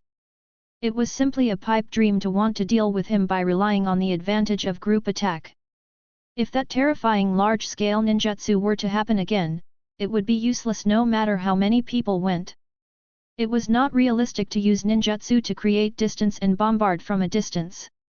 The magnetic release, Thunderbolt Thorns he had just used was already the fastest and most penetrating attack, but this move did not even break the opponent's defense. Among all the sand ninjas present, no one could surpass him in terms of the power of ninjutsu. If even he couldn't break through it, there was no way others could do it. Now, it seems that the only way to survive is to unleash all the iron sand to fight against him, but the large-scale manipulation of magnetic escape can easily cause accidental injuries, and the subordinates around him will become a burden. The third Kazekage took a deep breath, and his resonant voice spread throughout the audience. Everyone listen up, the people in front of you are not enemies you can defeat, quickly retreat to the village and defend it with all your might. The sand ninjas all turned around and stared at the solemn eyes of the Kazekage. Without any pretense, they immediately followed the order and dispersed in different directions. The sand village has always had strict discipline, and the orders from superiors are their duty. Because of this, no matter whether it is out of good intentions or not, they will not hesitate about the words of the Kazekage, and their execution is absolute. Tisk, that's not right. Shenyu's eyebrows were slightly frowned, and a lonely and cold arc appeared at the corner of his mouth.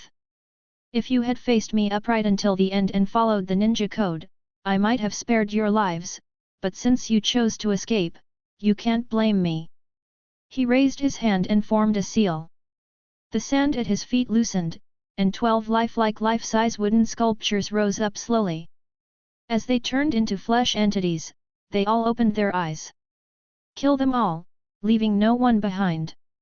The 12 wood-release shadow clones dispersed together and disappeared in the blink of an eye, but in the perception of the third Kazekage, 12 terrifying auras were chasing after the scattered sand ninjas. You! The third-generation Feng Ying's eyes were filled with anger.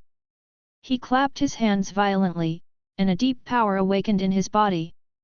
At the same time, inside the fortress, countless iron sand crystal dust broke through the fortresses, quickly rose into the air, gathered above the head of the third Kazekage, and flowed like a whirlpool. In just a moment, a pitch-black cloud of sand and iron covered the earth, revealing the solemnity and coldness of metal, and the area within a radius of 1 kilometer fell into darkness. Magnetic release Sandi Nai. The third Kazekage put his palms together, and countless iron sands swirled around him. A pair of huge wings spread out from his back. Each wing was pitch black and as solid as iron. The black iron wings fluttered slightly, and the third-generation wind shadow instantly soared into the sky. Through the yellow sand, he stared at the divine feather on the ground. At this moment, he had already gambled his life. Shenyu's physical skills are quite powerful, and he has mastered some large-scale explosive ninjutsu.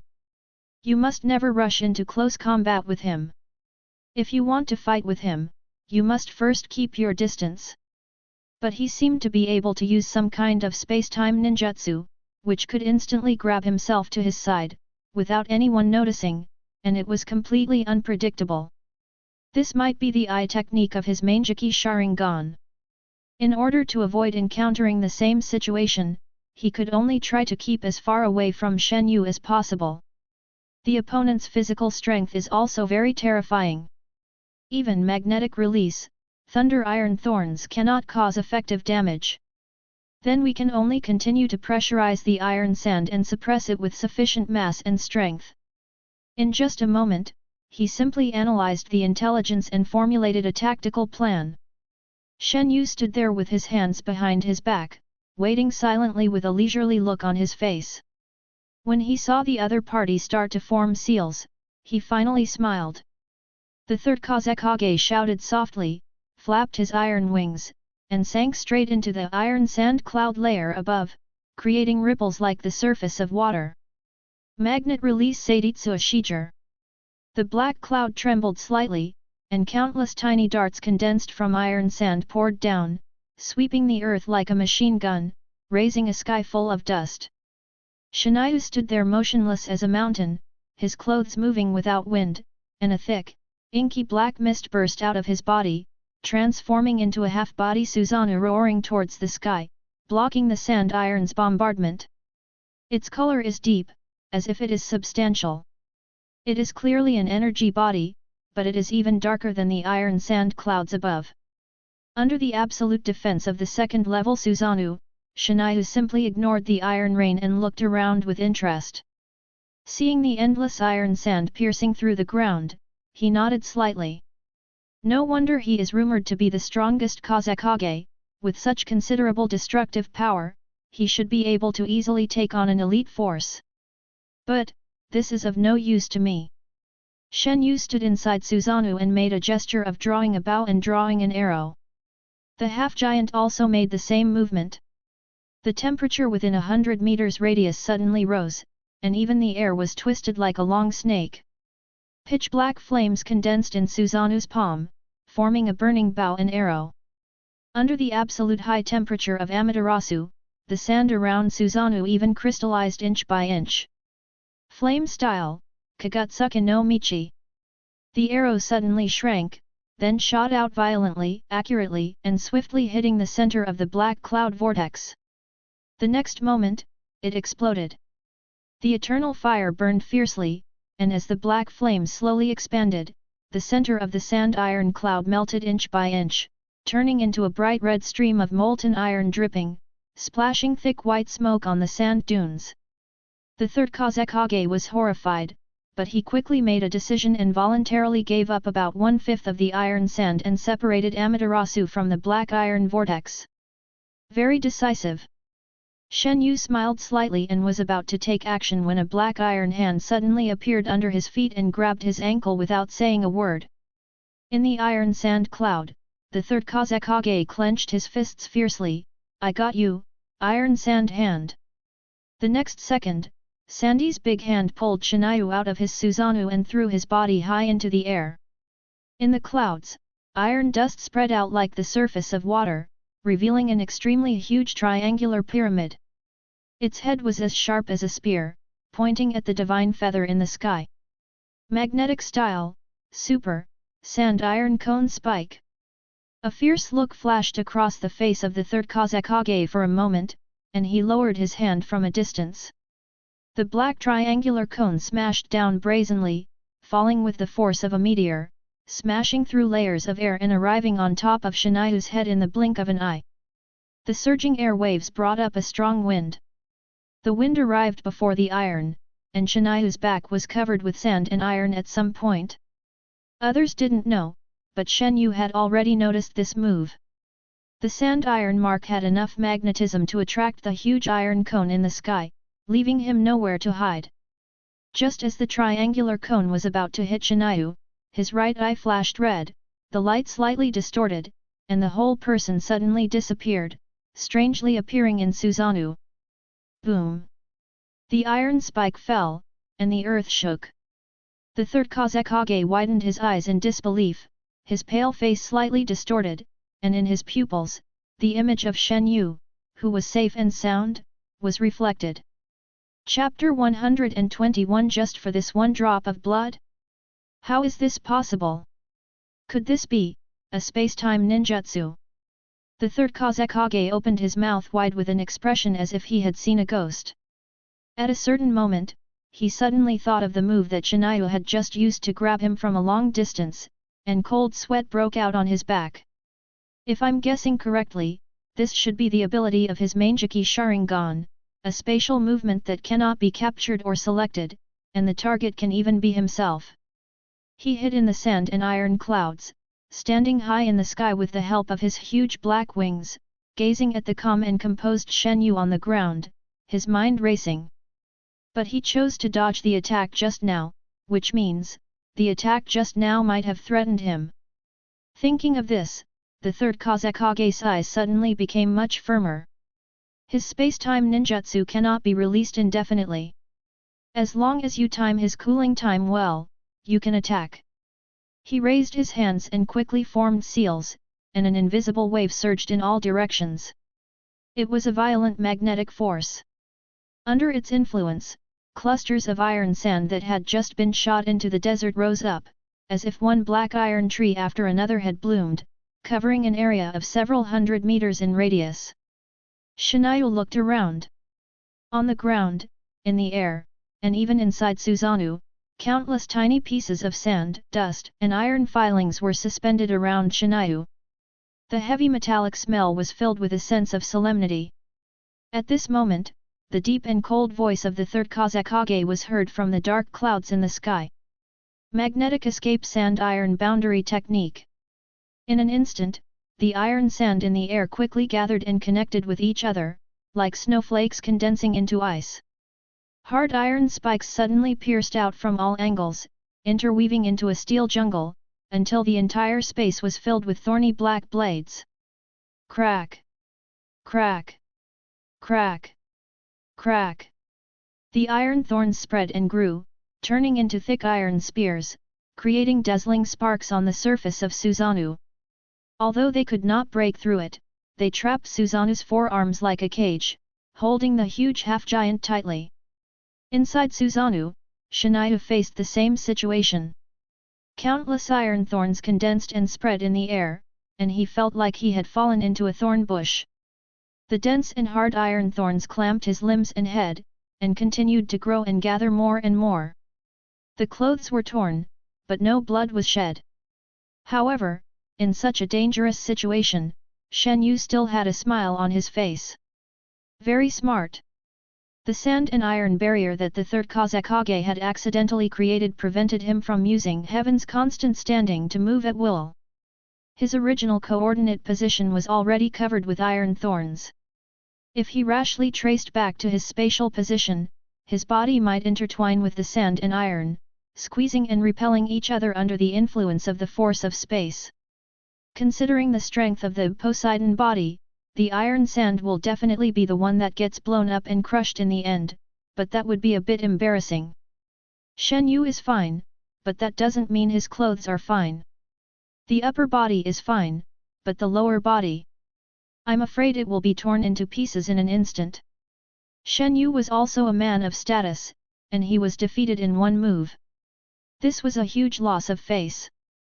It was for this reason that he chose to be bound by the sand iron net and did not dare to use brute force to break free.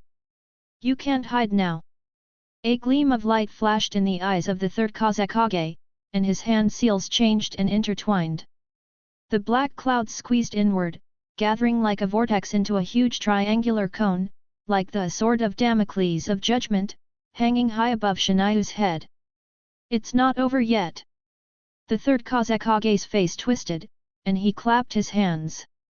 The triangular pyramid actually began to rotate slowly, getting faster and faster, dancing like a top, and finally the whole space was filled with a strong wind. Magnetic release. It's quite interesting. Such a large-scale explosion can save so much chakra. Looking at the shadow covering the sky above his head, Shenyu inexplicably thought of Gaara in the original time and space. According to the common sense of ninjutsu, this kind of ninjutsu that can easily change the terrain with a wave of the hand is difficult to achieve without a huge amount of chakra as support. Refer to wood release for example. But according to his perception, although the amount of chakra of the third Kazekage was not low, it was only average among the cage-level powerhouses. Being able to manipulate such a huge amount of iron sand and release map cannon ninjutsu bombardment one after another, the only explanation for this is magnetic escape ninjutsu, which saves a lot of chakra. Magnetic release is a perfect fusion of wind release chakra and lightning release chakra. The practitioner can freely control the gold or iron in the sand in nature through the magnetic force transformed by the chakra. In other words, what causes damage is actually a physical object in nature, and the practitioner only needs to control the magnetic force to guide and change the direction. The air hummed, the dust raged, and a huge cone spinning at high speed fell with a loud bang, causing layers of sonic booms. The head of the iron cone is as sharp as a cone. Its mass gives it impact force, and its high-speed rotation gives it penetrating power. This is his strongest attack, like a meteor falling to the ground. Shenyu raised the corner of his mouth, well, let me use you to test your physical strength. Crack, click, click. The second-level Susanoo only lasted for a moment before it shattered. The momentum of the iron cone did not weaken at all. Facing this huge cone carrying the power of mountains and seas, Shenyu shattered the iron spikes that bound his right arm and lightly raised his palm. At this moment, the flow of time seemed to slow down, the rotation of the iron cone came to a standstill, and the entity of the triangular pyramid was revealed in the disappearing afterimage. Opposite it was Shenyu, standing proudly and alone, with wildly dancing black hair. Boom! The ground shook suddenly, and with a loud bang, the huge cone hit Shenyu without any surprise.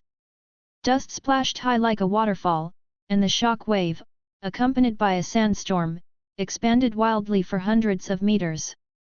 Did it? The dust slowly dissipated, and when everything returned to calm, the third Kazekage couldn't wait to look down. He was breathing heavily, his face was pale, and there was deep fatigue in his eyes. Although the magnetic style saved chakra, the continuous casting and bursts also consumed most of his chakra. On the surface, the original desert has collapsed, and a huge pit 100 meters deep has been smashed in front of the entire fortress. At the very bottom of the sand pit, Shenyu stared at his right hand calmly. A trace of bright red blood was visible on the palm of his hand. You tried your best just for this drop of blood. He gently wiped away a drop of blood from the palm of his hand. In the drifting hot air, the wound slowly healed without even a trace of a scar. The third Kazekage was stunned. He had thought that Shenyu had a very strong physique, but he didn't expect that he had reached such a monstrous level. Shenyu slowly raised his eyes and said, "Keep dancing, I'm not satisfied yet." What? The third Kazekage opened his eyes wide, suspecting that he had heard it wrong. If you don't take action, then I will take the initiative to attack. Shenyu stepped on the ground, and with the explosion of huge force, the whole sand was rippling, and his whole body turned into a flowing shadow, shooting straight into the sky. Boom! The impact force was like a huge wave. By the time the third Kazekage reacted, the sand and iron cloud layer had been instantly broken by a figure like a cannonball. In the floating sand and dust, a pair of eyes as bright as glass were looking at him with a hunting look. Shenyu had a weird smile on his face, his hair was flying, and a thunderous sonic boom was heard behind him. Chapter 122 I'm here to save you. Inside the fortress, outside the dark dungeon. Two guards from the sand village were talking in low voices. I heard that the sealing ceremony was interrupted. Lord Kazekage and his men are fighting the enemy. I don't know what the situation is. Ah? Do we need to go out and help? Just do your own thing. What's the point of us going there? But what buts? Lord Fengying is very powerful, and he still needs you. Besides, if you can't even deal with Lord Fengying, you will just be one more person to be defeated. At this time, a timid female voice came from the prison, please tell me when can you rescue my companions? They have lost too much blood and have fainted. She was a girl with red hair. Her pretty face looked a little haggard, and her tone was full of pleading. Beside her, lay two young men of the same age as her. They were dressed in rags, their bodies covered in blood, their eyes were closed, and pain was frozen between their brows. She clenched her hands tightly together and glanced at her companions from time to time, her worry evident in her words. Upon hearing this, a sand ninja guard frowned and turned back to scold, "Why are you in such a hurry? Didn't we promise you that as long as you help us complete the seal, we will heal your companion immediately? What, do you want to break the rules?" But tears flashed in the girl's eyes. She suppressed her fear and pleaded cautiously, "They can't hold on any longer. You're anxious, but we're more anxious than you. No one wants the sealing ceremony to be disrupted, right?" Another sand ninja said threateningly, "If you make us angry, humph, I don't suggest you kill one of them first to vent your anger." The girl was frightened when these words were spoken, and she dared not say a word. She could only hold her companion's hands tightly, praying in her heart that nothing would happen to them. At this moment, there was a loud roar suddenly coming from overhead.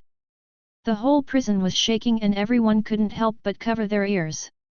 What's going on? Is someone attacking the fortress? Based on my many years of experience following Master Kazekage, this must have been caused by his ninjutsu. So strong, so envious. Hey, why do you look so sad? Idiot, to force Kazekage-sama to use such a high level of ninjutsu, the other party must be very difficult to deal with.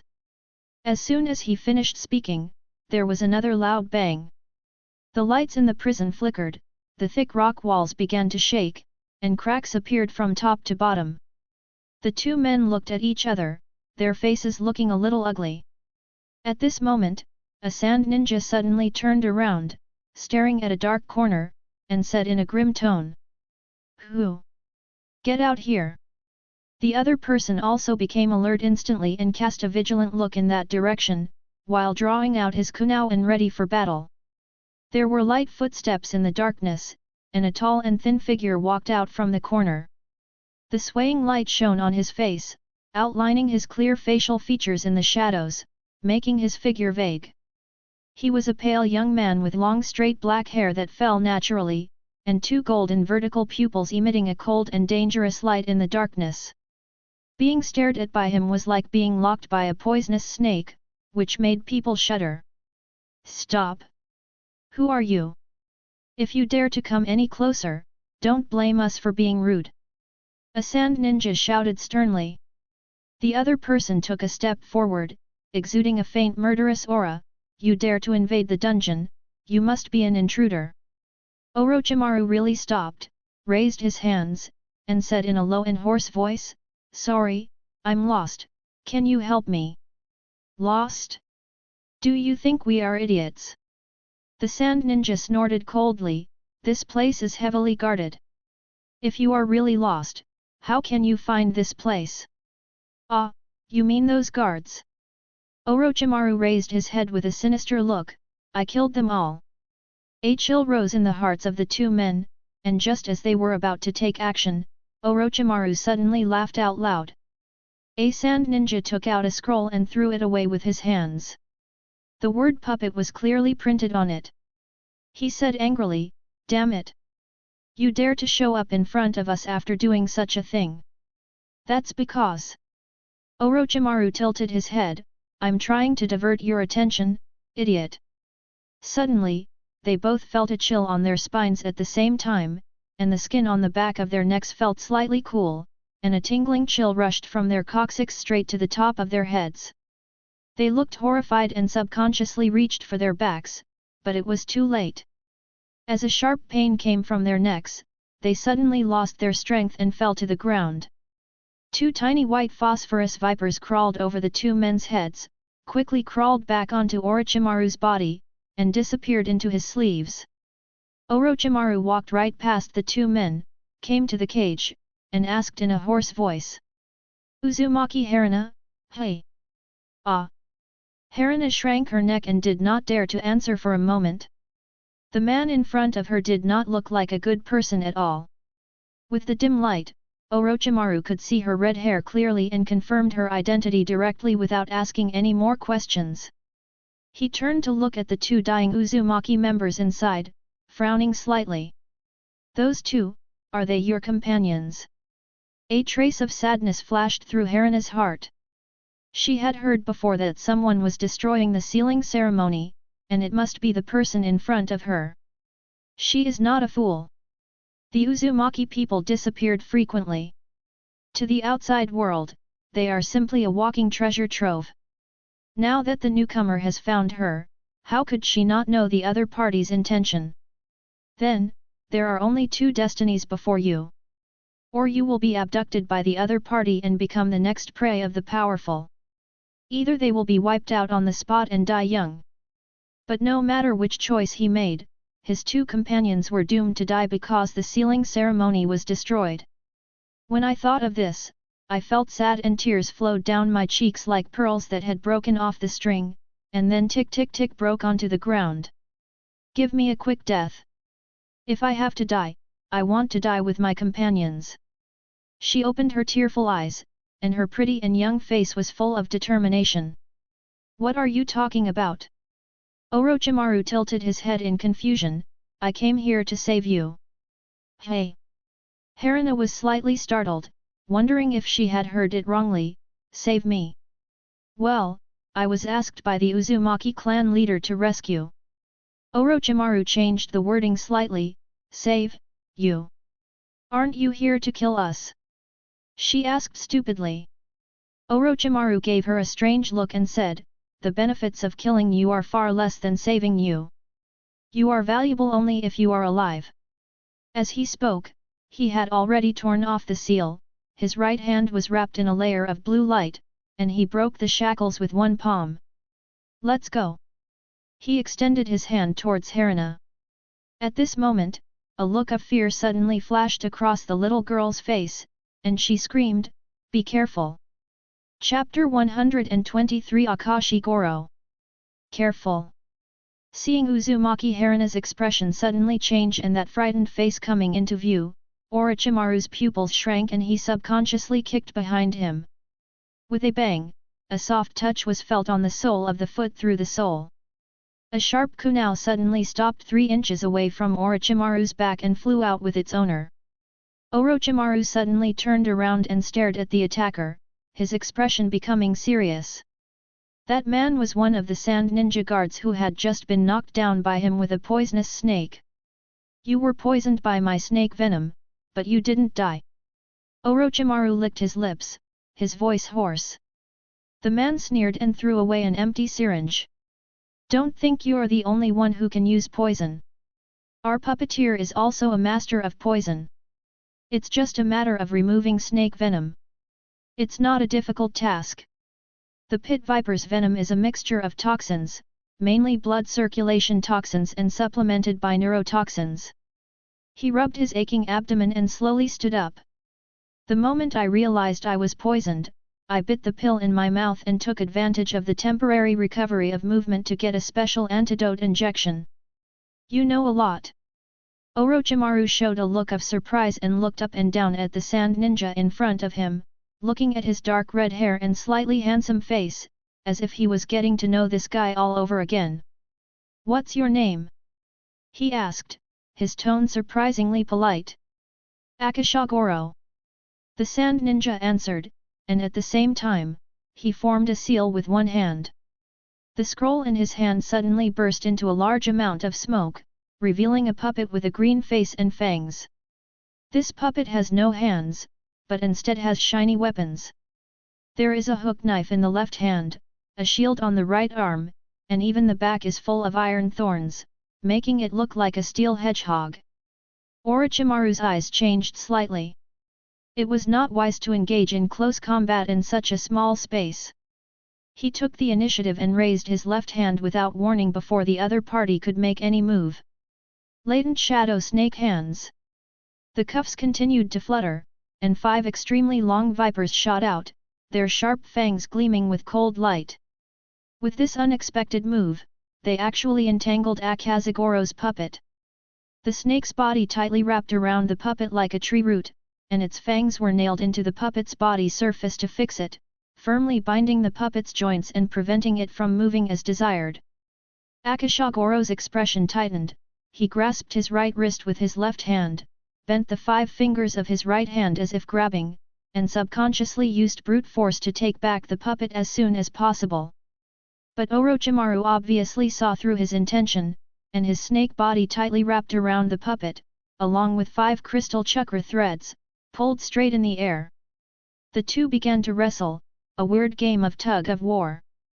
"Master told me that the correct way to deal with a puppeteer is not to attack the puppeteer himself, but to directly destroy his puppets." Orochimaru licked his lips. Damn it! Akashi Goro obviously didn't expect this and lost his composure in a hurry. He only had this puppet in his hand, if it was really taken away by the other party, it would be a disaster. A triumphant smile flashed across Orochimaru's eyes, and he clenched his 5 fingers into fists. Another 5 vipers coiled out and wrapped around the puppet tightly. This time, each of the vipers was a bit thicker and obviously more powerful. With the combined efforts of the 10 vipers, Orochimaru pulled the puppet towards himself with a fierce tug, and even Akashi Goro behind the puppet stumbled and ran over. Orochimaru immediately leaned forward, took a quick step, and the airflow in his right hand swirled, and with a little blue light gathering, he instantly formed a crystal clear chakra ball. Spiral pills. A sharp buzzing sound echoed in the air, and the raised nan instantly shattered the puppet's right arm. With an unstoppable momentum, it pressed hard on Akashi Goro's lower abdomen. A surprised face appeared in the flying wood chips.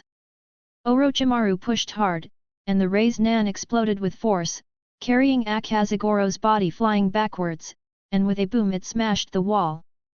The attack was successful, but there was no joy on Orochimaru's face, because he was not very skilled in the raised nan. A truly mature raised nan should be like masters, blue as jade all over, with all its power restrained, so that one can only hear the sound of the wind but not see its glow, instead of being crystal clear and radiant like his. Besides, he didn't grasp the timing of the Rasengan's explosion at the last moment. From the feeling transmitted back, it can be judged that the opponent must not be dead.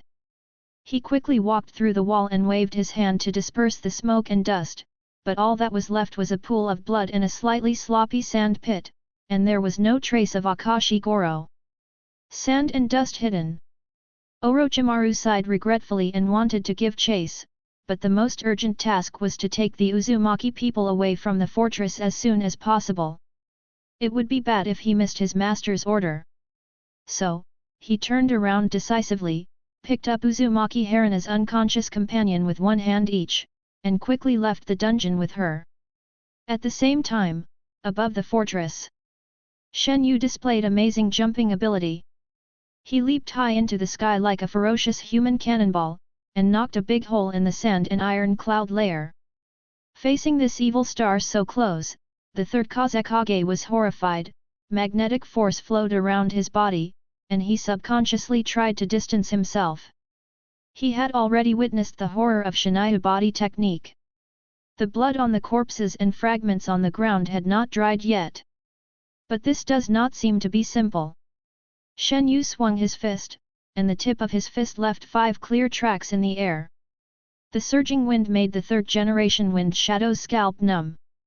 He immediately stretched out his hands, and accompanied by a dazzling blue electric current, the iron sand automatically gathered into an iron fist and rushed forward to meet the attack. Seititsu no Ken.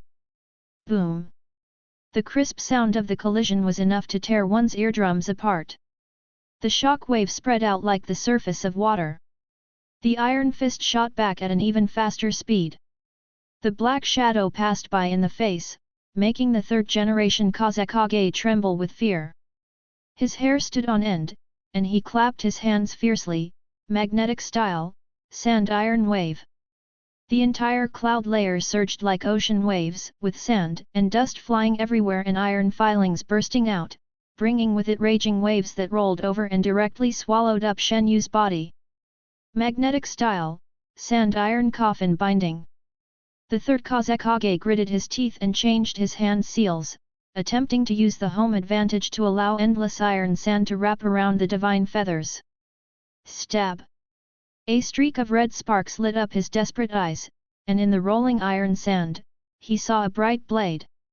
The heart of frost was suddenly unsheathed. Shenyu made a quick move, and broke the restraints with a cross-cut.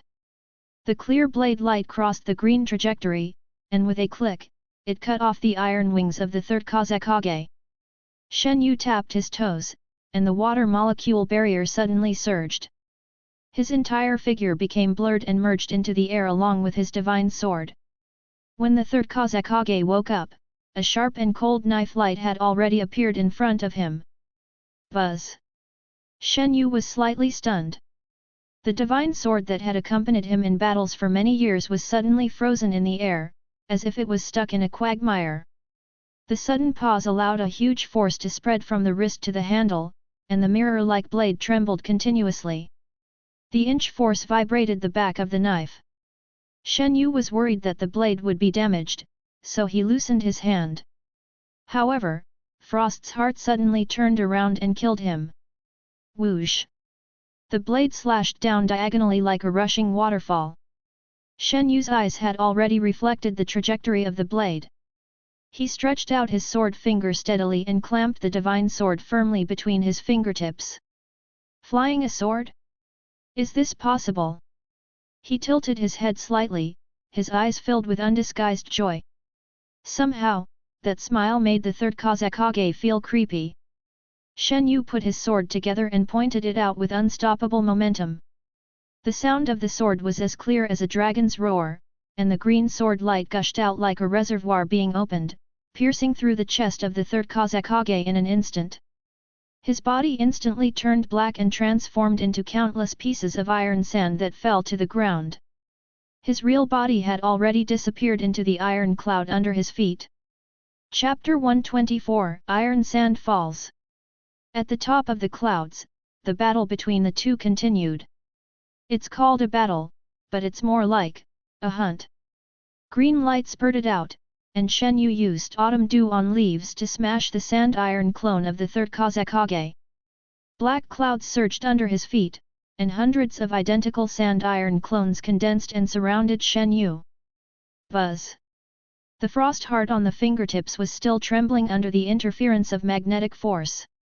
Shenyu swung his hand violently and shot the divine sword far away. With the help of powerful brute force, the divine sword turned into a streak of light and nailed into the earth, escaping from the control of the third Kazekage. In the dense layers of iron sand cloud, the third Kazekage's face was pale. This move of multiple iron sand clones almost drained his already precarious chakra in an instant, but there was no other way. Close combat was not his strong point, and only this move could allow him to create some distance between himself and Shenyu. Magnetic style, sand iron spear. Hundreds of clones formed seals at the same time. Sharp iron spears were suspended in the air. The magnetic force swirled, driving each iron spear to rotate at a high speed. Amid the piercing buzzing sound, they were like arrows on a bowstring, ready to be fired. In the iron sand cloud layer, Shenyu's body was already covered with fine iron filings. Under the influence of magnetism, these iron spears could not be avoided and would not stop until they hit the target. I have to admit that your method has successfully aroused my interest. Shenyu slowly raised his right hand and grasped the air. In an instant, black gas surged, accompanied by swirling strong winds. A majestic spear broke through the air and appeared in Shenyu's palm. The gun was completely black and as solid as a substance. The gun body was like a swimming dragon, and it was engraved with intricate and difficult to understand golden patterns. Flame-like black air was floating from the tip of the gun, and an indescribable murderous aura was revealed in the thick metallic luster. Divine Weapon, Doji Unhuang Ba2. At this moment, countless iron spears pierced the air and shot towards them densely.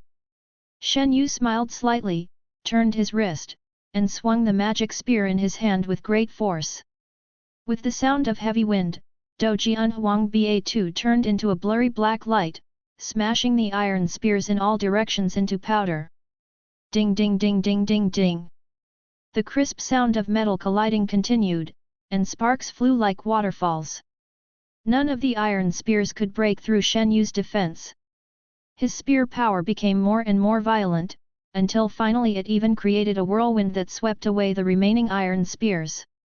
The clones spread their sand-iron wings and were about to move away from Shenyu, but unexpectedly Shenyu took a step forward with a gun in hand, turned into a shadow, and rushed into the crowd. A black light flashed, and sand and dust flew. Shenyu held the Doji Unhuang Ba2 in his hand and slashed and killed people in the chaotic army with his spear. No clone could be his match and they were all shattered into iron chips in his domineering spear dance. At the end of the fight, the magic spear grew against the wind, suddenly extending hundreds of times, piercing through a straight line of sand-iron clones. Shenyu held the spear handle alone and twisted it slightly. The spear body expanded instantly and became dozens of times thicker in the blink of an eye. A pitch-black divine weapon spanned the sky, like a rolling cloud of an approaching thunderstorm. A huge shadow covered the ground, and just looking at it from a distance made one feel terrified. Shenyu swung his arm in a circle, and the huge divine spear broke through the sky, carrying with it boundless wind pressure, and flattened all the clones above the sand and iron clouds with one shot. This scene made the third Kazekage break out in a cold sweat. For the first time in his life, he thought of escaping. Subscribe to Chinese Novel Audio Wave. As soon as this thought came to his mind, his hair stood on end. Relying on the intuition he had developed from years of practice, he felt that a pair of eyes were fixed on him, Dojian Huang Ba2 quickly shrank back to its original size. Shenyu gripped the gun in reverse, raised one arm high, aimed at a certain direction in the clouds under his feet, and threw it hard. The magic gun flew out of his hand, and a milky white air wave suddenly exploded in the air. Then, a metallic wailing sound resounded through the world. The pupils of the third Kazekage shrank into needle points. The speed of this move was extremely fast. If he was still in his prime, he should have a chance to dodge it, but now, he could only flap his wings as hard as he could and deflect his body. With a look of horror in his eyes, a black gun came through the air, and the moment it brushed past his ear, he even heard a long cracking sound. His body was not hit, but Dojian Huang Ba2 accurately penetrated the iron wing on his back. A huge force drove his body and nailed it into the sand-iron cloud layer. He was seeing stars and was knocked unconscious. In his vision that was sometimes blurry and sometimes clear, Shenyu walked towards him, put his slender fingers on the handle of the gun, and stepped on his chest. Facing the evil star in front of him, there are only 4 words in front of him. The Gizu donkey has no skills. Why don't you just kill me? The third Kazekage had a confused look on his face. He knew that the extremely powerful shot he had just fired could definitely take his life, and there was no possibility of it missing. The only explanation is that Shenyu deliberately let him go. Shenyu chuckled, his condescending gaze faintly revealing a bit of detachment. If I kill you, these unmanned sand irons will fall and instantly destroy the entire fortress. The time has not come yet. The third Kazekage was panting like a cow, looking very embarrassed. What are you going to do? I said it at the beginning, and I don't want to repeat it. Shenyu loosened the handle of the gun, where golden runes were lighting up. The third Kazekage suddenly felt something was wrong, and a bad feeling came into his mind. Are you really going to kill us all? If you want to be a gangster, you have to keep your word. If you say you want a bloodbath, you must do it. As soon as he finished speaking, the gravity array was activated, and the iron sand within a radius of 1 kilometer was subjected to 60 times the gravity. The third Kazekage's eyes bulged out instantly, and he felt a terrifying suction force coming from the ground, making it impossible for him to hold on, and he fell rapidly along with the huge cloud of sand and iron. Shenyu's body did not fall with the falling object, but instead floated lightly in the air. On the ground, Orochimaru had just rushed out of the fortress when a huge shadow covered his head. There was a whistling sound of wind above her head, and Uzumaki Kana couldn't help but look up, but it didn't matter that she looked up, she just froze in place. What is that? A meteorite falling to the ground? Orochimaru raised his head, his already pale face turned even paler, and he muttered, "Are you going to make such a big deal?" Just as everyone was about to be crushed to death by the iron sand, a figure appeared in front of them, leaving them with a reassuring back. "Master!" Orochimaru couldn't help but speak. "It's just a wood-release shadow clone." Shenyu smiled slightly and held up Susanoo. Thick black fog filled the surroundings, protecting everyone firmly in their skeleton. The next second, iron sand fell and the earth shook. Boom! On this day, earthquakes of varying degrees occurred in almost the entire Wind Kingdom, and even Konoha village far away in the Fire Kingdom felt slight tremors. Among the broken walls covered with iron filings, a pitch-black fist broke through the ruins. Then, a giant with a completely black body and 4 arms jumped out of the pit. Inside him were Kamiya, Orochimaru, and his group. Chapter 125 A Great Harvest. The hot wind blew away the last wisp of smoke. The shaking earth slowly subsided, and the original location of the fortress had become a giant sand pit that was several hundred meters deep and several kilometers in radius. There is endless yellow sand and black iron sand scattered all over the ground. Occasionally, when the yellow sand is blown away, the outline of broken walls can be vaguely discerned. In the sand pit, the mature Susanoo bent its knees and squatted, turning into black gas and dissipating, and Shenyu and others also landed safely. Is all this true?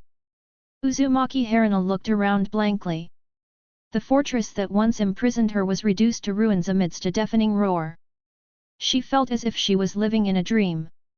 Orochimaru carried the two unconscious Uzumaki clan members, one in each hand, and walked to Shenyu. "Master, is everything over?" Shenyu turned his head slowly and looked in a certain direction, with a meaningful arc at the corner of his mouth, almost. As soon as he finished speaking, he took a step forward and appeared on the other side of the sand pit in the instant he disappeared. He stretched out his hand towards the ground and grabbed it. A skeleton approached him and the first-level Susanoo appeared automatically. A huge bony hand inserted into the ground like the bucket of an excavator, pulling a person out of the sand pit. The sand and gravel fell, revealing the miserable face of the third Kazekage. At this moment, he was not only covered in dust and dirt, but his body was also covered with scars of varying sizes. The blood on his forehead was stained by the yellow sand, and he had completely lost his ability to fight. He raised his head with difficulty, propped up his eyelids, and stared at the young man in front of him tiredly through the fingers of the giant skeleton hand. Shenyu said calmly, "Third Kazekage, hand over the training method of the magnetic release bloodline Genkai and all the secret techniques, and I will spare your life." "So, is this your purpose?" asked the third Kazekage weakly. "It's just a whim of mine," Shenyu said. "As the battle progresses, your magnetic escape secret technique has deeply pleased me." The Sandai Kazekage's eyes flashed with a moment of struggle, and his mouth opened and closed. "What if I don't agree? I will take you back to the Sand Village and slaughter everyone in the village in front of you. After you have tasted the most painful despair, I will kill you," Shenyu said calmly, as if he was telling a trivial matter. But after a battle, the third Kazekage knew clearly that the evil star on the opposite side was fully capable of doing so. "If I give it to you, how can I ensure that you won't go back on your word?" the third Kazekage said calmly. Even now, his thinking logic is very clear. Since the other party has some plan, it means that magnetic escape is the only bargaining chip in his hand. If you rashly give up your last trump card, the price will be very heavy. "Do you think you are qualified to negotiate terms with me?" Shenyu smiled contemptuously. "I know a little about the history of your sand village. For a village that is willing to give up even the tailed beasts for land resources, would it take a mere secret technique so seriously?" He calmly put his hands behind his back and said, "You are not stupid to be able to sit in the position of Kazekage. You are using a secret technique to exchange for the future of the entire village. This deal is a big win for you." The Sandame Kazekage's face twisted slightly. "If I give everyone who asks me for magnetic release, how can I continue to be the Kazekage? If you don't give it to me today, the position of Feng Ying will cease to exist starting tomorrow." Shenyu raised his eyes slightly, with a flash of pure murderous intent in his eyes. "Feng Ying, it's not like I haven't killed before." This glance made the third Kazekage feel a chill down his spine. He suddenly thought of something and his pupils trembled. "So, the person who killed Shaman-sama and stood behind the Uzumaki clan, is you." On that night of that year, the second Kazekage shaman led an army composed entirely of Jonin and secretly marched eastward with the purpose of destroying the Whirlpool country and stealing the Uzumaki clan's sealing technique. But when daybreak came, the news from the reconnaissance team was indeed. The Whirlpool country was indeed severely damaged, but it was not truly destroyed. Instead, there was no news from their Sand Village troops and Lord Saman, and it was suspected that all of them were wiped out. He felt strange at the time. The Uzumaki clan's physique and sealing techniques were very strong, but that was only a special attack against giant beasts. When it came to fighting and killing, how could they be better than the ninjas of their sand village? It was not until Shenyu's light words that the third Kazekage was completely awakened. At this time, a voice floated from the sky. "I am a man of my word. You should know this." The third Kazekage raised his head with difficulty. Above him, Shiniu's true body stepped on the ripples, looking down at him condescendingly. The bony hand dissipated bit by bit, and the third Kazekage fell to the ground with a thump. The divine feather that had been used to cast Susanoo slowly turned into a lifelike wooden sculpture. This is wood release. The one who had used Susanoo to grab him was actually just a wood release shadow clone. He even mastered the wood release power of the ninja god. The third Kazekage struggled to get up, looked up at Shenyu, and the shock in his eyes could no longer be concealed. Shenyu did not answer his question directly, but spread his hands and said, I said I would massacre your fortress, and I will definitely massacre it. I said I would let you go, and I will never break my promise. This is not funny. The third Kazekage smiled bitterly and pulled the corners of his mouth. Now that things have come to this, what else can he say? I am the fish on the chopping board. Under the strong pressure of Shenyu, the third Kazekage could only accept his fate. He took out a red scroll from his arms and handed it to Shenyu. After checking that everything was correct, Shenyu finally smiled and put away the scroll. Magnetic escape, it's really interesting. He stared at his palm, his pupils deep. If I learn it, I will definitely. What must it be? The third generation Feng Ying stared at Shenyu's deep eyes, his heart in his throat. It will definitely be very handsome. Shenyu said with certainty. Ah! The third Kazekage was stunned. Shenyu walked to his side, and when the third Kazekage was at a loss, he lightly lifted his collar. After you go back, if you want to attack the Uzumaki clan again, first consider what kind of apology the Sand Village can offer. This time it was magnetic escape, next time, what will it be? Shenyu exerted force suddenly and threw the third generation wind shadow far away like a stone. It disappeared into the sky, and only the sand blown down by the strong wind left a faint track in the air. Such a domineering aura made Uzumaki Haruna dizzy and her eyes were full of stars. Of course she recognized Uchiha Kamiya. This man had saved the entire Uzumaki clan back then and was like a savior in the hearts of all the clan members. The moment she saw him, all her previous doubts about Orochimaru disappeared. Congratulations, Master, you have acquired another secret technique. Orochimaru nodded respectfully, and Haruna followed suit and bowed. Shenyu waved his hand and said, this is just an unexpected gain. Compared with what you want, it is still a little bit worse. Me? Orochimaru seemed to have remembered something, and his tone was full of excitement. Could it be? As if in response to him, a heavy muffled sound suddenly came from the ground in the distance. Chapter 126 Willing to admit defeat. Boom. Boom. Boom. As muffled sounds like drums beat out from the ground shook slightly, and countless gravels began to tremble. Everyone turned their heads and fixed their eyes in a certain direction. Shenyu smiled and formed a halfway seal with one hand. A huge sand dune slowly rose up from the ground there. Fine sand fell down, gradually revealing a wooden mask with a green face and fangs. In the center of the mask, there is a straight slit with the center of the eyebrows and the chin as the axis, which opens evenly to both sides, revealing a wide space. Inside, a large dark red snake is coiled up, baring its teeth at the outside world. It's Shenyu. Orochimaru looked surprised. Yes. Shenyu nodded. At the moment before the Sand Iron Realm technique erupted, his wood shadow clone arrived in time and used the ranking technique to protect the unconscious Xingye. Su woke up at this moment, probably because he was awakened by the vibration caused by the sand and iron cloud falling to the ground. Where is this place? Xingye looked around vigilantly. Because of the sudden sunlight, its vertical pupils shrank into slits, and its eyes were cold and dangerous. It only remembered that after a fierce battle, it was stabbed in the back by the third Kazekage, and because its fatal weakness, the right eye, was damaged, it fainted.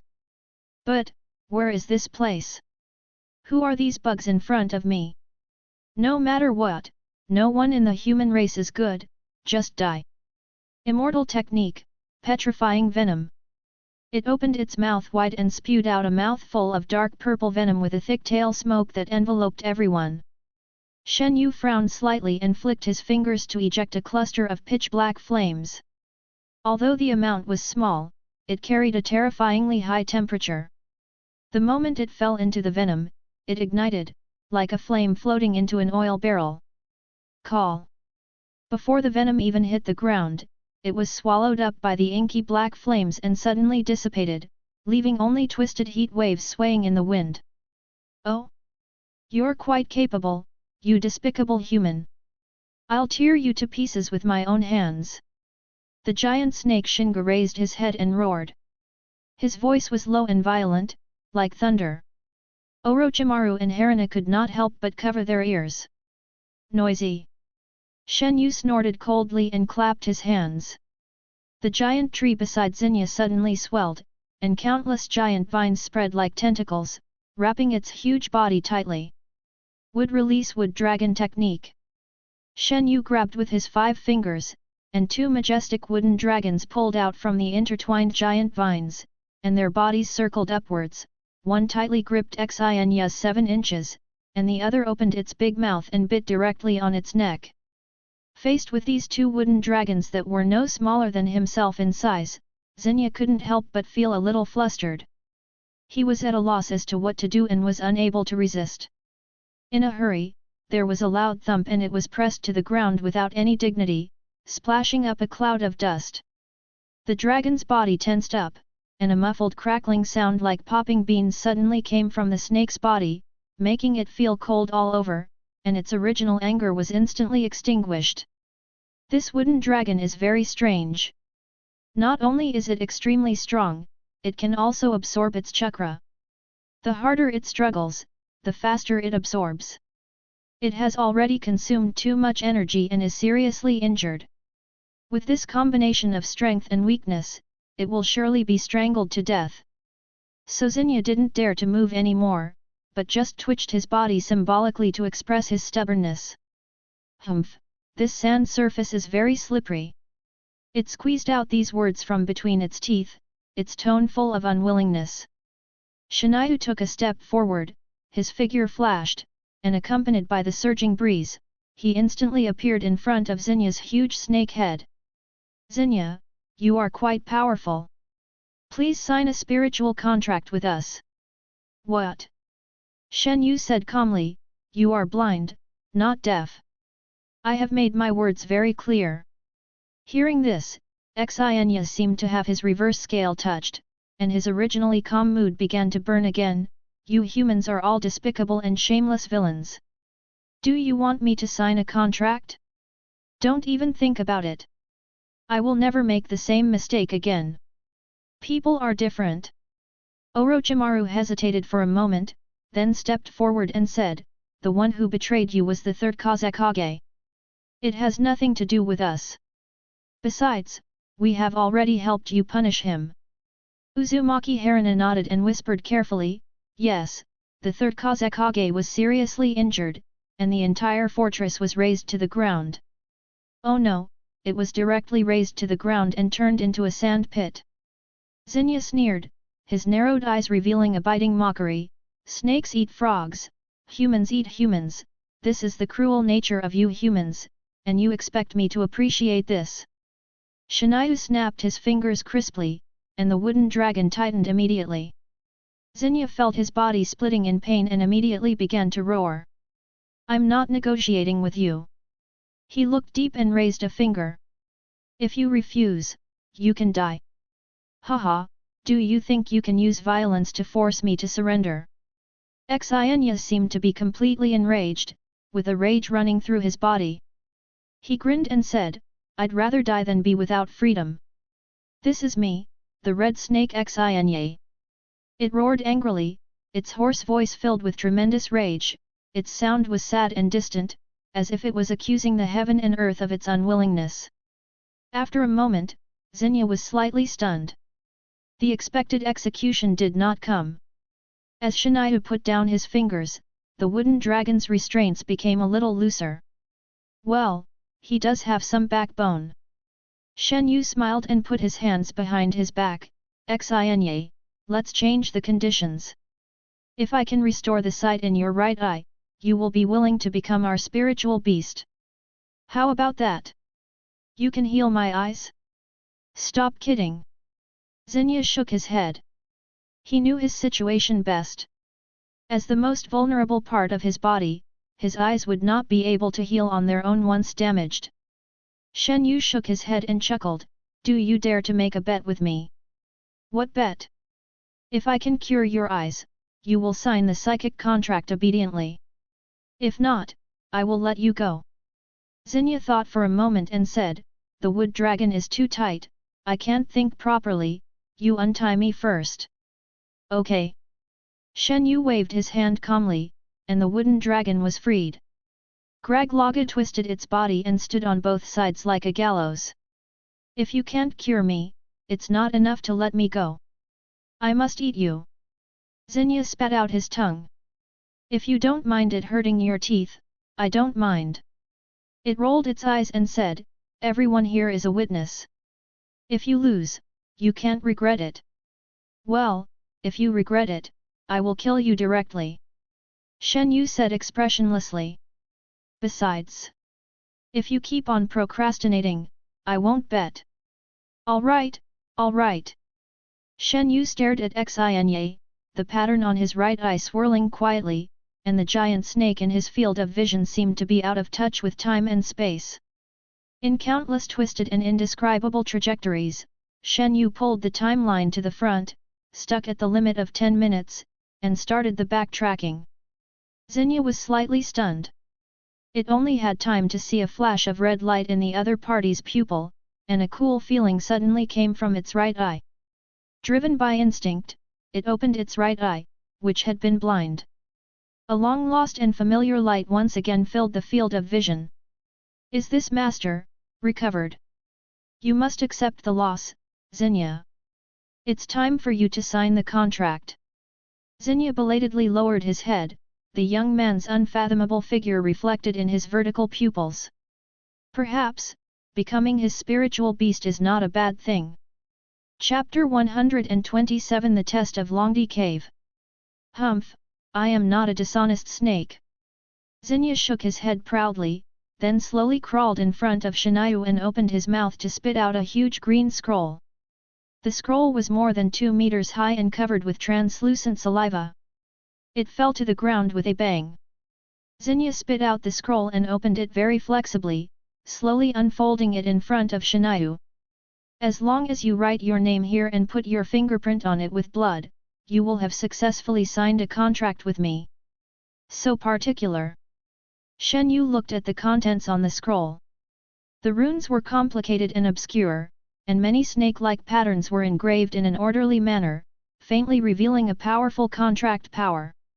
During the years in Uchiha village, he was exposed to many sealing techniques. Although he could not be said to have been immersed in the art for many years, he knew a thing or two, including the contract seal. Judging from the aura on the scroll, a simple contract seal would be unable to do anything to a psychic contract of this level.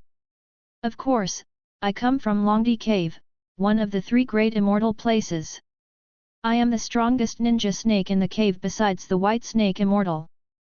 Xenia raised his head proudly, his tone filled with arrogance that looked down on the world, as if the snake that had just been pinned to the ground by the 2 wooden dragons was not him. As a ninja beast with a formal organization like us, we have to be extremely cautious when signing a contract. If you can't get our approval, you want to establish a relationship with Ryokai Cave? No way. Yes, yes, that's great. Shenyu said perfunctorily and waved his hand, sign it. Orochimaru behind him nodded immediately, gently placed the Uzumaki clan member who was sandwiched between his ribs on the ground, walked briskly to the huge contract scroll, and raised his hand to bite his fingers. Hey! Xenia narrowed his eyes vigilantly, spit out his tongue and blocked Orochimaru's way, preventing his next move. What does it mean? What do you mean? Shenyu was also stunned for a moment, and raised his eyes with a little confusion. Sign a contract. Xenia lowered his head, looked at Shenyu, then looked at Orochimaru, and then asked belatedly, with him? Of course, why not follow me? Shenyu shrugged, I already have a spirit beast, so I don't need it right now. Xenia was completely dumbfounded. It was the first time that Shenyu saw the emotion of confusion on the face of a giant snake. No. It opened its mouth and first carefully looked at Orochimaru from head to toe, its pupils flashing with undisguised disdain. With this kind of strength and this level of chakra, how can you be worthy of being my companion, Shinga the Great Snake? Do you want to break the bet? Shenyu's tone gradually became low and he began to roll up his sleeves. No, this is different from what we agreed on. Xenia shrank his neck humanely, and Zinza vomited wildly, I thought the contract was signed with you, so I agreed. Hurry up and sign, otherwise it won't be as simple as killing a snake. Shenyu clenched his fists, maybe I'll get excited and go to Longqi Cave to send you, a group of ninja snakes, down to reunite. You are too extreme. Xenia's voice trembled slightly. Suddenly, he seemed to think of something, and his pupils lit up slightly, Longqi Cave, yes, you can take him to Longqi Cave. So you have made up your mind not to sign. Shenyu looked at Xenia as if he were an idiot. Are you crazy? I will kill you before I go to Longqi Cave. You are dead no matter what. Hey? That's not what I meant. Xenia explained quickly, it's not that I can't sign, but I'm worried that if the news of me casually accepting an unknown kid as my master gets out, I'll be laughed at by other snakes. Xenia suddenly pinched his throat and imitated a shrill voice, Look, Xenia, the most violent snake in Longqi Cave, actually recognized his master casually today. With this, you are still worthy of being the most powerful snake. You really don't have the face of a snake. Seeing that Shenyu's face was visibly getting gloomier, Xenia immediately said, I suggest that you take him to Longqi Cave. If he can pass the 3 tests set by the White Snake Immortal, then there will be no problem, and I won't have any trouble in this regard. Don't think it's troublesome. If he really passes the test, the White Snake Immortal will personally teach him to practice the magic of Longqi Cave. It added. Shenyu stroked his chin, looking thoughtful, is it a fairy technique? Xenia silently put away the scroll and swallowed it back. Senjutsu, I heard that this is the fundamental difference between the summoned beasts of the 3 holy places and other ninja beasts. Uzumaki Haruna on the side couldn't help but speak, her eyes full of surprise. What if I fail? Shenyu looked up and asked. Even if it doesn't pass, I won't refuse to sign. I'd rather accept defeat than be looked down upon by you humans. Xenia snorted coldly. What do you think? Shenyu looked at his disciple with a gentle gaze. Orochimaru took a deep breath, his eyes firm, Master, I'll be fine. If I can't pass the test, I won't make it difficult for Xenia. I will keep moving forward until the day I get its approval. Xenia looked at the boy with some surprise. She didn't expect him to be so principled. Then it's decided. After we finish dealing with things here, you will lead us to Longqi Cave. Shenyu clapped his hands, in the meantime, just follow us obediently. Of course. Xenia raised her head. Shenyu smiled softly, it's just that, your size is a little too eye-catching. I have a spiritual beast that can change its size at will. Tisk, that's bullshit. Xenia growled defiantly, and his huge body like a mountain began to shrink. In just a few breaths, he turned into a small red snake the size of a normal viper. It stuck out its tongue, twisted its body without any hesitation, climbed up Shenyu's legs, and coiled its snake body into several circles and wrapped around his shoulders. Changing shape is just one of my many magical powers. After Xenia said this, he stood still like a decoration. Shenyu blinked at Orochimaru, it seems, this guy doesn't really approve of you now. I will prove my worth. Orochimaru stared at Shinga with burning eyes and clenched his fists at his sleeves. Next. Shenyu stretched out his hand towards the unconscious Uzumaki tribe member, and a warm and soft green light enveloped the two of them. Under the nourishment of pure vitality, their faces gradually turned rosy and their eyelids trembled as they opened. The two of them sat up straight and looked around at the unfamiliar environment, both of them looked confused. Seeing this, Haruna immediately trotted over and explained the whole story to her companions. The two of them immediately looked at Kamiya and Orochimaru with gratitude. "Let's go, to the Whirlpool country." "Wait!" Haruna suddenly called out to Shenyu, pinched his sleeves with her two small hands, and said embarrassedly, "Master Shenyu, we haven't completed the mission yet." "Mission?" Orochimaru asked, "You mean the mission to find information about your missing companions?" Haruna blushed, "Yet. To be honest, we just arrived in the Rain Country and haven't seen the missing tribesmen yet, but we were attacked by the Sand Ninja." "Well, I'll go with you guys." Shenyu shook his sleeves, and a burst of black gas floated up, wrapping everyone in it. It then turned into a huge four-handed giant. He bent his knees slightly and jumped out of the sand pit with several people in one step. Chapter 128 The Kingdom of Rain. Bang! Bang! Bang! In the endless desert, a four-armed giant with a pitch-black body is running hard. Looking around, in the yellow sand, the ghostly figure is like an arrow shot from a bow, plowing out billowing dust in the desert. It moved very fast, each step was more than 10 meters, accompanied by the rumbling sound of footsteps. The scenery on both sides moved rapidly, and the rough wind roared past. Inside Susanoo, everyone was suspended in a gentle yet powerful chakra. Except for Kamiya and Orochimaru, the remaining three were looking at everything around them curiously. Although the appearance of this giant is as black as ink, the view from the inside is very clear. The inner wall is as solid as a rock, blocking all wind, sand, and high temperature out. Soon, the end of the vision became grey.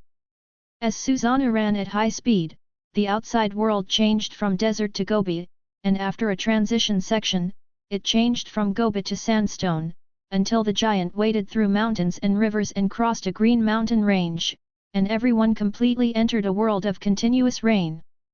The sky was covered with dark clouds, and the whole world was grey. Countless raindrops fell from the sky and shattered into white splashes of water on the ground. With just one whiff of the cool, moist air, Shenyu knew that they had arrived in the land of rain. This is a small country independent of the 5 major countries. Due to climatic reasons, it rains all year round and there are always dark clouds accumulating in the sky for years, hence the name Rain Country. Although it is a small country, its internal political situation is chaotic, leading to division and disharmony, and years of war. It was not until the establishment of the Hidden Rain Village that the civil strife in the Rain Country came to an end. When Shenyu traveled around with Uchiha Madara, he had been to the Rain Country several times. Because he hated the wet weather, he always had a bad impression of this place. It's ironic that he, who always hated humidity, was forced to adapt to the seawater and evolved into a sea god body. Only then did he change his previous physiological reaction. He hated the dry and hot desert, but instead had a special liking for the weather here. About 10 years ago, shortly after the end of the First Ninja World War, a newcomer named Hanzo emerged in the Hidden Rain Village. This man was so powerful that he became the leader of the Hidden Rain Village in just a few years. According to Shenyu, this person possesses a giant summoning beast, a salamander, chakra at the level of cage, and is proficient in both water and fire escape techniques. He has many skills and although he holds a sickle, his swordsmanship is not inferior to the samurai of the Iron Country who have been immersed in kendo for many years. He is a very comprehensive hexagonal warrior. It can be said that the appearance of Hanzo has single-handedly raised the overall level of the Rain Country. The special geographical location of the Rain Country is not only due to its natural environment. Its topography in the ninja world is also awkward. It is surrounded by powerful enemies and borders the Fire Country, the Earth Country, and the Wind Country respectively, trapping it in the center. The triangle is stable, and the special environment has saved the Rain country from invasion by big powers. After all, no big power wants the other party to get involved in this public area, so they tacitly set rules that no matter what the reason, neither side will take the initiative to invade the territory of the Rain country. But this invisible rule is meaningless to ninjas. After all, they are not ordinary people. Whenever there was any friction among the 3 major ninja villages, they would tacitly choose to resolve it in the Rain country. In the early days, it was just small-scale fights among small teams, but in recent years, this situation has become more and more serious, and melees involving dozens of people would break out from time to time. Years of war have brought tragic disasters to the Rain Kingdom.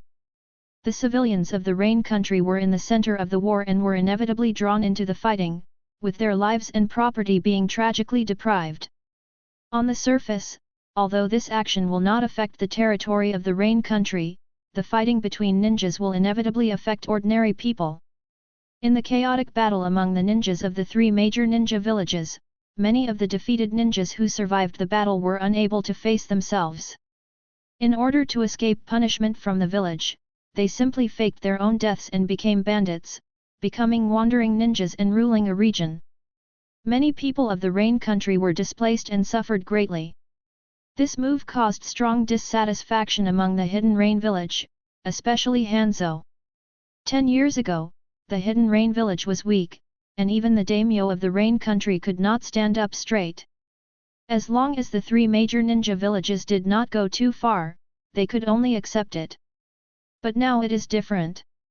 Once Hanzo came to power, it took him only 3 years to integrate all the forces, and another 7 years to wipe out all the rebellious ninjas in the land of the Rain, allowing the Hidden Rain village to reverse its previous decline. Under the leadership of Hanzo, many ninjas began to practice silently, determined to become stronger. Hanzo himself has a tough style.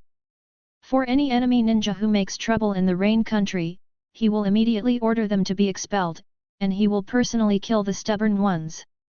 According to the intelligence network of the Cat House, recently, the ninjas from the Hidden Rain village have begun to confront the ninjas from the 3 major ninja villages head-on. The 3 major ninja villages maintained a strange tacit understanding on this matter. They did not stop and continued to do their own thing. No one backed down because of Hanzo's pressure. The situation is unpredictable and undercurrents are surging. Shenyu smelled the scent of war and couldn't help but shake his head slightly. Now, with his strength, he can completely suppress all countries by himself and prevent them from having the intention of war. But what is the difference between doing this and the god of ninja back then? It is undoubtedly approving Hashirama's actions in front of Madara-sama, which is bound to make the old Madara-sama unhappy. Besides, Shenyu is not a noble person who cares about the world. He only cares about his own little piece of land. In the past, in Uchiha Madara's philosophy, a world without the illumination of infinite Tsukuyomi would always be false. It was not until the appearance of Otsutsuki Urashiki that Madara changed his mind and became increasingly skeptical about the path to eternal peace.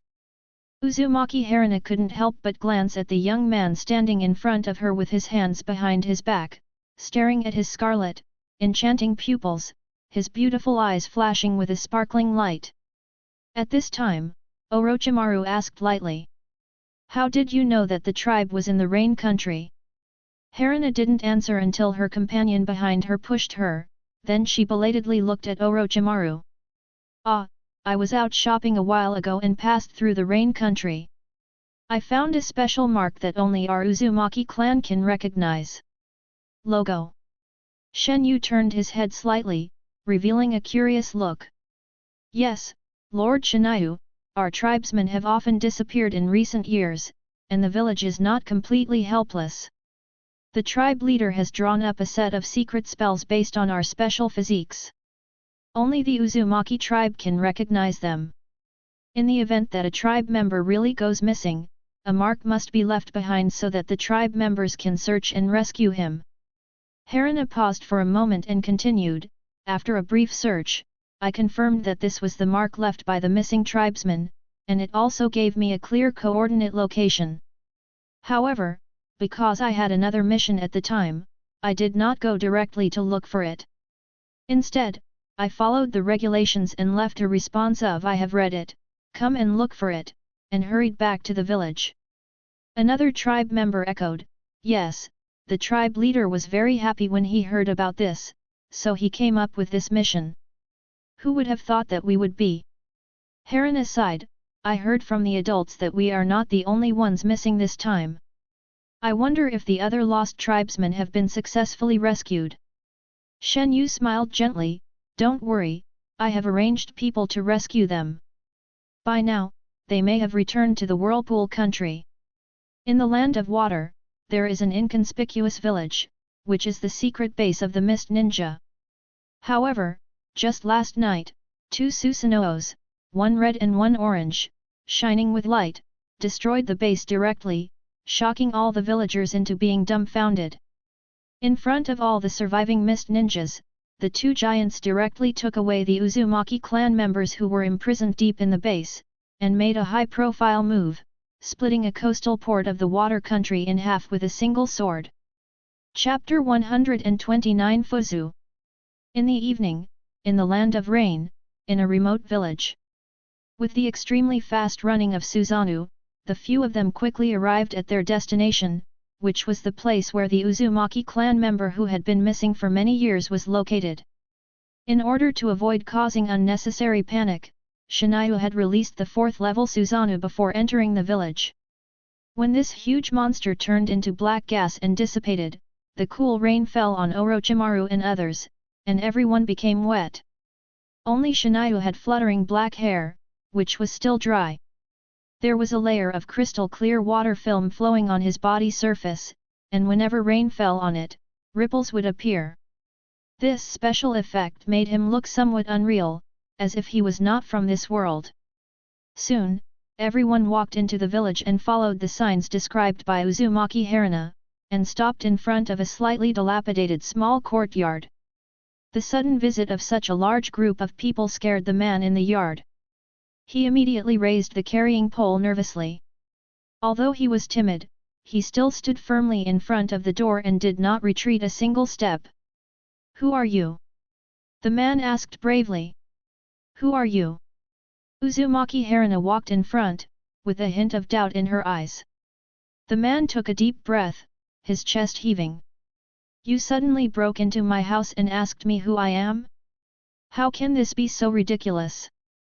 But Harana thought of something and tiptoed to look inside the house, and her body subconsciously walked towards the hut. Little did she know that this action would suddenly make the man explode. "Stop! Don't move!" He was like a stressed cat, waving his carrying pole recklessly, creating chaotic splashes of water in the rain, as if this would make the newcomers give up. "Tell me, what do you want to do? All the valuables have been taken away. You can take whatever you like in this yard, but if you try to get close to the room behind me, I will fight you to the death." He is not a ninja, but as a husband and a father, he will fight to the end against malicious enemies when someone threatens what he cherishes most. There was a certain determination in the man's eyes, and Harana was a little at a loss. Fortunately, the appearance of a red-haired woman broke the farce. She was petite and had a gentle appearance. When she saw the scene outside, her sleepy face immediately turned into panic. "Stop!" Harana tilted her head, and when she saw the woman's face clearly, a name came out of her mouth. "Fuzu sister, is that you?" After a while, several people were welcomed into the thatched hut. Uzumaki Fuzu is one of the many members of the Uzumaki clan who have disappeared in the past few years. According to Harana, she was once a member of the reconnaissance team. That year, while on a mission in the Rain Country, she was involved in a battle between the hidden Rain Village ninjas who were besieging and killing rebellious ninjas. All her companions who were on the journey were killed by the swords, and she was the only one who survived, but she was also seriously injured. It happened to be raining heavily, and the battle between the ninjas broke the river bank. She gritted her teeth and jumped into the river, but was swept away by the fast-flowing river. She managed to escape by chance. Thanks to the amazing physique of the Uzumaki clan, she drifted down the river and was brought to an unfamiliar shore while unconscious.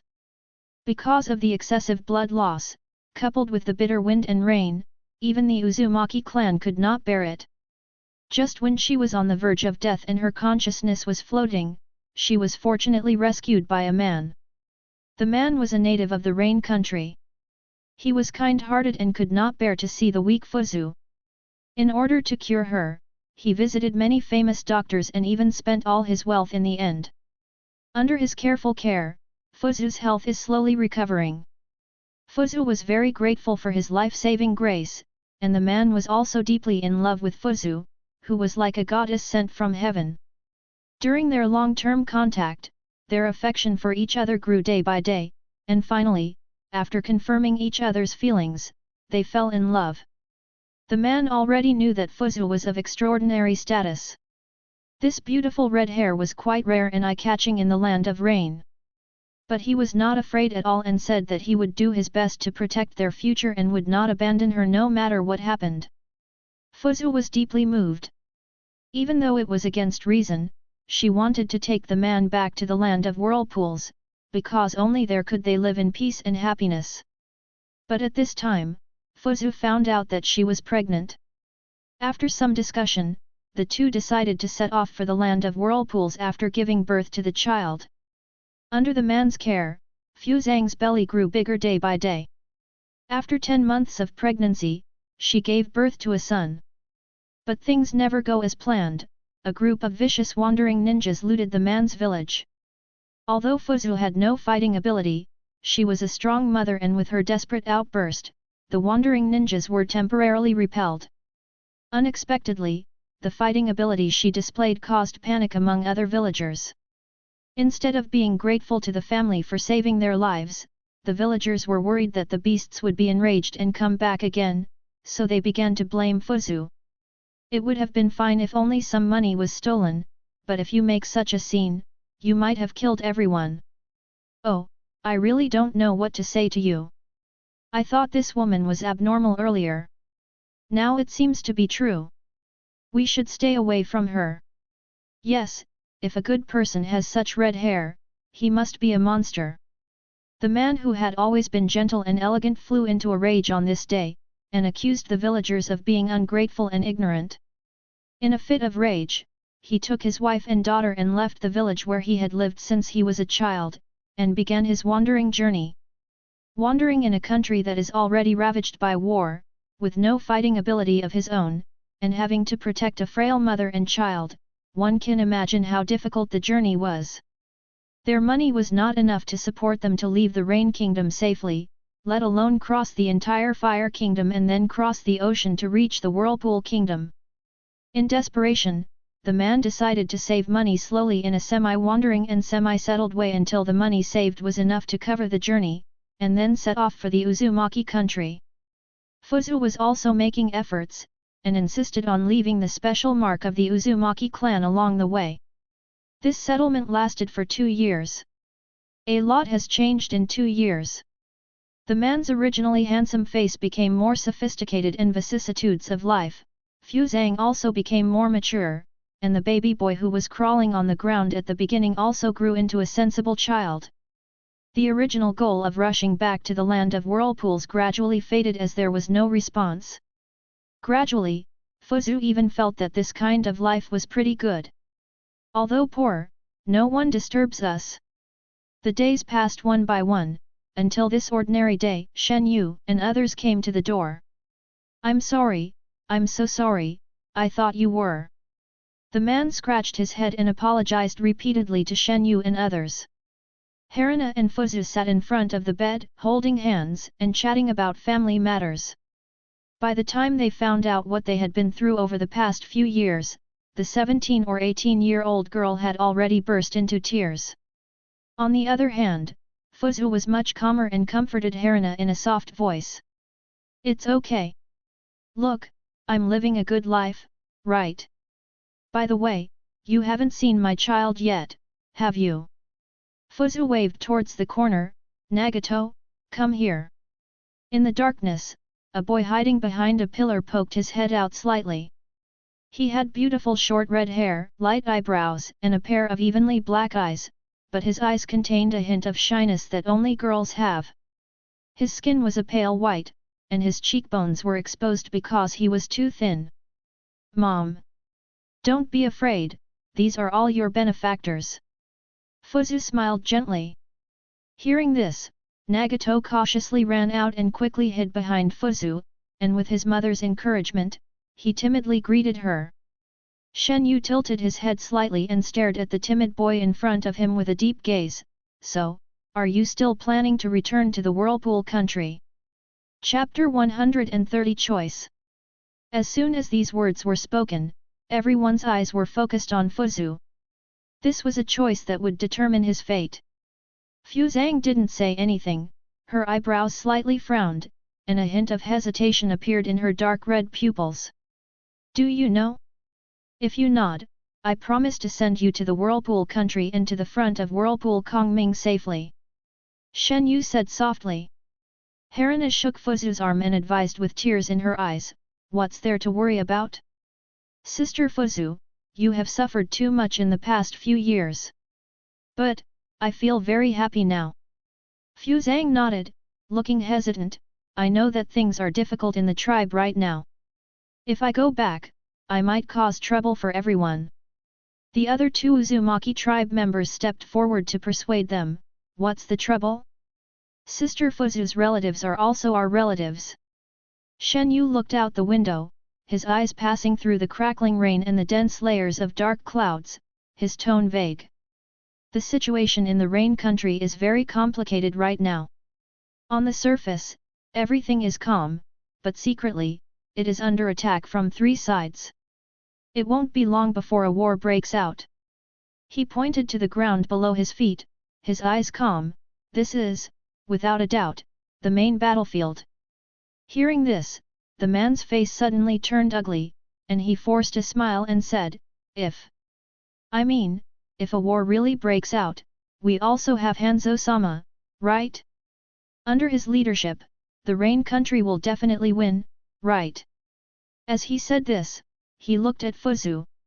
Not to mention that he was already on his wife's side, the peaceful life of the past 2 years was hard-earned, and even he didn't want to change it easily. Shenyu smiled noncommittally, I'm just worried that you won't see that day. But... The man seemed to be choked. War. Orochimaru sighed softly, his face melancholy, even if we win, there will inevitably be sacrifices. If you stay here, you will die. Yes, even if you don't consider yourself, you should consider Nagato. In desperation, Harina grabbed Nagato's skinny arm. No, I want to stay with Mom. Little Nagato panicked, like a frightened kitten, and hurriedly broke away from Harina and shrank back behind Fuzu again. Fuzang looked at Shenyu. With just a simple contact, she had already sensed the extraordinariness of this young man. Although he looked young, his deep eyes and his calmness in the face of emergencies all indicated that he was not simple. This, sir. Fuzu took a deep breath and made eye contact with Shenyu. Will the consequences of staying here really be so serious? Shenyu said calmly, it's a very simple choice.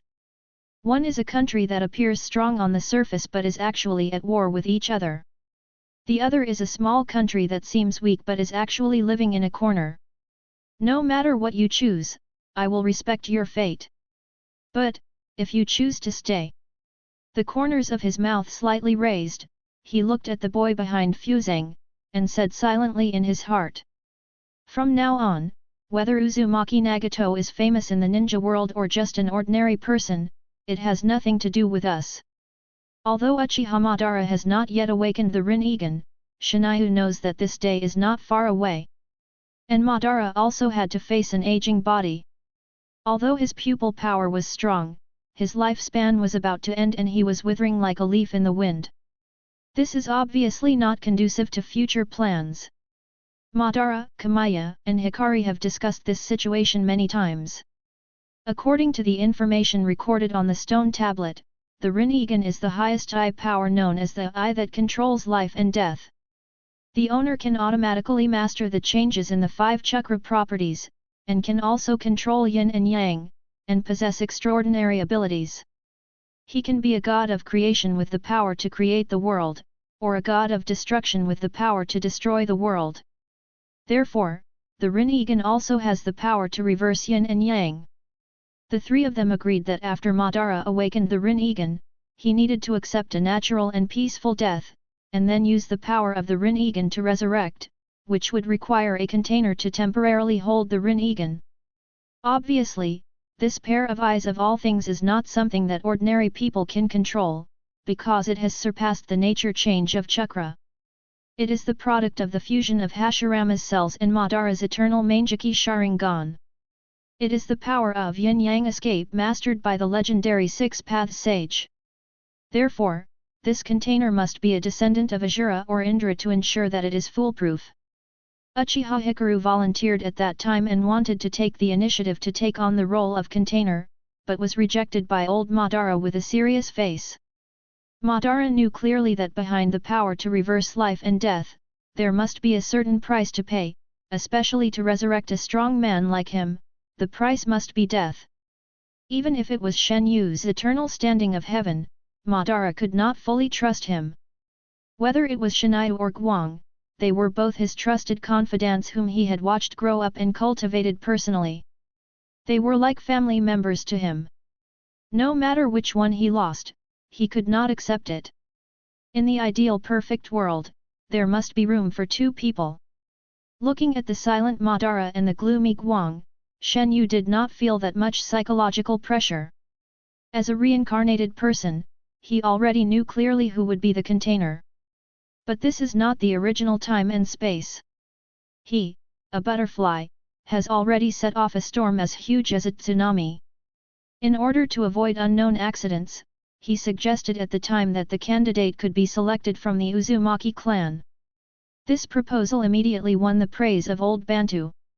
This is also one of the reasons why Shenyu took action to save the Uzumaki clan. If Uzumaki Nagato was unable to inherit the Rinnegan like in the original time and space, they would not have to be in such a panic. They could simply pick a talented assassin from the Uzumaki clan. Konoha was quite surprised to meet Uzumaki Nagato here today, but he could remain calm about Fuzu's decision and would not interfere in any way. No, there is one more thing. Uzumaki Haruna held Fuzu's hand, her moist eyes filled with sincerity. Your family is in the country of Uzumaki, and everyone is waiting for your return.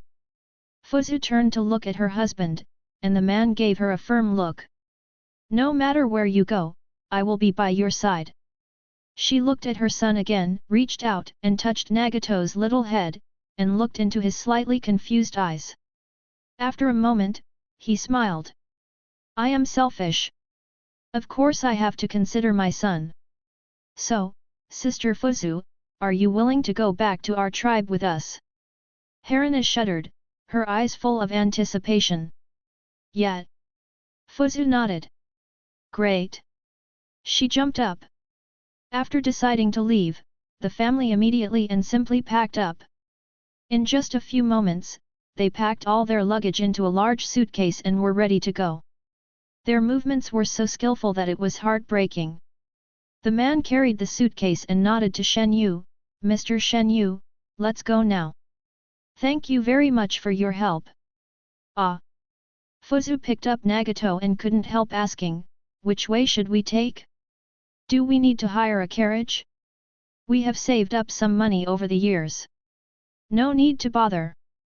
Shenyu smiled slightly, and a violent whirlwind burst out from his body, blowing everyone so hard that they could not open their eyes.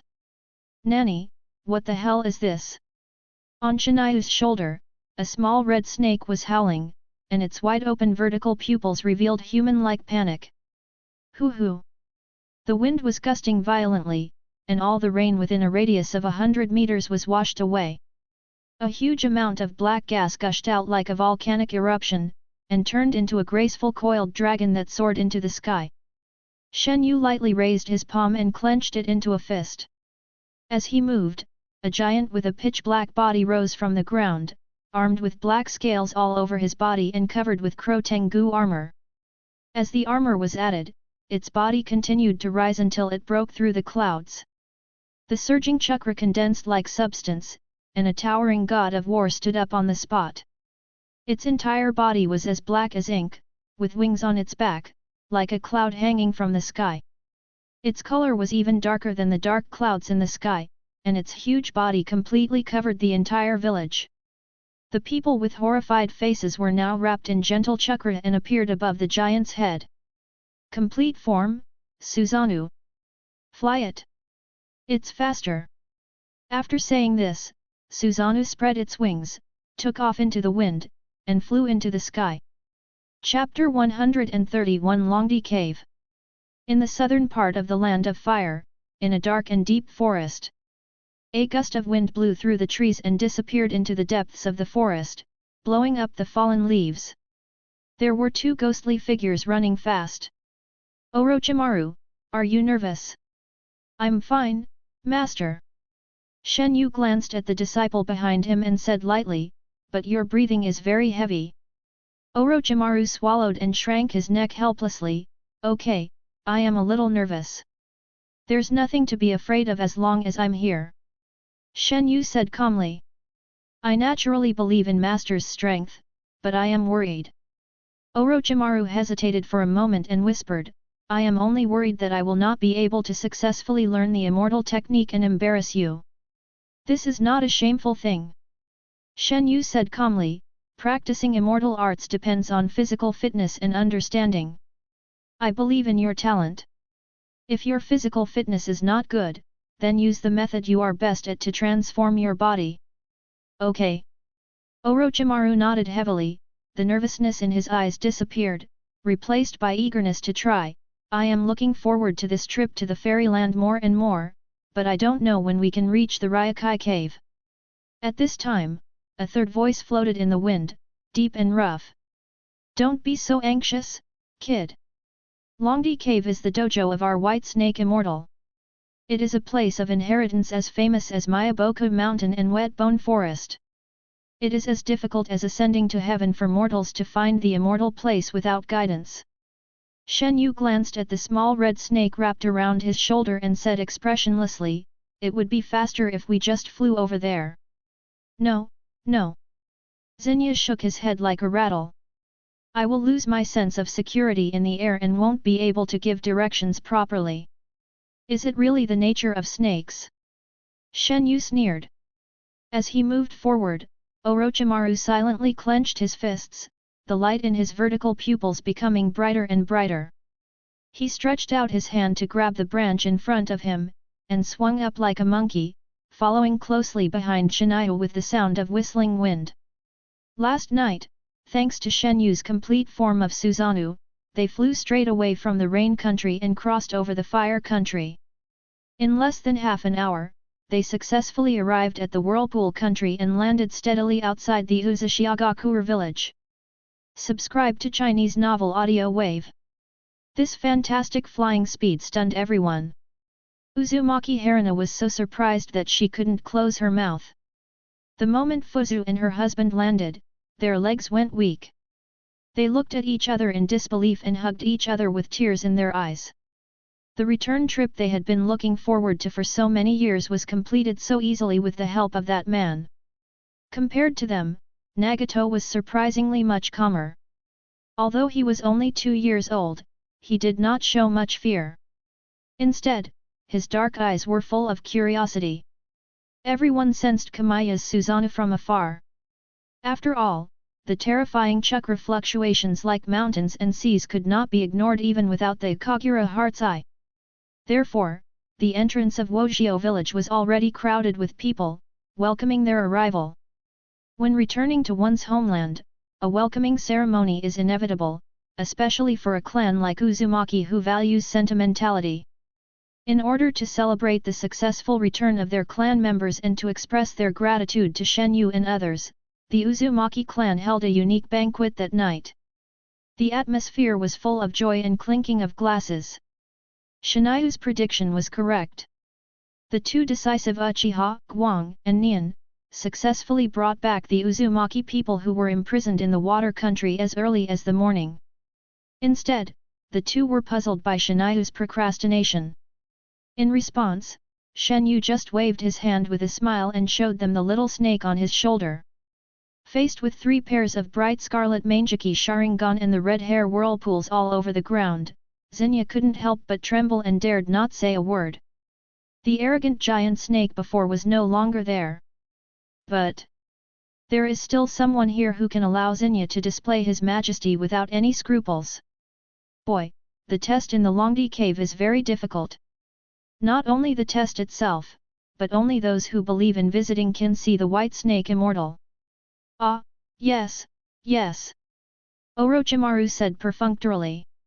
Humph, don't take it lightly. If you pass the test, I will also be proud of you. Ah, yes, yes. Xingye spat out his tongue frantically and said with bared teeth, you. Well, never mind. In order for you to pass the test smoothly, I will make an exception and reveal it to you. Please say. Humph. First of all, you need to be sincere. Only in this way can you find the dragon cave. But under my guidance, it's better not to mention this.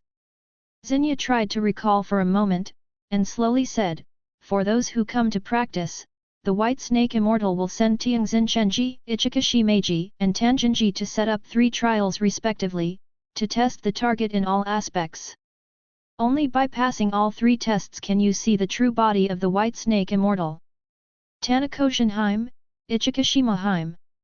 Orochimaru nodded and silently memorized these names in his heart. They are the same as me. They are all high-ranking officials of Longdi Cave. They are mainly responsible for selecting people who enter the Longdi Cave trial. If anyone fails halfway, they will be eaten directly. Having said this, Xingye subconsciously looked up, glanced at Shenyu who remained silent, and silently swallowed the second half of the sentence. Orochimaru asked softly, if I pass the test, will I be able to practice immortal arts beside the White Snake Immortal? You wish. The truth is, after you pass the test, you will face a real life and death crisis. Practicing immortal arts is an extremely dangerous thing in itself. Natural energy is not so easy to control. Xingye snorted coldly. Besides, our Longdi Cave immortal method is different from other immortal places. There is no so-called gradual progress. The process is quite overbearing. The White Snake Immortal will use her fangs to directly inject natural energy into your body. If you can bear it, she will teach you how to control the immortal mode. In case of failure, it glanced at Shenyu again and muttered, you will become a monster that is neither human nor snake, and be thrown into the dark snake pond. Interesting. Shenyu smiled slightly, I've heard that only lunatics who are bent on seeking power will come to Longdi Cave. It seems that we have become lunatics too. Xingye said nothing. Facing the ruthless man who could directly demolish the Longdi Cave, he could only silently complain in his heart. You're different. You're a monster. As the two ran forward, the fog in the forest became thicker and thicker, and before they knew it, it was all grey.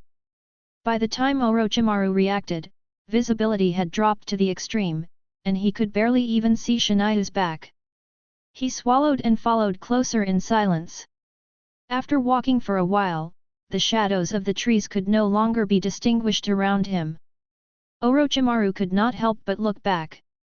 Even the road he came from was merged into the darkness. Chapter 132 The test begins. There were shadows in the woods, a cold breeze was blowing, and an eerie hissing sound was heard all around. This is the snake pond. Xingye said suddenly, spitting out his tongue. Orochimaru pursed his lips slightly, his ninja instinct made him alert, and a cold wind seemed to blow across his back. Shenyu glanced around calmly. Although the surrounding environment was dark, that was only for ordinary people. In his eyes, it was as clear as day. After evolving into the Poseidon body, his already extraordinary eyes were endowed with powerful observation capabilities.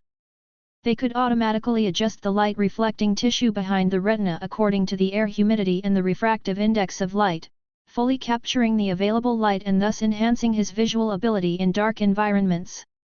This allows him to see directly into the deepest part of the trench. After transplanting Uchiha Kageme's Mangekyō Sharingan, this pair of eyes also passively adapted to similar characteristics, and even with the blessing of eternal pupil power, the observation ability is even better than before. At this moment, in Shenyu's field of vision, there were countless dark and deformed snake-shaped flesh masses surrounding him. There is no way to describe their faces with words, their facial features are distorted and deformed. The only thing in common is the snake tongues that keep spewing out of their mouths. These things are the losers who passed the test but failed to withstand the erosion of natural energy. Xinya said slowly, because it was too ugly, even Tian Xin Shenji and the others couldn't eat it, so they could only abandon it outside the Longdi cave. Over time, a snake pond was formed. I understand the logic, but what's the matter with this strong hostility? Shenyu glanced at it. Xinya sneered, this is the pathetic part of humans. Although their bodies have been corroded by natural energy and turned into monsters, most of their minds are still clear and they retain their human emotions. However, jealousy and greed have devoured their rationality. They are equally jealous of everyone who comes to Longdi Cave to practice immortal arts. Therefore, their favorite food is the corpses of those who seek immortality. Xinya raised his head. A large number of people didn't even get the qualification to pass the level, and were buried in their mouths. This is why Longdi Cave is known as the most dangerous fairyland. Instead of accepting your own failure, do you hate other people's success more? Shenyu whispered silently, with a flash of enlightenment in his eyes. Xinya glanced at Orochimaru, who was full of vigilance, and sneered, don't be afraid. With me here, these monsters can't hurt you. Before it could finish its words, it saw Shenyu slowly raise his hands. Things whose humanity has been devoured don't deserve to live in this world. In that case, let me send you to reincarnation. Shenyu spoke calmly, his cold voice like a breeze from a graveyard. Shhhhhhh. In an instant, his fingertips changed like butterflies, a residual image flashed in the air, and countless dense sounds of breaking through the air kept echoing in the deep forest, like stones falling into a mountain stream, one after another. Xinya couldn't help but squint his eyes. With the help of magic, his snake pupils could see the night as if it were day. At this moment, he could clearly see that the surroundings were covered with dense silk threads. Those silk threads are as thin as hairs, even harder to distinguish than real spider silk. Each one has a strong metallic luster and spreads in all directions like a spider web. The only source is Shenyu's hands. Die! Shenyu pulled with both hands, and the silk threads intertwined and gathered. A faint breeze blew past, bringing countless tiny cutting sounds. Then, a uniform groan was heard in the forest, and the creepy and dense hissing sound stopped abruptly, and everything was quiet. Boom! Boom! Trees fell down, fallen leaves flew everywhere, and a strong smell of blood suddenly filled every inch of the air. The deep red color soaked the earth and gathered into depressions in the fields. This. Xinya's pupils trembled and she was completely dumbfounded. It had thought that Shenyu's methods were extraordinary. After all, it had witnessed with its own eyes the complete form of Susanoo, which was like the descent of the god of war. It had a power that could destroy everything in its path and level the dragon cave. But at this moment, this power that seemed light but could cruelly kill lives in the blink of an eye made it even more afraid. Xinya shrank his neck, and at some point, even the snake body wrapped around Shenyu's arm loosened a little. Shenyu turned his head intentionally or unintentionally, glanced behind him, and a cold and arrogant smile flashed across the corner of his mouth. Under Xinya's guidance, the two continued walking inside for a while, and finally stopped in the middle of an empty forest. Okay, I can only lead you here. Ahead is the first trial that is supervised by Tian Xin Shenji. Xinya twisted his body and crawled to the ground, turned his head and looked at Shenyu deeply. I'll wait for you inside. After saying that, the red figure completely merged into the darkness and disappeared. There was heavy fog all around, and one could barely see the undulating outlines, which were the shadows of the mountains. Orochimaru took a deep breath and subconsciously took a step forward, but found that Shenyu suddenly turned around and walked in an inexplicable direction. Master! This white fog is an illusion. If you continue to move forward, you will keep going in circles, which is also known as a ghost wall. Shenyu looked calm and said, "The right path is under my feet." Orochimaru immediately followed and said hesitantly, "Master, if we do this, do you think that my helping you is unfair and does not represent your true strength?" Shenyu raised his eyebrows slightly and instantly understood his disciple's thoughts. "Ah!" Shenyu spread his hands indifferently, "This illusion is a method to test whether one's heart is sincere. For us, it is a complete waste of time and meaningless." Orochimaru then nodded heavily and followed Shenyu obediently. Sure enough, within a moment, a bright golden light appeared at the end of his vision. The two continued to move forward, and as the white mist gradually faded, a magnificent palace appeared before them. The palace is decorated with gold and jade. 3 rows of golden lanterns with the word dragon engraved on them are hung on the antique balconies. The golden light seen before was emitted from them. Although the architectural style is simple, it cannot conceal the amazing grandeur.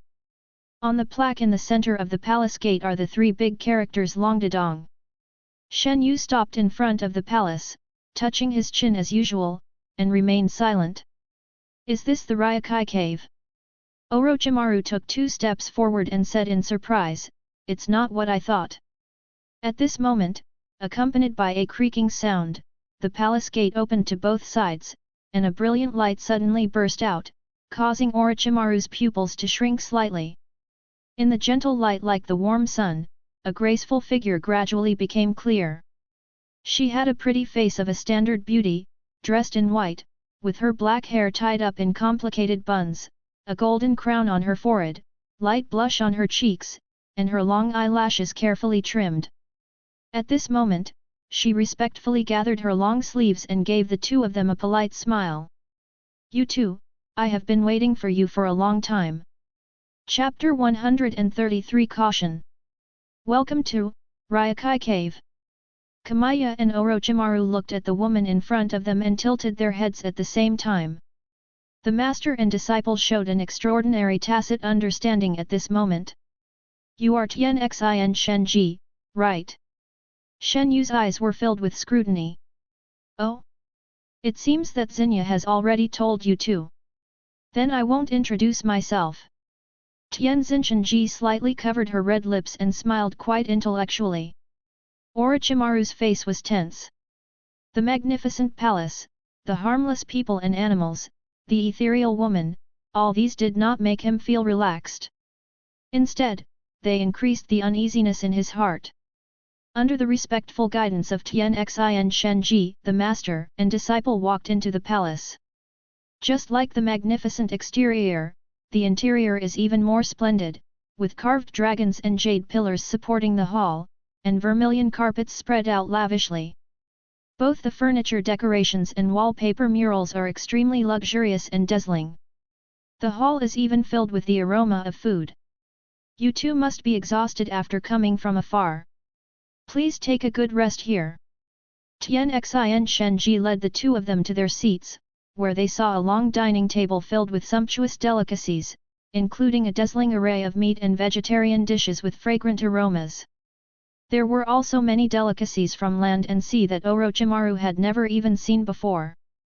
This was the source of the fragrance in the hall. Orochimaru frowned slightly and glanced at Shenyu subconsciously, but saw that his teacher looked normal and had no emotional fluctuations. "Is this, really the Dragon Cave?" Orochimaru looked up at Tien Shenji, "You knew we were coming." The other party smiled politely and pointed at the dining table, "Yes. Everything here is prepared for you too." "Xingye told you?" "No, it was the order of the White Snake Immortal." Tien Xin Shenji waved her sleeves. "Compared to him, Xingye actually told you more information about the Longdi Cave." You are right. Orochimaru's eyes were calm. In addition to your name, Xinya also told us that you are in charge of the first test of the Ryokai cave. Ah, tests and the like are only for ordinary people. Tianzin Shenji smiled softly with her hands covering her mouth. We in Longdi Cave are very welcome to you too. According to you, as long as I want, I can practice magic with the White Snake Sage anytime. Orochimaru narrowed his eyes. Yes, Lord White Snake is bathing and changing clothes in the temple deep in the Longdi Cave, and he specially ordered me to come here to entertain you too. Tianxin Shenji bowed slightly and said, when you two have eaten and rested enough, you will naturally be able to see Master White Snake. In the meantime, please enjoy your meal. Immediately, she personally served a plate of shrimps to the two of them and handed it to them. But neither Kamayan nor Orochimaru showed any intention of picking up their chopsticks. Hey? Why don't you two eat it? This is top quality food. Tianzin Shenji looked confused. Are you dissatisfied with our Longdadong's poor cooking skills? Shenyu smiled slightly but said nothing. He just sat aside with his chin propped up, looking like he was enjoying the show.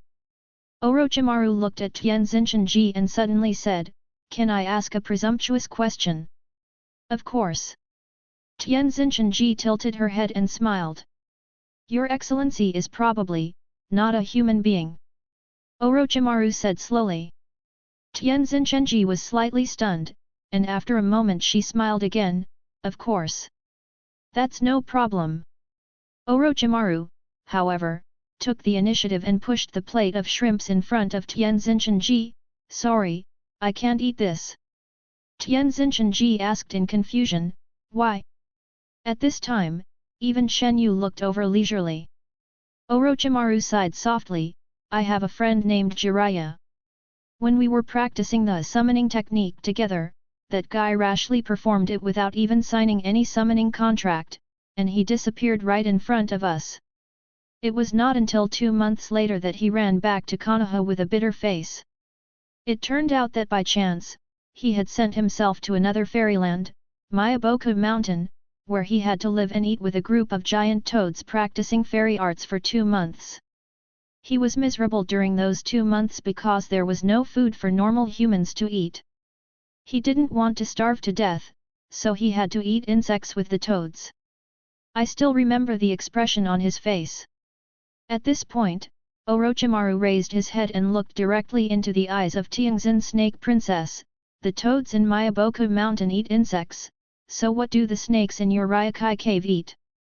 The air suddenly fell silent. Tianzin Shenji was stunned for a long time before she stopped smiling and smacked her lips. Really? Just eat the food obediently, what a cautious kid. Suddenly, that beautiful and intellectual face began to deform in an instant, with white face, fangs, eerie vertical pupils, and a weird smile on the face covered with white scales.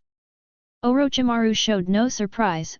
You keep saying there is no test, but in fact the test has already begun the moment we saw you.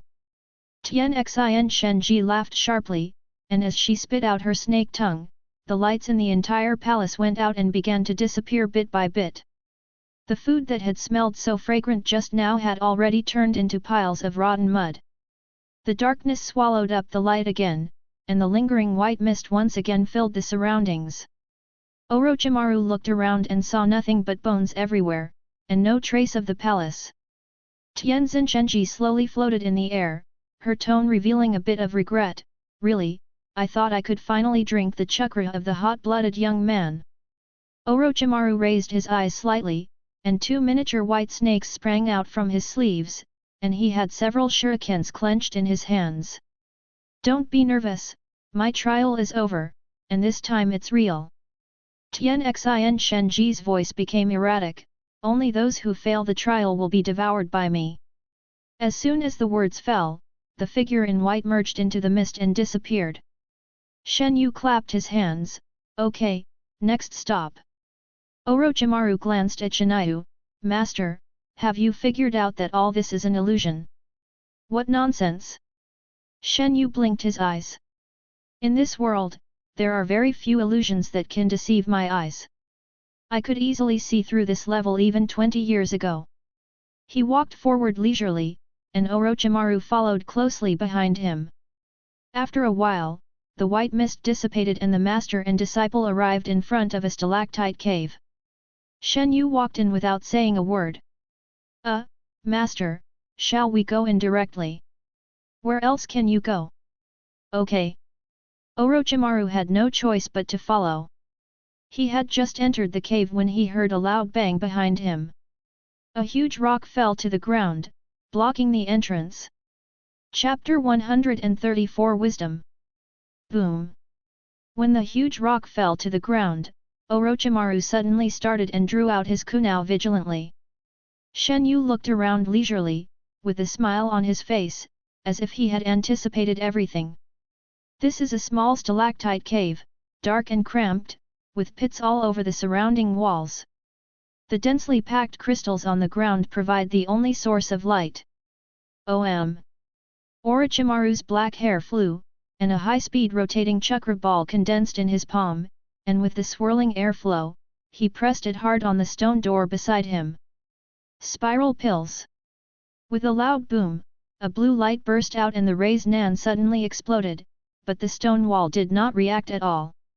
Instead, Orochimaru was blown away by the powerful reaction force. Shenyu stretched out his hand lightly and grabbed Orochimaru's collar with one finger, preventing him from falling directly against the wall. Unlike the illusion in the first level, everything in front of you is a genuine ceiling barrier. With your current means, you cannot break it, he said calmly, letting his disciple swing back and forth like a swing. His arm remained motionless. The impact force gradually dissipated, and Shenyu let go, allowing his disciple to fall to the ground. Ceiling technique. Orochimaru regained his composure, bent down to pick up a 3/7 color crystal stone, stared at its standard triangular pyramid outline, and seemed to be thinking about something. He walked to the wall and after careful observation, he discovered that the pits on the wall were not naturally generated. Although they were of different sizes and shapes, the inner walls were smooth and flat, as if inlaid with invisible geometric shapes. He looked around briefly and found a small triangular pit. He stuffed the triangular pyramid in his hand into it. The size and length were just right. Hey! You're quite smart. A woman's voice suddenly appeared in the cave. Orochimaru turned around and saw a petite figure in white. The woman was floating in the air with her legs crossed. The decorations on her body were not much different from those on Tianzinshan. The white ribbons behind her moved without wind. She had a lovely face and a pair of round almond eyes that were full of cunning. Let me introduce myself. I'm Uchiha Hime, and this is the second test leading to the Ryokai cave. Orochimaru licked his lips. If I kill you, the stone gate will open.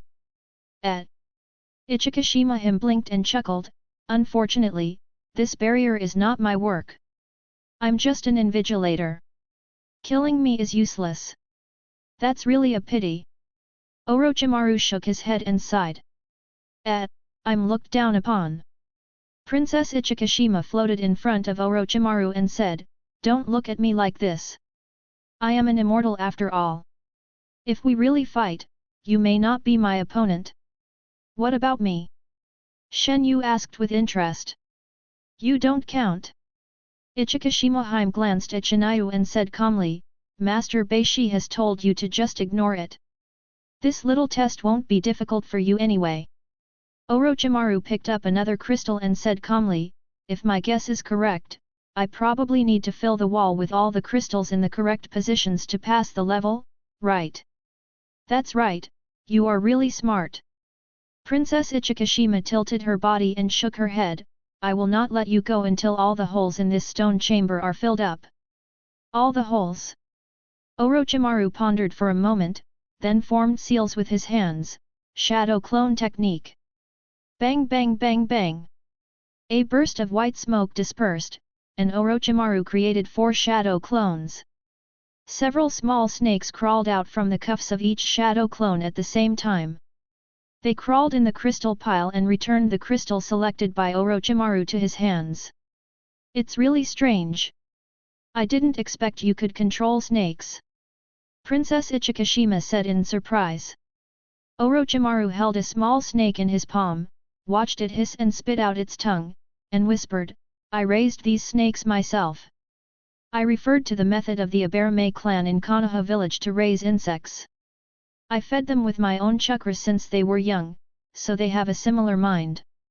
Besides, I don't like being disturbed when I'm working. Orochimaru glanced at her sideways, you keep talking to me, which will delay my progress. Princess Ichikashima sighed with regret, how cruel. Orochimaru immediately became focused, and his clones also began to act, filling the wall with suitable crystals little by little. On the way, Orochimaru encountered an L-shaped hole, but he didn't have a crystal of this shape in his hand.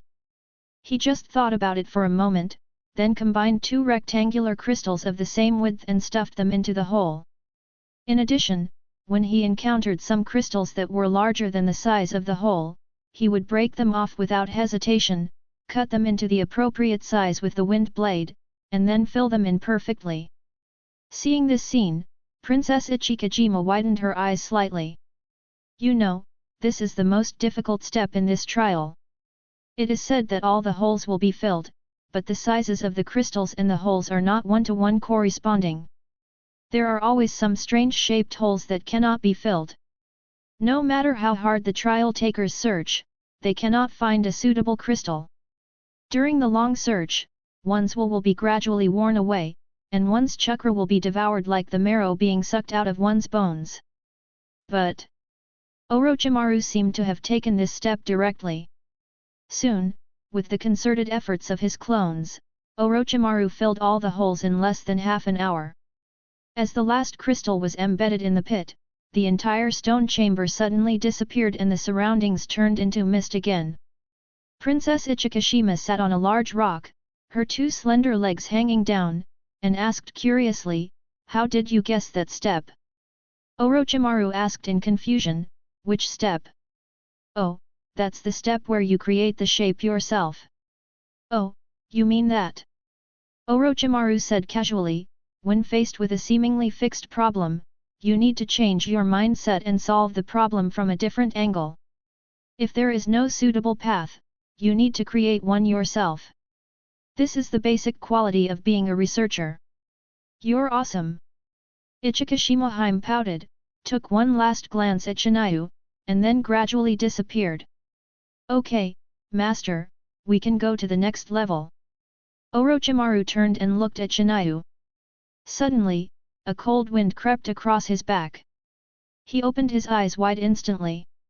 Before he could turn around, a head with a human head and a snake face approached the back of his neck silently and bit him.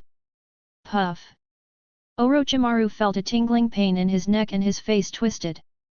Out of a ninja's subconscious instinct, he immediately raised his hand to fight back, but the opponent dodged it easily.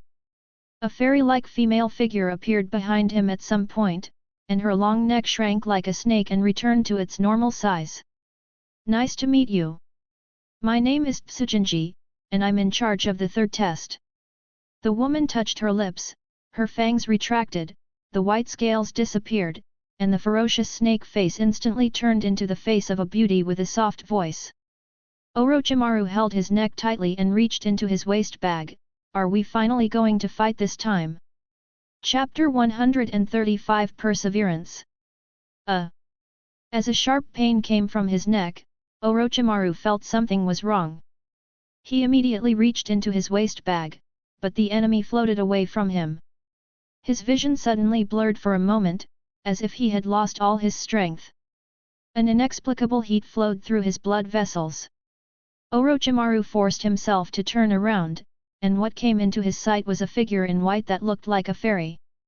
It's not easy for you to pass the test of Tianxin Shenji and others, but... Tuan Jinji said in a delicate voice, licking her red lips, unfortunately, your third test is not a battle, otherwise I would have won long ago. Orochimaru pursed his lips tightly and did not respond to Tamatsuki Himchi's words. What he took out from his waist bag was not a kunao, but a syringe filled with antidote. He calmly pulled out the needle, stabbed it into his forearm, and pushed it in decisively. As the lavender reagent entered his blood vessels, his tense face relaxed a little, with only the cold sweat on his forehead still gleaming. Because he was too focused, he didn't even notice that Tsujinji was the only one left around him, and Shenyu's figure disappeared at some point. Haha, ever since I guarded the third trial of Longdi Cave, I have used this trick to attack countless immortal seekers. They either attacked me first or got scared to death. This is the first time I have seen you deal with it this way. Princess Suzu was quietly suspended in the air, looking down at Orochimaru like a fairy, with white mist floating around her, like a dream. As for snake venom, I have quite a bit of experience with it. Orochimaru slowly stood up. If you think this will work, haha. Princess Tsujin covered her mouth and laughed softly, her bright face turning into a ferocious white-scaled snake face again. The final outcome must be, being eaten by me. I haven't achieved the eternal life I long for yet, how could I fall down here? Orochimaru took a deep breath. As the white mist filled the air, it merged with the white clothes of Princess Suzu. The breeze blew, and the sleeves of her clothes fluttered. A flame pattern appeared on the corner of her white clothes, and it curled up like a flowing cloud. The face of the person in front of her changed, and a man in a Hokage robe walked out of the mist. Eternal life? Is this why you left Konoha? Orochimaru stared blankly at the man in front of him. This familiar yet unfamiliar figure was none other than his former teacher, the third Hokage of Konoha village in the Land of Fire, Sarutobi Hiruzen. Third Hokage? How come you are here? He asked subconsciously. Isn't it teacher? Sarutobi Hiruzen snorted, Orochimaru, I always thought you were a sensible and obedient child. Now it seems that you really disappoint me. Disappointed? What qualifications do you have to be disappointed? Orochimaru regained his composure. Although you and I were once master and disciple, I don't owe you anything. Although I was born in Konoha, I have never owed Konoha anything. Sarutobi Hiruzen's face was gloomy. For your own selfish desires, you abandoned the village and your companions and became a traitor who followed Uchiha Kamiya. Isn't this depravity? Orochimaru silently clenched his fists.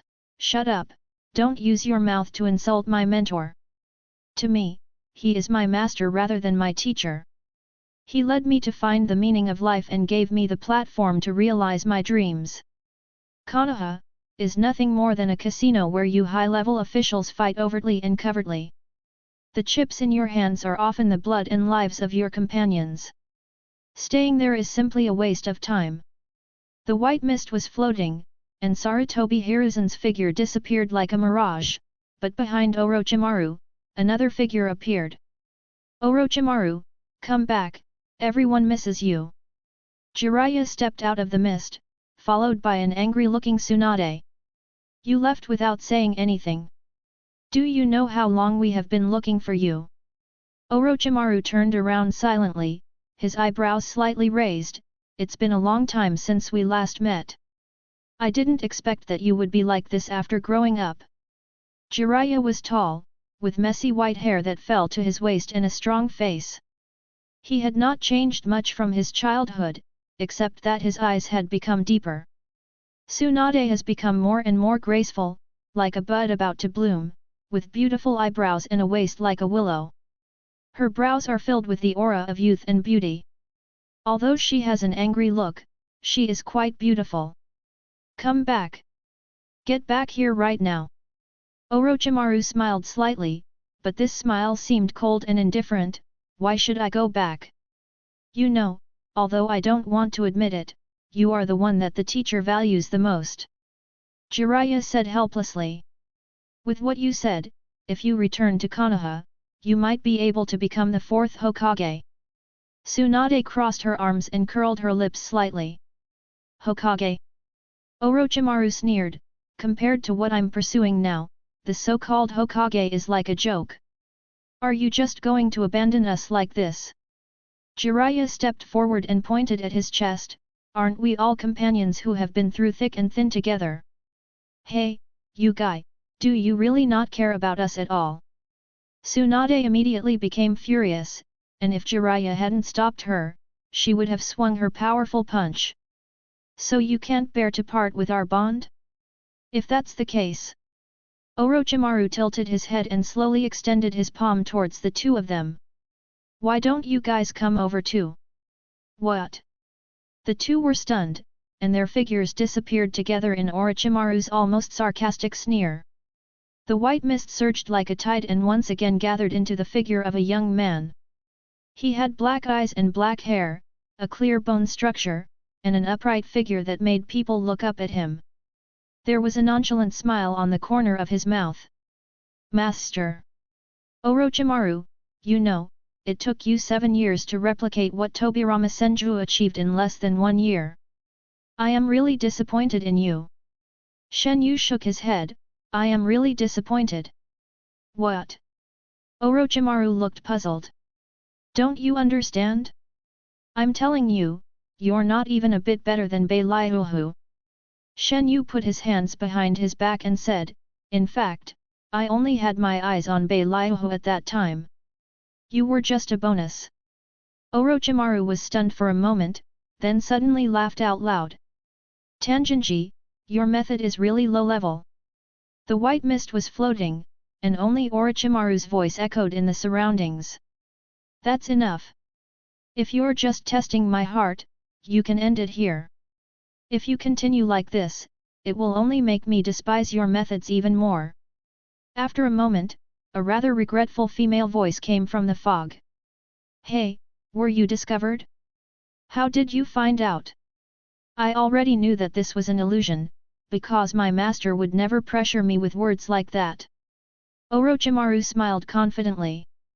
The white fog dissipated bit by bit, and the light gradually wiped out the darkness. Orochimaru suddenly found that he was standing in front of a rather quaint temple. "In front of us, there is an antique palace. Although it is not as magnificent as the palace of Tianxin Shenji in the first level, it is magnificent and gives people a more real feeling." "Hey, you're awake!" Shenyu's clear voice came from behind. Orochimaru turned around when he heard the voice and his eyes widened instantly. The arrogant Tajinji who acted domineeringly in the illusion was now being strangled by Shenyu's neck and hung in the air like a chicken, her beautiful face flushed red. "Master, what is this?" "Oh, you suddenly attacked me, probably to make me fall into the illusion as well." Shenyu smiled faintly, "Well, since you have passed the test, let her go."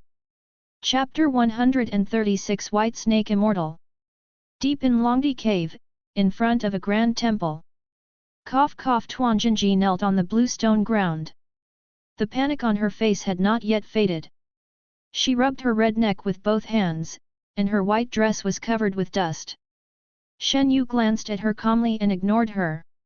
He turned to Orochimaru and said, "So, you have passed the test?" "Yes, Master." Orochimaru nodded, his eyes calm. "To be honest, the difficulty of these 3 levels is not as great as I imagined." At this time, an old-fashioned voice came from the temple.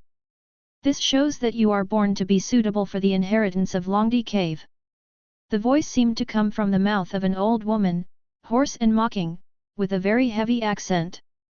Although it was low, it was extremely loud, and the air in the entire temple was vibrating slightly. Shenyu smiled slightly, took Orochimaru up the stone steps, pushed open the temple door, and walked into the temple. Princess Tsujin sniffed and stood up on her own. A breeze blew behind her and 2 graceful figures in white quietly emerged. They were none other than Princess Tanashima and Princess Ichikajima. "What a mess! Didn't Lord Whitesnake tell us not to attack him?" Little Lolita Ichikashima put her hands on her hips leisurely, looking gloating. "You really don't have a long memory." Tsujinji glared at her unhappily and said in a low voice, "I'm just curious and want to test his strength." "You'll die if you try." Princess Ichikashima floated past Princess Tsunazu and reached out to play with the ribbon on her back. But you're really lucky. I almost thought you were going to die today. Just now, Princess Suzu used her magic to merge with nature, thereby restraining all her aura and completely hiding in the fog, and simultaneously launched a surprise attack on Kamiya and Orochimaru. Orochimaru was hit as expected, but Konoha's reaction was terrifyingly fast. Not only did he instantly see through to Jinji's sneak attack, but as he dodged sideways, a large hand turned into an afterimage that was difficult to distinguish with the naked eye and tightly clamped her neck. At that moment, Princess Tsujin felt that she could hardly breathe, and all the fairy chakra in her body became stagnant. She was like a prisoner being executed by a noose, and she had no strength to resist. She could only watch the darkness devour her. The terrifying feeling of oppression was like a mountain looming over her, but this was only based on pure physical brute force. She felt that she was not facing a human being, but a bottomless abyss. Fortunately, Shenyu just gave a brief warning and then let go, without actually killing him. Otherwise, all the skills she had gained after 400 years of practice would be wasted today. Curiosity will kill the snake. Tianzin Shenji covered her face with her sleeves, looking solemn. Princess Ichikashima tilted her head, looked inside through the half-open temple door, and squinted her eyes. It seems that Xenia brought back an extraordinary person. Shenyu took the lead and stepped into the inner hall. What appeared in front of him was a broad and long staircase with a scarlet carpet on the steps. Under the dim light, there was a strange color between blood and roses. He raised his head slightly and at the end of his field of vision, he could vaguely see the outline of a huge chair. On the top, a stone sculpture of a dragon head was holding a vermilion scroll with 3 large characters Longdedong printed on it. In his perception, the most powerful soul body in the entire Longdi cave was lying on the highest seat, and its aura was so strong that it was not inferior to that of the 9-tailed fox. Orochimaru looked around and his sleeves suddenly trembled. He reached out and touched them. They were the little snakes he raised. When he walked into the inner hall, they began to tremble together. There was a rare hint of awe in his eyes. "Follow me." Shenyu said this calmly, put one hand behind his back, and disappeared from the spot the moment he took a step. He did not climb the stairs in an orderly manner. His figure turned into an afterimage, and after just a few flashes, he reached the top easily. "You are the White Snake Immortal." He looked at the huge white-scaled snake on the seat and narrowed his eyes slightly. The giant snake in front of him occupied almost his entire field of vision. Its huge body was coiled lazily on the seat, with neat white scales and eerie vertical pupils. Under its grey canvas hat was a waterfall of long orange hair. Although it had a snake body, it had a long and slender pipe as big as a telephone pole in its mouth. "Uchiha Shenyu, you." The White Snake Immortal spoke slowly, and the whole hall echoed with a gloomy voice, "You have a pair of very good eyes. Do you know me?" Shenyu asked with a smile. "I've heard of it a long time ago." The White Snake Immortal dragged out his voice, "In our long lives, the history of your human race is just a drop in the ocean. Looking back through the ages, there are not many people who can catch my eye. No matter how amazing their talents are, they are just a flash in the pan." A while ago, 2 good newcomers appeared. One is Uchiha Madara, and the other is Senju Hashirama. I can smell a strong scent of old friends in them. At this point, the White Snake Immortal turned his head slightly, staring at Shenyu with his golden lamp-like pupils, "And both of them have a close relationship with you. One was your guide, and the other died indirectly at your hands. What do you think? Should I remember your name?" Shenyu was quite surprised and said softly, "I never thought that you, who lives in seclusion, would know about me." "Hee hee." The White Snake Immortal let out a creepy laugh, long and piercing, "I am an immortal, and my snake descendants are all over the ninja world. Everything that happens in this world will be heard by me." Shenyu's heart moved, and he thought of the cat house for some reason. "I have a spiritual beast named Poka the cat." The White Snake Immortal smiled slightly, and a huge amount of thick smoke floated out of his pipe. A greedy junior, as the only ninja cat who masters fairy arts in the cat house, it is not easy for him to survive from that era to the present. A glimmer of understanding flashed across Shenyu's eyes. These ninja beasts who mastered fairy arts really knew each other's background. Suddenly, he caught a key point: how long has Poka lived? The White Snake Immortal said, it has been more than 600 years since it became famous. It is this big. Shenyu widened his eyes slightly. It was really hard to imagine that this rather unremarkable and seemingly unserious blue cat had actually lived for more than 600 years. There's nothing strange about this. The White Snake Immortal said calmly, the lifespan of animals is weaker than that of humans. The lifespan of ordinary ninja beasts is equal to that of humans. Ninja beasts that can master immortal arts can live for many years. Can practicing immortal arts prolong your life? Shenyu raised his eyebrows. It seemed that this old antique in front of him still possessed a lot of information that he didn't know. During the conversation, Orochimaru finally ran up and stood obediently behind Shenyu. Chapter 137, Immortal Method? Is it really the right path? Sitting on the huge seat, the White Snake Sage lowered his head slightly and cast a scrutinizing gaze over Orochimaru. Orochimaru did not avoid the gaze, but instead looked up and met the pair of huge lantern-like eyes, his pair of golden vertical pupils glowing strangely. You have a good eye, but whether you can be considered a good embryo depends on whether you can survive this last hurdle. The White Snake Immortal held the pipe in his mouth and puffed out smoke.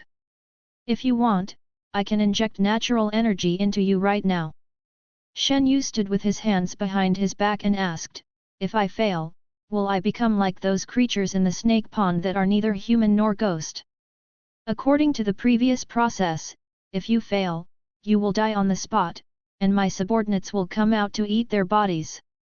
The ones in the snake pond are just defective products that even they despise. Shenyu touched his chin, thinking about something. He always believed that the magic practiced by the ninjas in the ninja world might not be the right path. Chakra, tracing back to its origin, the source of this special energy comes from the fruit of the sacred tree. Part of the origin of the fruit of the sacred tree comes from the Otsutsuki clan in outer space. This does not mean that the energy of the Otsutsuki is stronger than chakra. After the sacred tree absorbed the special energy of this planet, the fruit produced naturally has the advantages of both energies. This so-called special energy is natural energy. Ever since Princess Otsutsuki Kagaya swallowed the fruit, her son, the Sage of Six Paths, founded the ninja sect and spread the knowledge to the world. Therefore, Princess Otsutsuki Kagaya is called the ancestor of chakra. After this, the ninjas' genes were changed, and as long as they practiced correctly, they could gain strength from within and refine their own chakra. Ordinary chakra is a special energy obtained by the perfect fusion of physical energy and spiritual energy in a 1:1 ratio. Because of the characteristics of the fruit of the sacred tree after absorbing natural energy, chakra can also be transformed into all things that are born and raised by nature, such as yin and yang and the 5 elements, which is the so-called ninjutsu. This is a wonderful connection between man and nature. To develop senjutsu chakra, the ninja needs to extract power from the outside at the same time. On the basis of physical energy and spiritual energy, absorb natural energy, and the 3 are integrated again in a 1:1:1 manner. To maintain the balance of the 3 chakras, 1/3 of each is required to activate. If it exceeds 1/3, it will be swallowed by the power of nature. If it is less than 1/3, the fairy chakra cannot be extracted. When the body, mind, and nature, that is, essence, spirit and energy are combined into one, you can enter the sage mode. Every move you make carries the majestic power of nature. Even with the blessing of sage chakra, the ninjutsu you release is incredibly powerful. Ninjutsu that consumes senjutsu chakra is called senjutsu. Logically speaking, everyone in this world who possesses chakra has the qualifications to practice immortal arts. But what is strange is that humans, who are the leaders of all living things, actually have to turn to ninja beasts to seek ways to practice fairy arts. Maybe others think this is normal, but for Shenyu, who is a reincarnated person, it is too strange. In his eyes, this kind of natural energy that circulates throughout the heaven and earth and is majestic and rich is exactly the spiritual energy of heaven and earth in the world of immortals and heroes. Living beings breathe in spiritual energy from heaven and earth, store it in their bodies, gradually improve their physical fitness, and build the foundation of the Tao. This method of cultivation coincides with the ninja's idea of extracting fairy chakra. From another perspective, this is completely like the immortal cultivators leaving the good human skills behind and running to the mountains to seek the way to immortality from those big monsters. Is this right? Because of the different physiques, the cultivation methods of the demon race are not suitable for humans. Most humans who force themselves to practice the demon race's techniques will die, and those who are lucky enough to survive will also show some signs of demonization. Referring to the immortal method of Myaboku Mountain, after practicing, the pupils will become horizontal pupils like a toad, and Jiraiya's hands and feet in the original time and space will also become wider and grow frog-webbed feet. Isn't this a manifestation of demonization? Shenyu shook his head. With this idea in mind, even if he had enough time, he would rather learn the sealing technique, which he knew nothing about, than practice the immortal technique. It's not because Poke's asking price is too high. If you rashly practice Poke's magic, you might grow a furry tail and animal ears on your head, right? It seemed that he brought Orochimaru to the Ryokai cave this time to complete Shinga's test, but in fact, he also wanted to observe the practice process of the ninja world's fairy arts from the perspective of a bystander. Natural energy is mysterious and infinite. It is the original power of this planet. It can ignore yin-yang escape and cause damage to the six paths level and even the bloodline network. If there is really a chance, Shenyu does not want to miss it. After all, judging from Murashiki's few words, what he will face in the future are piles of Otsutsuki.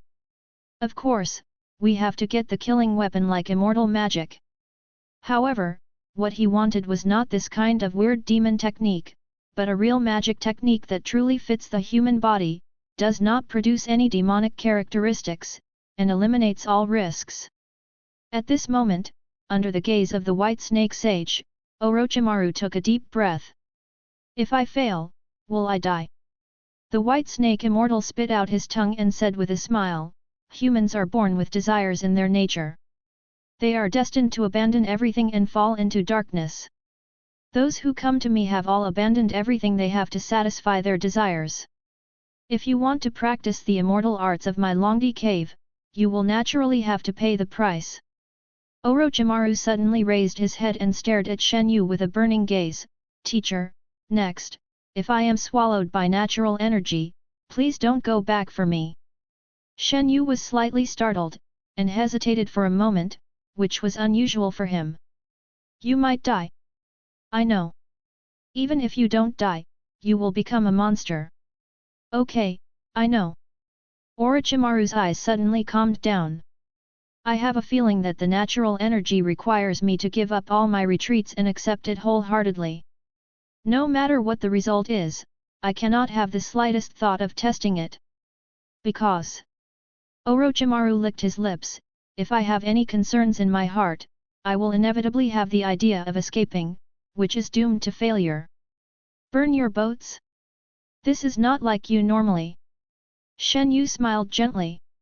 Everyone thinks that if an experiment wants to succeed, it must be based on a lot of scientific calculations and result analysis, but in fact, at the end of scientific experience, what is needed is the courage to go all out. Orochimaru raised his head slightly, I'm ready. Gilyalu. The White Snake Immortal rolled his eyes and lowered his huge snake head at the same time, and his huge figure completely covered Orochimaru. Chapter 138 Erosion of Natural Energy. Here we go. In the temple at the deepest part of Ryokai Cave, the White Snake Immortal moved his huge body and slowly climbed down from his seat, and his shadow completely covered Orochimaru's tiny figure. She opened her mouth wide, her sharp fangs emitting a blinding blue glow in the light, and she moved closer and closer to Orochimaru's body. Orochimaru took a deep breath, his face tense, but he did not close his eyes. Instead, he looked up at the other person's head with a burning gaze. From Shenyu's perspective, this scene was quite terrifying. The white snake immortal opened his bloody mouth, revealing his hideous fangs, as if he wanted to swallow him whole into his stomach. Looking at Orochimaru, who had not retreated even a single step, Shenyu nodded with satisfaction. Well, he remained calm in the face of danger, worthy of being his disciple. But what he didn't know was that Orochimaru's face was now pale, and his pupils were trembling as he looked at the huge fangs that were getting closer and closer. The white snake immortal is huge, and the fangs alone are as big as an adult. If this thing were inserted into the body, even without the injection of natural energy, the person would die, right? Just as Orochimaru was thinking rapidly, the white snake sage actually shrank its body size on his own initiative. The snake's head suddenly shrank, white scales all over its body squirmed, and even its flesh and blood shrank inch by inch. Finally, it turned into a short old woman with a grey scarf in front of the two of them. The old woman floated lightly in front of Orochimaru, her fangs visible from her open mouth, and the width of her mouth was so wide that it stretched out all the wrinkles on her face. Pfft! Even as Orochimaru's heart was pounding, the old woman had already sunk her fangs into his neck. Orochimaru was stunned. To be honest, it didn't hurt as much as he had imagined. Instead, it was much gentler than when Princess Suzuki attacked him. Immediately afterwards, a light and natural breath flowed into his blood vessels along the snake's fangs. It felt like being gently blown by a breeze, and Orochimaru couldn't help but shiver. The white snake immortal opened his mouth, stepped back with a smile, and fell back into his seat. Is this the end? Orochimaru was a little confused. However, Shenyu, who had been observing silently, frowned slightly. In his perception, the seemingly gentle breath actually contained extremely violent energy. If it was not disturbed, it would naturally be as quiet as a distant mountain, motionless. But once it broke out, it would be like a storm passing through, like a huge wave destroying a boat. It was definitely not something that ordinary people could control. At this moment, this natural energy, wrapped in the chakra of the white snake sage, began to flow along Orochimaru's meridians. Although it was slow, it was rapidly breaking away from the medium of the white snake sage's chakra and gradually and truly merging into Orochimaru's body. Subscribe to Chinese Novel Audio Wave. In just a moment, Orochimaru's expression changed. Pure natural energy invaded his cells and his body trembled. He fell to his knees uncontrollably, gasping for breath, cold sweat pouring out of every pore of his body. It is a very strange feeling. If I have to describe it, it is not pain, but an inexplicable sense of dissociation, as if I have lost control of my body. He had no feeling in his hands and feet, and even his ears and eyes were not his own. He opened his mouth wide and his long tongue hung down. He could clearly see the saliva dripping uncontrollably, but it didn't feel real at all, as if he was staring at a quietly flowing stream. Soon, vision, hearing, smell, taste, touch, these basic senses are drifting away from me, being controlled by the power in my body. This was a different kind of loss of all five senses. Orochimaru could see and hear, he did not lose his senses, he just felt that they had become different. In addition to the changes in his body, his consciousness also rose and fell, as if his soul had turned into a small boat, rising and falling on the rough sea, being torn and kneaded at will. For a moment, Orochimaru couldn't even feel his own existence, and it seemed as if he was in control of everything. Shenyu's eyes were fixed on Orochimaru, and what appeared in those black jade pupils was no longer the feminine-looking young man, but a monster with a human body and a snake face. His body gradually turned pale, and fine scales slowly grew on his body, like white armor, densely packed layer upon layer, extremely creepy. The narrow eye sockets, the cold vertical pupils, the blue-black snake tongue, all these features indicate that he is being devoured by natural energy and evolving towards failure. The old woman transformed by the white snake immortal crossed her legs, watched coldly, and even blew a smoke ring. Shenyu frowned and thought. As far as he knew, if a ninja wanted to use fairy techniques, he had to enter the fairy mode. To enter the sage mode, one must first rely on oneself to see the natural energy floating between heaven and earth, and then use secret methods to absorb it with the body and store it in the chakra. In the original time and space, when Uzumaki Naruto was learning fairy arts at Myaboku Mountain, he first applied toad oil, a specialty of Myaboku Mountain, on his body surface. This could help him absorb natural energy, step by step. However, the white snake immortal skipped the step of perception and chose to directly inject natural energy into Orochimaru's body. This would certainly allow Orochimaru to come into contact with natural energy more clearly and intuitively, but it also made the danger level of this matter increase 100 times. If he fails to adapt, there will be no recovery. Compared with the training methods of Myaboku Mountain, it is indeed a bit rough and unrestrained. Watching Orochimaru gradually turning into a monster, Kanazawa suddenly understood why the sage mode was more suitable for people with extremely large amounts of chakra to practice. People with small amounts of chakra find it difficult to grasp natural energy and are easily swallowed up by natural energy, just like Orochimaru is now. Even people with huge amounts of chakra are at risk. If they are swallowed by natural energy, they will become part of nature. For example, those who failed in their training at Myaboku Mountain were turned into stone frogs, and those in Ryokai Cave were turned into monsters. Just as Shenyu was hesitating whether to take action, Orochimaru's breathing suddenly calmed down. He slowly stood up, and as he looked up, his alienated body had returned to its original appearance. The white snake immortal was amazed, took out his pipe for the first time, opened his eyes and looked at the young man below. "Well, it worked," she said softly. Shenyu flashed in front of Orochimaru and put his hand on his head. After some inspection, he exclaimed "Ha!" in surprise. Those natural energies actually disappeared. The white snake immortal smiled and said, "Born in nature, nature must return to nature. This is the law of cycle." Orochimaru showed a look of having survived a disaster. Did I really succeed?" The white snake immortal said leisurely, "The operation just now was actually just to test whether you have the potential to perfectly integrate with natural energy. The body, mind, and natural energy only need to achieve a momentary balance, and that will be enough." Shenyu patted his disciple on the shoulder and said, "Work hard. For the next period of time, you will stay with the white snake immortal and learn the immortal arts." "Master, what about you?" "Well, do you want to practice fairy arts?" Orochimaru nodded. "If it's you, it can definitely be possible." Shenyu shook his head slightly and said meaningfully, "Let me watch you practice it first." Chapter 139 Perfect Immortal Mode. In the 36th year of Konoha, deep in the Ryokai Cave. Inside the temple hall, beneath the seat of the white snake immortal, a young man sat cross-legged, as calm as still water. He was shirtless, with an expression of neither joy nor sadness, like an old monk in meditation. His pale skin made him look a little thin, and his black hair fell naturally, swaying slightly with the blue-green Magatama earrings.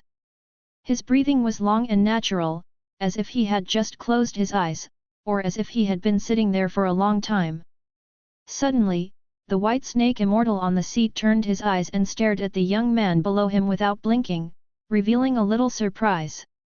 The young man's eyelids trembled slightly, and he opened his eyes slightly. His amber vertical pupils had become crystal clear, as if a layer of water film covered his pupils. His physical appearance also changed greatly. His originally long black hair turned as pale as snow, his skin was covered with a seemingly thin layer of white scales, there was a hint of purple in the corners of his eyes, and the color of the eyeshadow extending to the wings of his nose became darker. The most striking thing is his forehead. The originally flat center of his eyebrows now had a sharp bone horn growing out of it. It was lead black in color, yet it did not look out of place at all. "Is this Sage mode.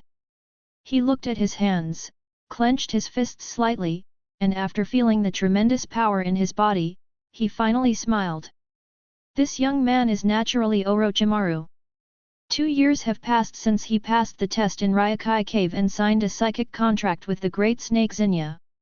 During this period, he always followed the arrangements of his master and stayed with the White Snake Immortal to practice magic. After a period of hard training, he finally achieved what the White Snake Immortal called the perfect immortal mode. Among the humans I have seen, you are not the first one to succeed in cultivation, nor are you the fastest to do so. The White Snake Immortal spoke, and the powerful sound pressure made the air tremble. But, you are the one who has the most success I have ever seen. Beside her, another giant snake also moved. It was red all over, with scales on its neck. It was the big snake Xenia. As expected of you who signed a spiritual contract with me, I am very pleased that you have made it this far. Haha, that's not what you said 2 years ago. Xenia slowly lowered his huge head. Sitting on top of his head was a handsome man with black eyes and black hair. The White Snake Immortal turned his head slightly, looked at the thoughtful man, and chuckled. Sir Shenyu, how do you think of my immortal method of Longdi Cave? Shenyu touched his chin, and the red spiritual pattern on his forehead flickered like breathing. Perfectly blend chakra with natural energy, and at the same time communicate with the heaven and earth, so that the new chakra and the natural energy of the outside world will constantly resonate and form a cycle, so as to maintain the sage mode all the time. That's right. The White Snake Immortal blew out a puff of smoke and said in a thick accent, in fact, the sage mode is also divided into 3 levels, upper, middle, and lower. It can temporarily harness natural energy, refine part of the body's chakra into senjutsu chakra, and exert its power. It must rely on the assistance of summoned beasts to maintain this state. This is the lowest level of sage mode, and it can only be maintained for a short time. The chakra of the whole body is integrated with the natural energy. The more chakra is used, the more it is consumed. This is considered to be an average level. The disadvantage is that in order to enter the sage mode, it must be charged for a long time to sense and absorb natural energy. Breathing in and out, merging the mind with the heaven and earth, allowing the absorption and storage of natural energy to form a natural reaction. Natural energy exists in the body at all times. This is the best, or perfect sage mode. At this stage, you can abandon the disadvantage of needing to charge in advance. As long as your body is in good condition, you can enter sage mode anytime and anywhere. Shenyu nodded slightly. These were the stages that Orochimaru had experienced before, and he had seen them all. After all, he had come to Ryokai Cave every once in a while in the past 2 years, so he was well aware of the changes in Orochimaru's training stages. But, I have to say, this cannot be called perfect. The White Snake Immortal changed the subject, his narrowed pupils filled with longing. At this stage of my life, I have achieved the best resonance of natural energy, but I am still stuck at a bottleneck. It seems that there is a hidden shackle that has blocked the upper limit of my further advancement. If I can break through that layer of shackles, my Longdidong's magic will definitely become stronger. Sooner or later, I will shed my snakeskin and sublimate into a dragon. Yet. Shenyu agreed, admitting that Longdi Cave's magic did have some tricks.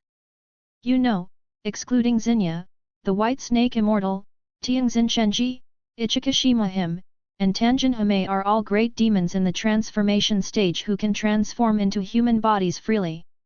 From another perspective, they are all great demons in the transformation stage. This makes it difficult for the toads in Miyaboku Mountain to achieve. Although that toad ball lived for many years and had a long lifespan, it was still a toad at the end of its training. The White Snake Immortal was somewhat pleased with himself, and glanced at Orochimaru below him. His aura now is more than 10 times stronger than it was 2 years ago. I'm sure that among the cage-level warriors among you humans, he is considered to be among the best. Shenyu showed a thoughtful look and said calmly, whether it is strong or not, You have to try it to know. As soon as he finished speaking, he took a step forward and instantly appeared next to Orochimaru. Only a residual shadow remained that slowly dissipated. Master! Yet! Shenyu patted Orochimaru's shoulder. Just by the touch from his fingertips, he could tell that the layer of smooth and delicate snake scales must be extremely strong. He smiled softly and said to his apprentice, "Use all your strength to attack me." What? Orochimaru was slightly startled, suspecting that he had heard it wrong. Shenyu said earnestly, "Fight with me, so that I can judge your current strength." So that's how it is. Orochimaru understood immediately, and the expression on his face became eager to try. The master was evaluating his current value. Let's start with taijutsu first. It is good. The moment these words came out of his mouth, Orochimaru suddenly attacked. His arm was like a spirit snake, leaving a winding and twisting white shadow in the air, and his fingertips pierced Shenyu's eyes. The air vibrated violently. This simple move actually broke the sound barrier. Orochimaru knew clearly that when fighting with his master, he must be prepared to kill his opponent, and that only by unleashing all his strength would that be the right approach. Snapped! The fingertips suddenly stopped in front of Shenyu's eyes, and a big hand firmly grasped Orochimaru's wrist, cutting off the attack, and all kinetic energy was instantly reduced to zero. Both the speed and strength are good. Shenyu commented casually.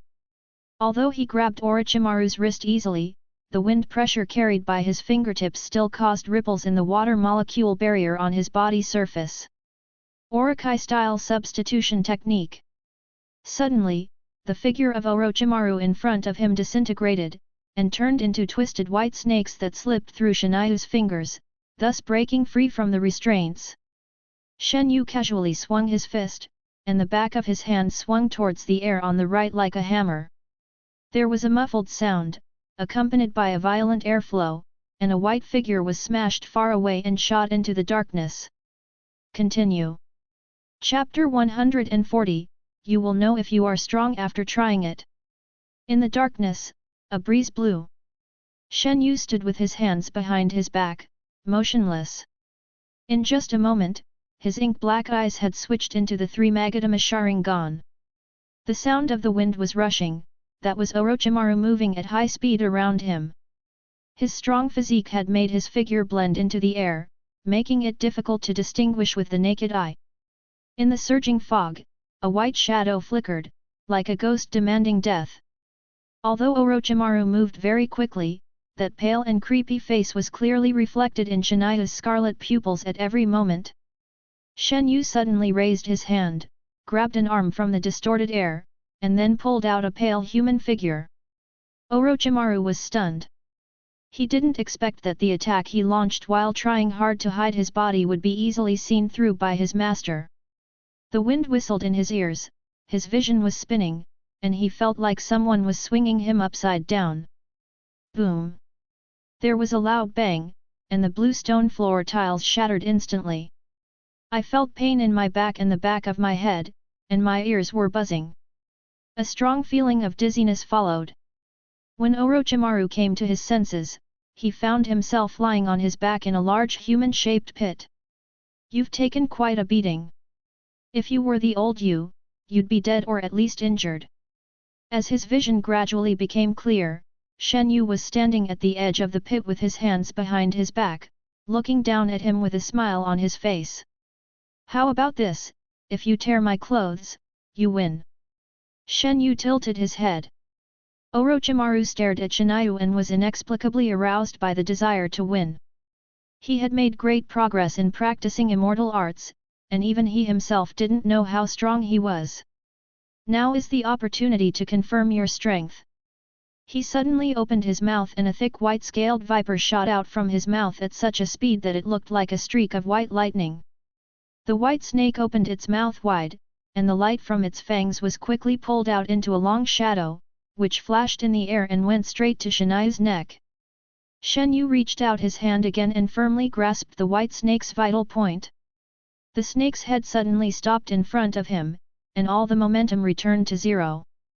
Suddenly, the white snake opened its mouth again and a figure rushed out at an even faster speed.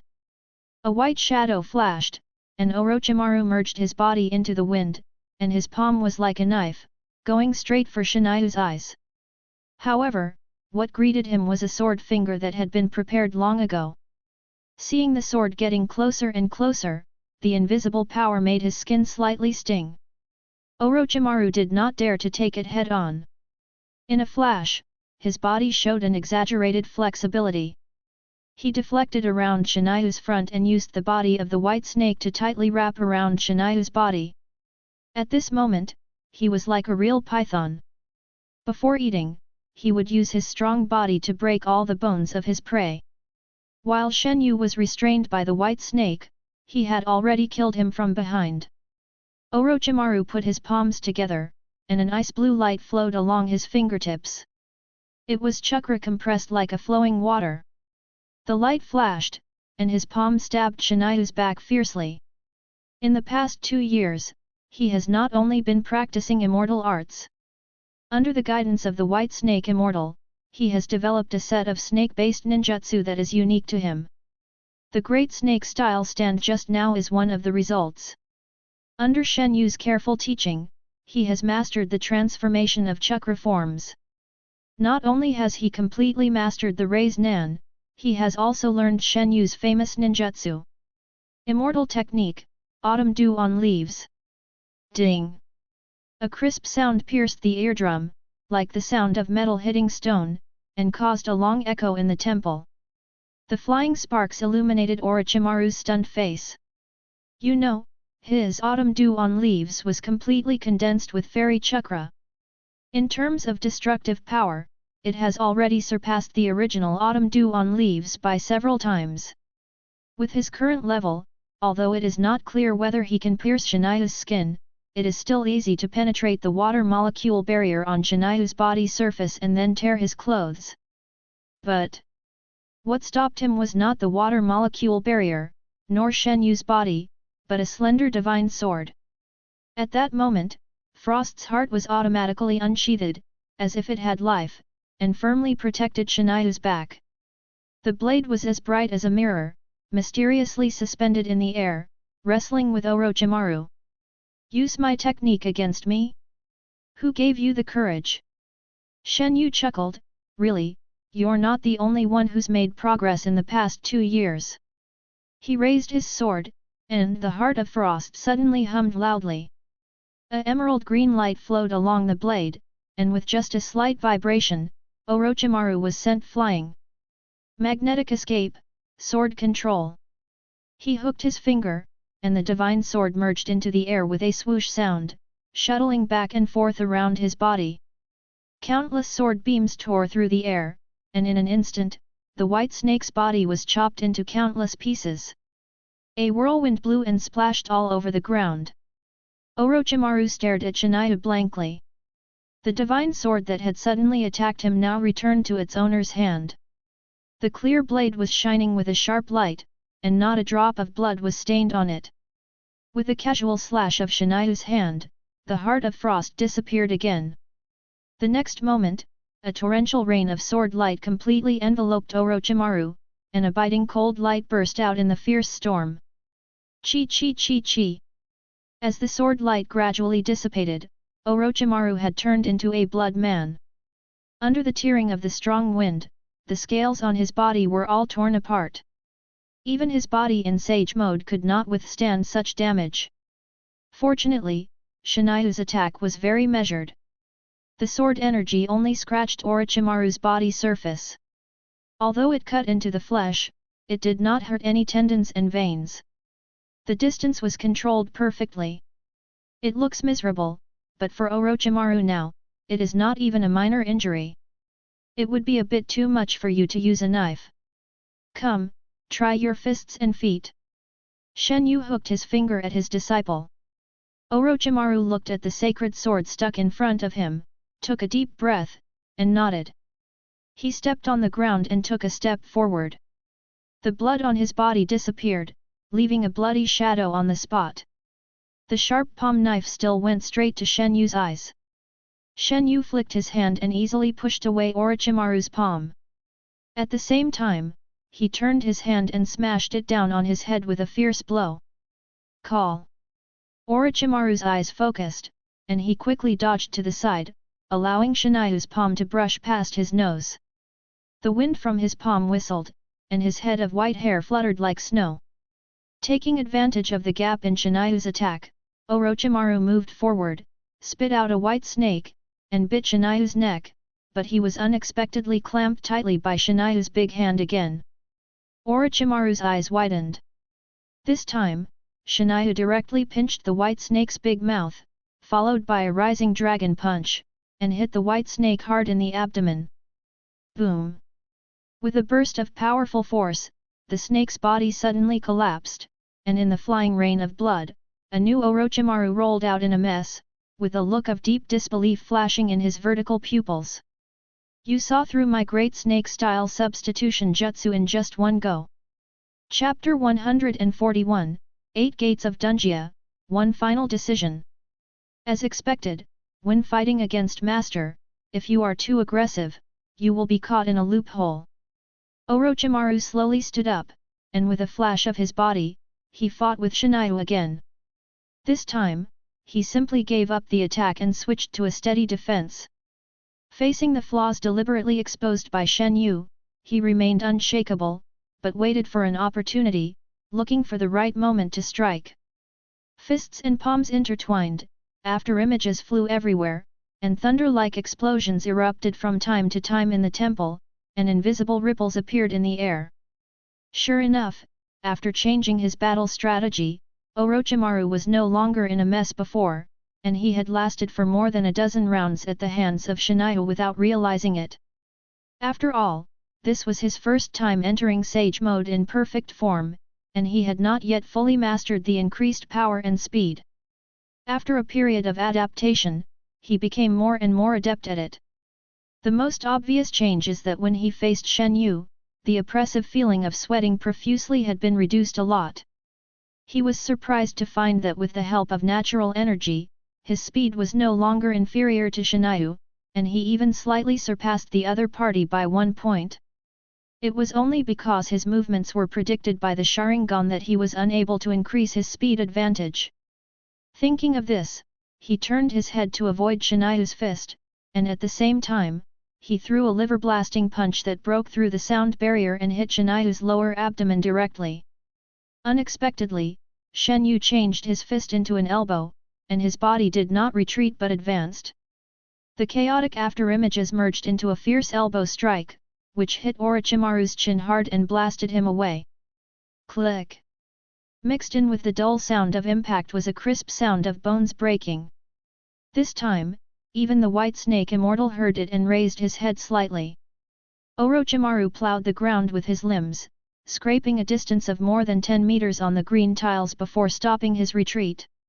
He shook his head to get rid of the dizziness, and when he looked up again, he found that his jaw had been dislocated and was hanging down with the hook attached. However, there was no panic in his eyes. Instead, he calmly pushed his chin back and showed a triumphant smile. This is exactly the route he takes to temporarily escape from the battle. If he wants to counter the master's physical skills, he must first target his eyes. Otherwise, in front of those eyes that can predict all movements, he has no chance of winning. He clasped his hands together, took a long breath, and puffed up his cheeks. Immortal technique, the technique of Beiji. In an instant, a huge amount of red light spewed out. It was a red dragon with twisted long beard and a black bead in its claws. It flew to the top of Shenyu's head in just a moment. This is... Shenyu stared at the red dragon, an idea suddenly appeared in his mind, and he closed his eyes. The red light twisted, it was the red dragon spinning madly around the black bead, like a crimson tide. When all the red light was immersed in the black bead, a clear buzzing sound resounded throughout the temple. OM! At that moment, a huge amount of light burst out from the round bead, illuminating the dark Longdi cave, as if a small sun had fallen from the sky, and even every detail of the stone wall was clearly visible. Not only that, in addition to the light that can blind the eyes, there are also strong sound waves surging in all directions, which can almost tear a person's eardrums. Under the vibration of the sound waves, the air twisted and trembled as if it was burning, and even people's bodies resonated with it, making it difficult to move. The immortal technique, white excitation technique. This is a magic technique that uses strong light and sound to block vision and hearing under the resonance of natural energy, and then uses air vibrations to paralyze the senses and block the opponent's actions. In this environment of bright light and loud noise, if you open your eyelids even a little, your eyes will be blinded in an instant. Shenyu closed his eyes, but did not cover his ears immediately. Although the vibration is strong, it is far less than the pressure under the deep sea 10,000 meters. Relying on the strong head and body of the sea god body, he can withstand the damage of sound waves and move freely. In fact, this level of fluctuation had little impact on him. The real trouble was the strong light that penetrated everywhere. At this moment, a figure flashed by and raised his hand to attack Shenyu's back. Shenyu turned suddenly and kicked the target, but Orochimaru used the momentum to retreat and threw out several explosive kunai. The speed was so fast that only a flash of fire could be seen blending into the air. When it shot in front of Shenyu, the detonating talisman was already burning fiercely. Orochimaru stared at Shenyu with a look of expectation. After entering the sage mode, an extra layer of snake cornea appeared outside his eyelids, which could shield his vision from the influence of strong light, and his sage-like body could also respond to sounds and vibrations with ease. Therefore, this white stimulus technique allowed him to instantly create a field advantage. He knew in his heart that this level of restriction could not block his master's actions, nor could it disrupt the opponent's chakra flow, but it could block Shenyu's eyes. Although Shenyu's perception ability is also very strong, it is impossible to keep up with his speed by perception alone. Amid the piercing sound waves, Shenyu's lips moved, and the next moment, along with the surging airflow, the whole person disappeared out of thin air. By the time Orochimaru reacted, someone had already grabbed his neck from behind and lifted him up. Although he was in a hurry, he still understood Shenyu's lip language. Second rest gate, open. The next moment, with a huge force hitting him, his vision suddenly changed. With a layer of milky white air waves exploding, he was thrown to the ground by Shenyu and fell in front of his detonating talisman. Boom! Visible to the naked eye, a layer of blazing flames enveloped Orochimaru's body, which then exploded with a loud bang.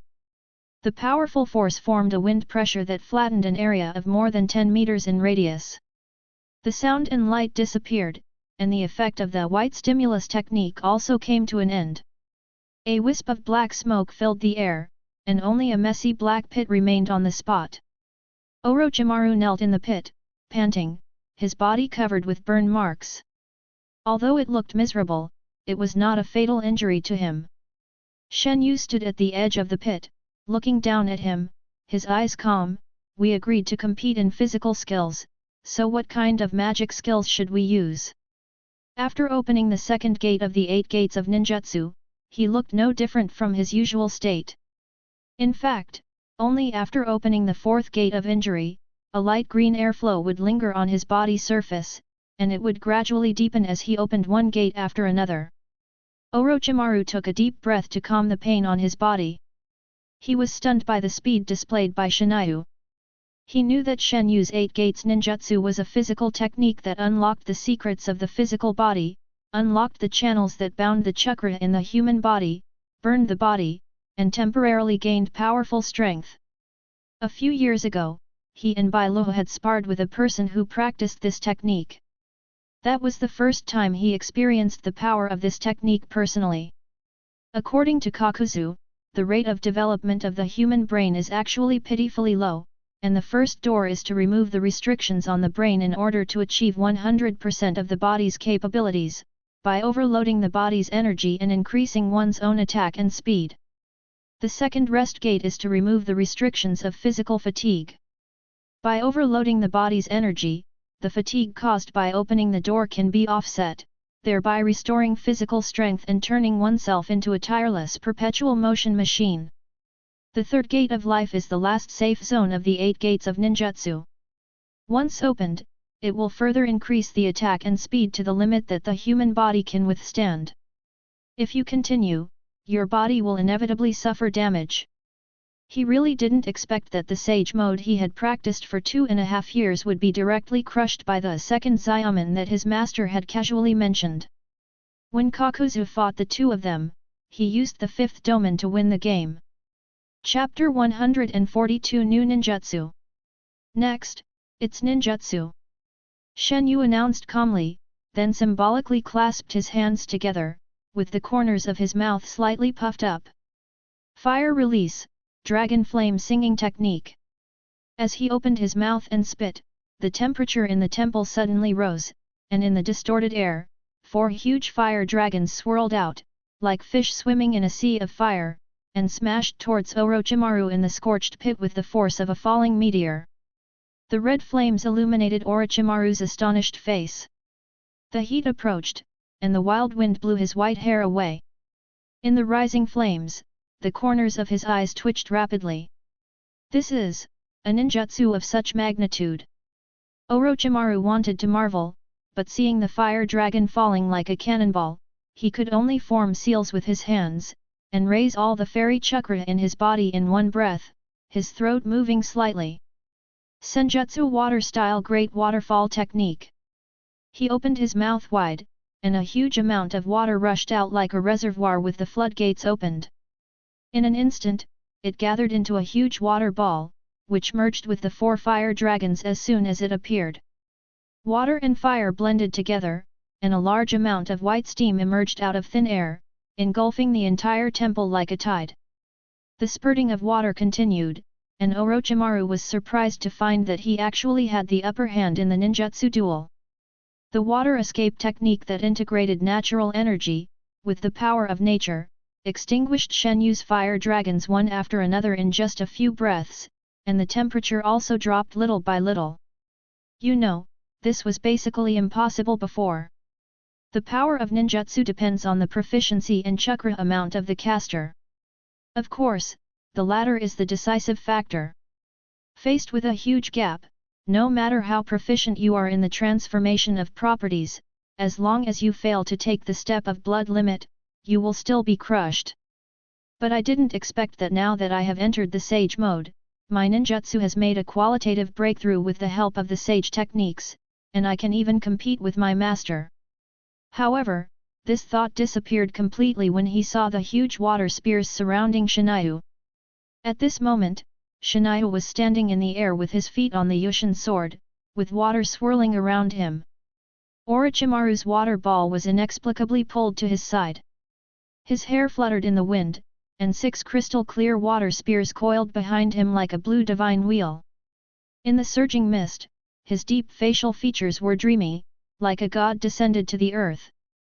Is this the water escape technique that has been fused with immortal techniques? Shenyu stretched out his palm, and a water spear automatically flew to his palm. He closed his eyes slightly, feeling the tremendous power of the spear, and then opened his eyes. A hint of disdain flashed through his scarlet jade pupils. This power is meager. He raised his hand and waved it. The 6 water spears stopped at the same time, then turned their spearheads and instantly sank into the air. 6 milky white sound cones vibrated in unison and bloomed like flowers behind him.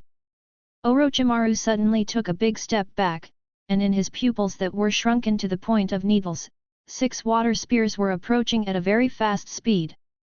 He dodged left and right, trying to use his speed advantage after entering sage mode to avoid the deadly water spears, but those water spears seemed to have eyes and kept chasing him. Damn it, I actually forgot that the teacher can control water flow. While running away, Orochimaru glared, as if he had thought of something. Could it be that he used the fire escape technique in the beginning just for this moment? He continued to dodge sideways and narrowly missed a water spear. Shenyu stepped on the divine sword and raised his hand to hook it. Under his traction, the 3 water spears suddenly accelerated, changed direction in half an hour, and went straight for Orochimaru's chest with a killing momentum. "There's no other choice, I'll just have to take it head on." Orochimaru clapped his hands, a helpless expression on his face. He didn't expect that he would have to resist his own technique, but the water spear was approaching and he had no time to care about anything else. Immortal Technique Inorganic Reincarnation. An invisible wave suddenly spread out, and as Orochimaru stepped on the ground, ripples appeared on the ground like water. This is a magical technique obtained from the Ryokai Cave, a reincarnation ninjutsu that can give life to inanimate inorganic matter and control it. Under Orochimaru's control, the rock-hard blue bricks in the temple suddenly began to wriggle, and in an instant twisted into a vortex-shaped stone shield, which suddenly expanded and collided with the water spear. Obviously, this is not Earth Escape, nor is it a simple ninjutsu that uses chakra to control matter, but pure natural power. With a loud bang, the stone shield and water spears exploded together, the fragments flew out whoosh, and the wind waves caused by the explosion swept away the white fog within 100 meters radius. Laugh. Orochimaru was too close and his cheek was cut with a bloody mark. "Be careful, the sword energy is coming." Shenyu's chuckle came from the sky. Orochimaru raised his head suddenly, and in his golden vertical pupils, the figure of Shenyu, who looked like a banished immortal, was reflected. At this moment, Shenyu clasped his hands together, and the palm of his right hand and the fingertips of his left hand dragged a turquoise light. Pulled by an inexplicable force, the light was absorbed inward and gathered into an emerald-like round bead. The round bead rotated quietly, the halo was restrained, and the whole space was filled with vortex-like ripples and wild winds. A drop of cold sweat dripped down Orochimaru's forehead unconsciously. Just looking at the round bead, he felt pain on his skin, as if being blown by a biting cold wind. That is, he knew that when autumn dew on leaves was cultivated to a certain level, the blue light blade would transform into green, and the green light flowing in Shenyu's palm was the sword energy that could be released at any time. This was the advanced form of autumn dew on leaves, which was far superior to his current blue form. And these powerful sword energies are merging into the round bead like rivers flowing into the sea. The oppressive feeling this round bead brought to him was no less than that of a tailed beast ball. What kind of ninjutsu is this? How can the chakra form change be completed to this extent? The combination of Raise Nan and Akiro on the leaf, using the compression ability of Raise Nan to further accelerate the flow of Akiro's chakra. Shenyu explained, with a playful arc at the corner of his mouth, "Use your fairy technique Akiro on the leaf, and see if you can take this attack." Orochimaru took a deep breath, clasped his palms together, and the ice-blue flowing blade extended inch by inch, as if he was holding a saber, until it reached the ground and cut through the stone bricks like cutting into tofu. Immortal Technique Super Autumn Dew on Leaves. Orochimaru aimed at the opportunity, swung the huge light blade in his hand, and fiercely slashed it out. Ninja Technique, Kyushui Tornado Jade. The divine feather threw the round bead casually, and it fell to the ground. The next moment, blue light flashed across the sky and earth. The round bead suddenly shattered, dense and numerous slashing attacks covered the sky, beams of light swirled and danced, and a green tornado appeared on the ground. Sitting in his seat, the White Snake Immortal, who was as steady as an old dog, had his eyes bulged out, and he quickly performed an unknown and powerful barrier technique to avoid being affected by the storm blade. Even so, half of the temple was destroyed in an instant, and the floor tiles, walls, buildings, and tiles were all shattered in the storm. A green light rose, and a strong wind carried the sword energy, finally breaking through the roof of the temple, and transformed into a graceful dragon shape in the night sky, which disappeared in a flash. With a click, the barrier shattered. The White Snake Sage was a little out of breath, with shock in her eyes, as if what she had just blocked was a tailed beast ball. Orochimaru fell to his knees, completely dumbfounded. His fairy light blade only lasted a few seconds before being brutally torn into pieces. He himself was not hurt, entirely because Konoha held back. "No, that's not right. He touched his slightly cool brow, and it felt smooth and silky. The horn had been shaved flat and crushed into powder at some point. Chapter 143, Autumn Water Swirling Violent Jade. Okay, let's stop here.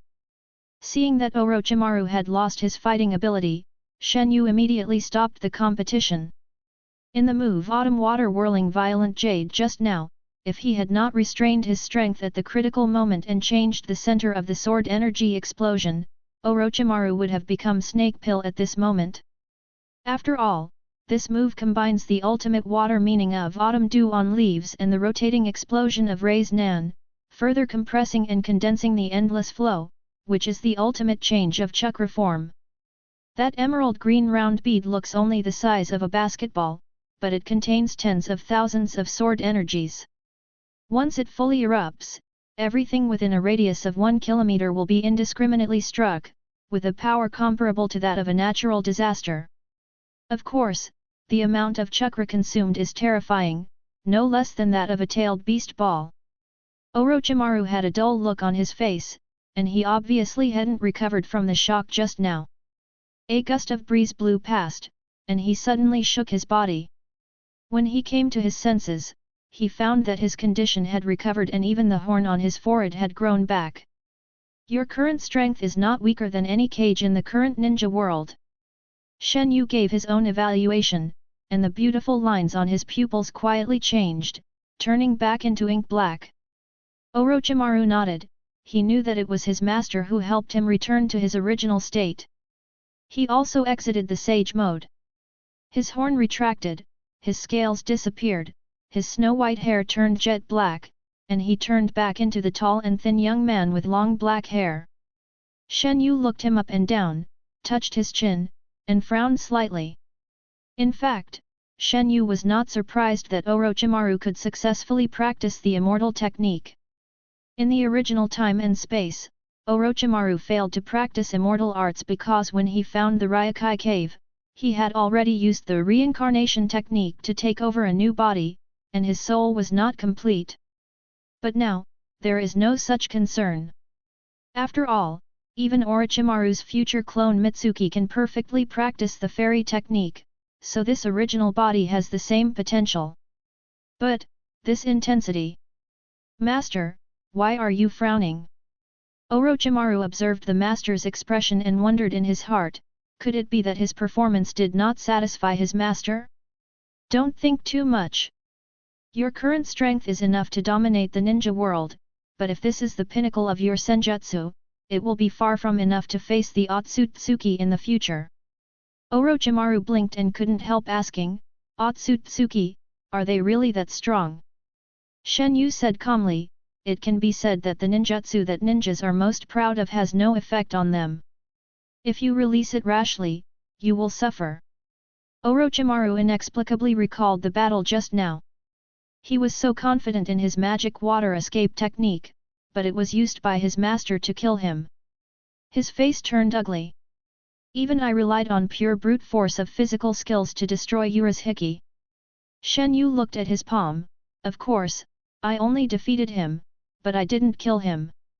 Although the wedge mark on the palm of his hand had disappeared, Shenyu knew in his heart that it had only been sealed and had not disappeared. Orochimaru was silent, his eyes lowered, and no one knew what he was thinking. In addition to physical skills, immortal skills can also cause damage to them. Shenyu raised a finger, however, with your current level, you can only hurt them, but you can't defeat them. It seems. I still have a long way to go. Orochimaru sighed. Shenyu chuckled, turned over and landed on the ground. The Yushin sword circled in the air and automatically returned to the scabbard at his waist. He put his hands behind his back and came in front of Orochimaru. Orochimaru is now a 23-year-old young man, but when facing Kamiya, he still needs to raise his head slightly. After all, his master not only has a handsome face, but also has a slender and well-proportioned figure. Even Uchihanan is several centimeters taller than Orochimaru, which makes people sigh at how abnormal the genes of this family are. Don't lose heart. Your path is not just about cultivation. Biotechnology is the foundation. Shenyu patted his disciple on the shoulder and comforted him. Orochimaru nodded solemnly. In the past few years, although he temporarily left the laboratory, he still did not give up his research in the field of life. During his training in Longqi Cave, he relied on his own understanding of life and ninjutsu to develop a set of Orikiryu ninjutsu that belonged to him alone. I forgot to tell you that Bai Luohu has made a new breakthrough in his research on the demon bud grass. He said that the growth of the plant is related to celestial phenomena, which will affect the matching rate between cells and fusion fluid. However, due to the lack of understanding of life ninjutsu, there has been no progress. Shenyu smiled and put the coat on Orochimaru. This is exactly what you are good at. Sure enough, this guy can't do without me. Orochimaru licked his lips. It's strange to say, Orochimaru is good at life sciences and has in-depth research on chakra and cells, while Okunaki is good at genetic technology and is an expert in cultivating demon flower grass. Not only do the two of them focus on different research directions, but their personalities are also very different. However, when they work together, they can often complement each other and solve one problem after another. Since the training in Longqi Cave has ended, you should return to the Iron Kingdom by yourself. Shenyu said. Master, won't you come with me? You are not a child anymore. Be more mature and learn to protect yourself. Shenyu raised his eyebrows and said playfully, Master, I have something else to do. After saying this, he intertwined his slender fingers and closed them together, completing the seal in an instant. Orochimaru noticed that it was the seal of summoning technique and a look of understanding immediately flashed in his eyes. So Master wants to go to the cat house. Hey, I wish Nian was half as smart as you. Shenyu smacked his lips and disappeared in a puff of smoke. Orochimaru smiled slightly, fastened his snake suit, turned around and said to the white snake sage. Goodbye. What? 20 billion taels. In the cat house, a rather simple room, Shenyu's roar was heard. Damn it, didn't we agree on 10 billion taels earlier? Why did they change their minds at the last minute? Earlier? You know earlier, meow. The transformed cat Poka said in a lazy voice, could the prices 20 years ago be the same as now? It's just your scroll of immortality, but you asked for 20 billion taels. You really dare to ask for it, you fat cat. Shenyu picked up Baka's collar and held it in front of him. Do you know what this number means? Poka rolled his eyes. 10 taels of dried salmon can be sold for 20 taels, why should I stick to the old ways? The bases are different, you bastard. You should first consider whether I can come up with the money. Don't joke, I've heard it all, meow. Poka turned into blue mist, floated away from Shenyu's fingertips, and condensed into shape on the other side. You are the helmsman of the Forged Sword Chamber of Commerce. Half of the chamber's annual turnover flows into your pocket. Don't try to deceive me, meow. That's what I earn through my hard work. Shenyu said indignantly, how dare you sell it for so much for just a scroll? Hey, then don't buy it. I won't lose a piece of meat. Poka floated over and rubbed Shenyu's hair with his cat face. That's how trading works. There is supply only when there is demand. Cat, do you think you can defeat me? Don't buy if you want, don't wait until it expires. You will regret this. I'm the seller. Boom. The door slammed shut and Shenyu walked away. Chapter 144 The Idea of Creating a Fairy Method.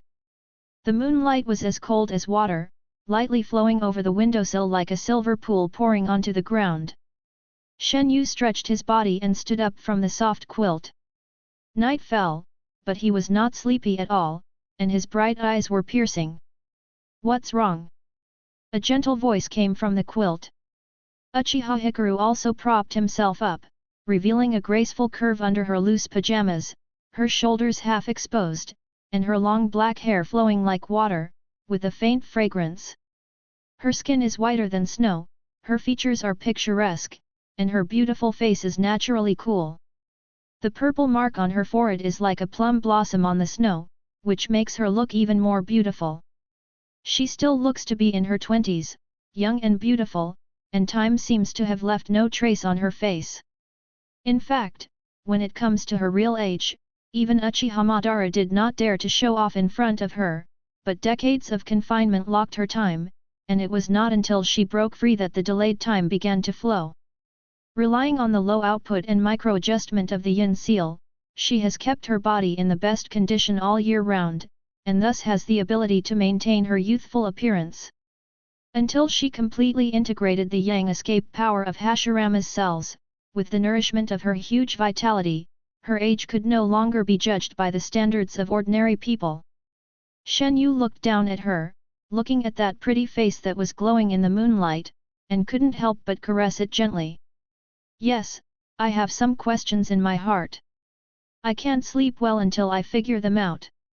Guang took the initiative to move towards him, rubbed her head upwards, and her smooth and soft face gently hit his palm. Tell me, what is it? She knew that 2 years ago, Konoha had taken Orochimaru to the Ryokai cave to train, and they had only completed their training today. Since he came back, he had been frowning slightly. Her eyes turned slightly, and she had some guesses in her mind. Is it about magic? She asked. Shenyu smiled softly. Yeah, it turns out that nothing can be hidden from you. What's there to be distracted by? Guang tilted his head. Could it be that you are also interested in the immortal arts of Longdi Cave, but cannot master them? How is that possible? Shenyu was a little stunned. After a moment he noticed the cunning in her eyes and realized that she was just teasing him. Guang, why did you become a bad person? What's broken? Tisk, tisk, you wouldn't joke with me like this before. It's like the saying goes, a red flower becomes red when it's close to you, and a black flower becomes black when it's close to you. If I stay with you for a long time, I will inevitably become like you. Guang pouted. This is all your fault. Shenyu grinned. Hey, then I didn't see your Susanoo turn black. What a cold joke. Guang shuddered symbolically. Shenyu said seriously, okay, no kidding, I am interested in the sage mode, but it's not that I can't learn it. It's just that after seeing the power displayed by Orochimaru, I suddenly don't want to learn it. Why not learn it? Guang asked in confusion. Doesn't sage mode instantly increase a person's strength? Do you think I need it? Shenyu asked expressionlessly. Oh, that's right. This kind of power is a bit useless to you. She seemed to have thought of something. But, after mastering immortal arts and natural energy, you can gain a long life. It would be a waste if you don't learn it. Shenyu spread his hands, his dark eyes instantly turned scarlet, and gorgeous patterns gently flowed. Do you think I need it? Oh, that's right. Shenyu sighed. I just feel that the real immortal mode, or the immortal method that is truly suitable for human cultivation, should not be like that, but even though I have searched through all the ancient classics, I have not been able to find any information. Guang thought about it seriously and said softly, I remember that Madara-sama once said that Senju Hashirama's magic can make him dozens of times stronger in an instant. Combined with a series of magic techniques derived from wood release, it is also extremely powerful. That level of oppression is simply incomparable to the magic techniques of the 3 great magic lands. Could it be that the magic techniques he practiced are truly suitable for humans? Shenyu stroked his chin, his eyes thoughtful. Of course he knew about Hashirama's magic. Not only did he know it, he had also experienced its power himself. That overwhelming force had actually broken through his Poseidon body. It goes without saying how valuable the Poseidon body is. As a strong physique evolved to adapt to the 10,000-meter deep sea, what he was most proud of was his defensive ability. But despite this, he was still injured when facing the ninja god who was about to run out of energy. Could it be that Hashirama really practiced some unknown human magic? Shenyu's frown deepened. No, that's not right. He still remembers that battle. After all, it was the most thrilling battle he had ever had. At that time, when facing the blazing fairy chakra on Hashirama Senju, although he could feel the majestic natural energy, the aura was a little wrong. Compared with today's battle with Orochimaru, the perfect sage Orochimaru had an eerie and cold aura, as if he was facing a hissing poisonous snake.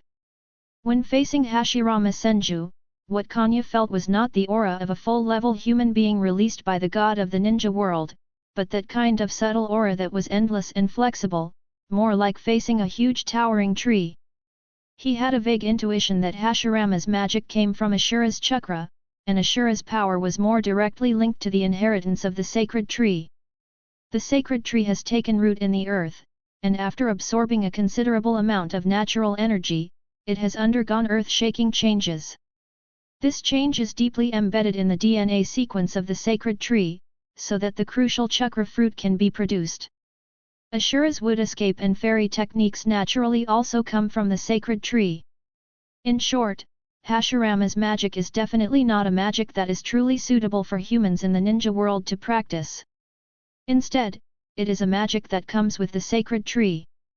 Thinking of this, Shenyu looked into Guangming's bright eyes and said, "I have an idea. Since the ninja world can't find a fairy technique suitable for humans, I will develop one myself." "What are you going to do?" Guang asked softly. "Only by standing on the shoulders of giants can we see farther."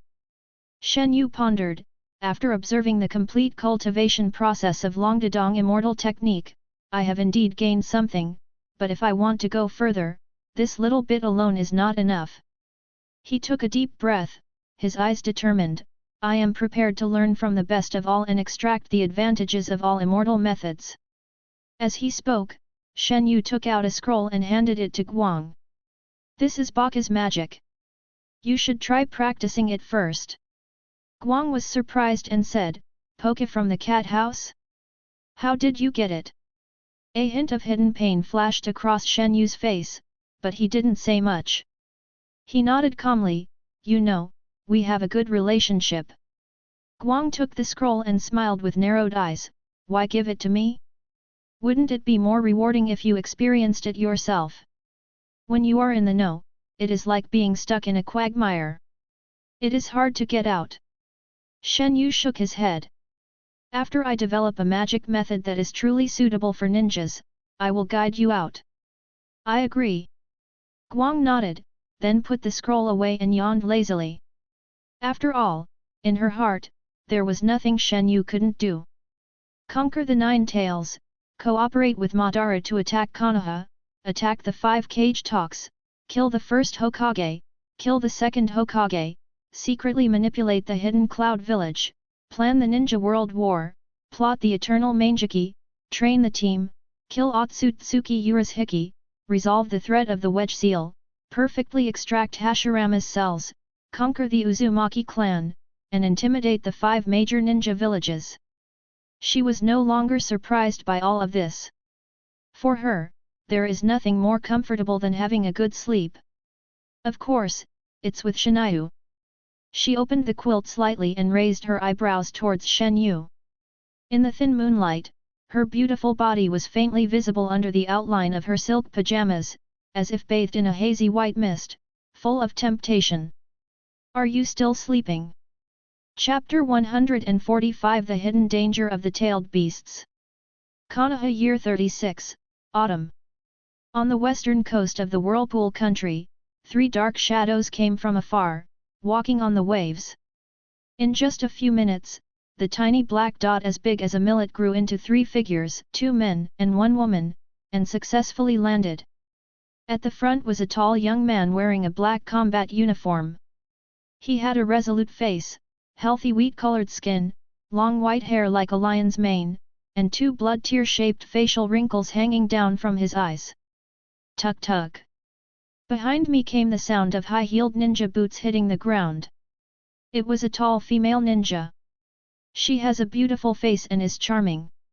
The simple white shirt and red skirt highlight her devilish figure. Her long golden hair is combed into natural ponytails, and there is a lavender diamond mark on her fair forehead. Behind her, followed a young man wearing a Konoha forehead protector. The boy had neat short hair and a delicate appearance, and was 70% similar to the girl. As soon as he got ashore, he couldn't help but breathe heavily. Obviously, this journey across the sea was not so easy for him. But soon, under the blowing of the sea breeze, the fatigue on his face was replaced by full of energy. Wow, is this my grandmother's hometown, the land of whirlpools? The young man looked left and right with curiosity, and the crystal pendant on his chest swayed slightly with the rise and fall of his chest. Yes, come to think of it, I have only been here once when I was very young.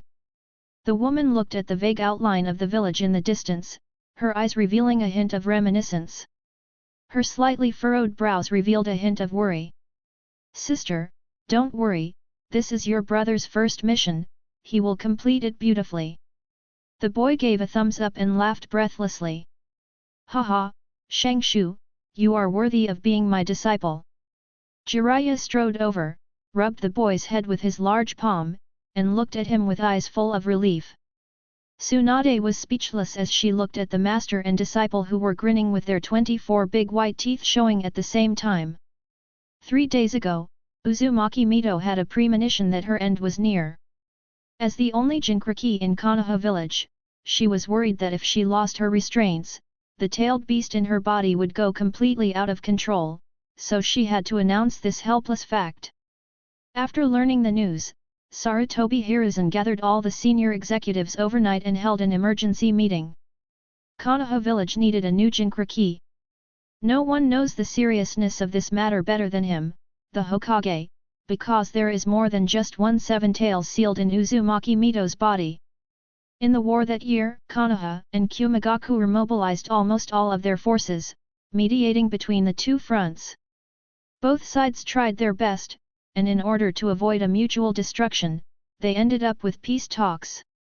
As a condition for releasing Kinkaku and allowing him to return to the village, Konoha detained the two-tailed beast of Kumigakure for 30 years as a constraint to ensure that the two countries would not commit any crime during the signing of the treaty. Subscribe to Chinese novel audio wave. In response to the equally violent Two Tails, Konoha could only use force to suppress it, because they could not find a more suitable Jinchuriki other than the Uzumaki clan, which consumed a lot of manpower and resources. This was originally a clever move to threaten union, but unexpectedly it had the opposite effect. When many Konoha villagers learned that there was a tailed beast imprisoned in the village, they became panic-stricken and complained. The pressure soon fell on the top management.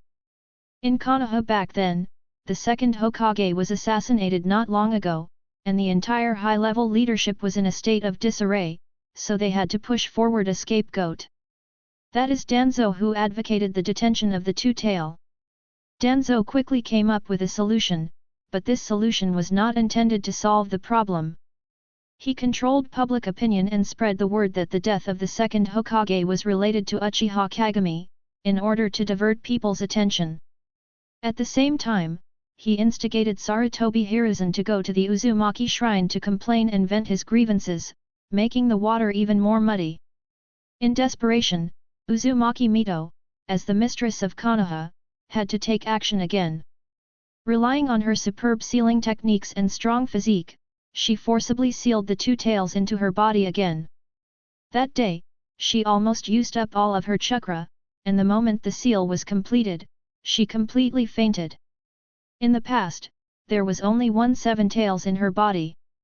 Not only was she able to suppress it, she was also able to extract the tailed beast's chakra through sealing techniques, and thus control the power of the seven tails. Things are different now. There is an extra two tails now. She needs to stabilize the seal while separating the two to prevent them from affecting each other. This requires her to spend a considerable amount of time repairing the technique, so she can only concentrate on seclusion and ignore worldly affairs. By the way, it was during this period that Uchiha Kagami became infamous and was forced to death by his superiors. Fortunately, hard work pays off. 3 months later, Uzumaki Mito finally balanced the power of the two-tailed beasts in her body. In order to ensure that they would not run away easily, she personally set up a 5-layer whirlpool barrier with the Uzumaki shrine as the center, suppressing the tailed beasts in her body. From then on, she lived in seclusion and restrained herself. Her self-sacrifice brought 22 years of peace to Konoha village. Mito is now nearly 70 years old. Although she is a member of the long-lived Uzumaki clan, sealing 2-tailed beasts at the same time has rapidly burned out her vitality, and today, her lifespan is almost over. The long period of comfort caused the top management to ignore the risks of the tailed beasts, and it was not until today that the alarm bells were sounded. At the meeting, everyone first shirked responsibility, and after some wrangling, they began to propose and vote, and finally unanimously decided. Go to the Whirlpool country and ask the Uzumaki clan for help. As everyone knows, Konoha village and Uchiha village are allies, and the Senju and Uzumaki have been friends for generations. Logically speaking, in such a critical moment, they must help each other. But Hiruzen, the Hokage, had doubts in his heart. A few years ago, spies from the Anbu sent back a secret intelligence that Sand Village, Iwagakure and Kirigakure seemed to have launched an operation against the Uzumaki clan. Because the confidentiality level was too high, even the spies were not clear about their exact purpose. They only knew that even the cage had been dispatched. Those who took action were all from the great ninja village who possessed the tailed beasts. The experienced Hiruzen vaguely guessed what this group of people were going to do, and couldn't help but be shocked. He immediately convened a secret meeting and proposed the idea of protecting the Uzumaki clan, but it was quickly rejected by Danzo and other senior officials. After the last Ninja World War, Konoha village has become enemies with Kumagakure.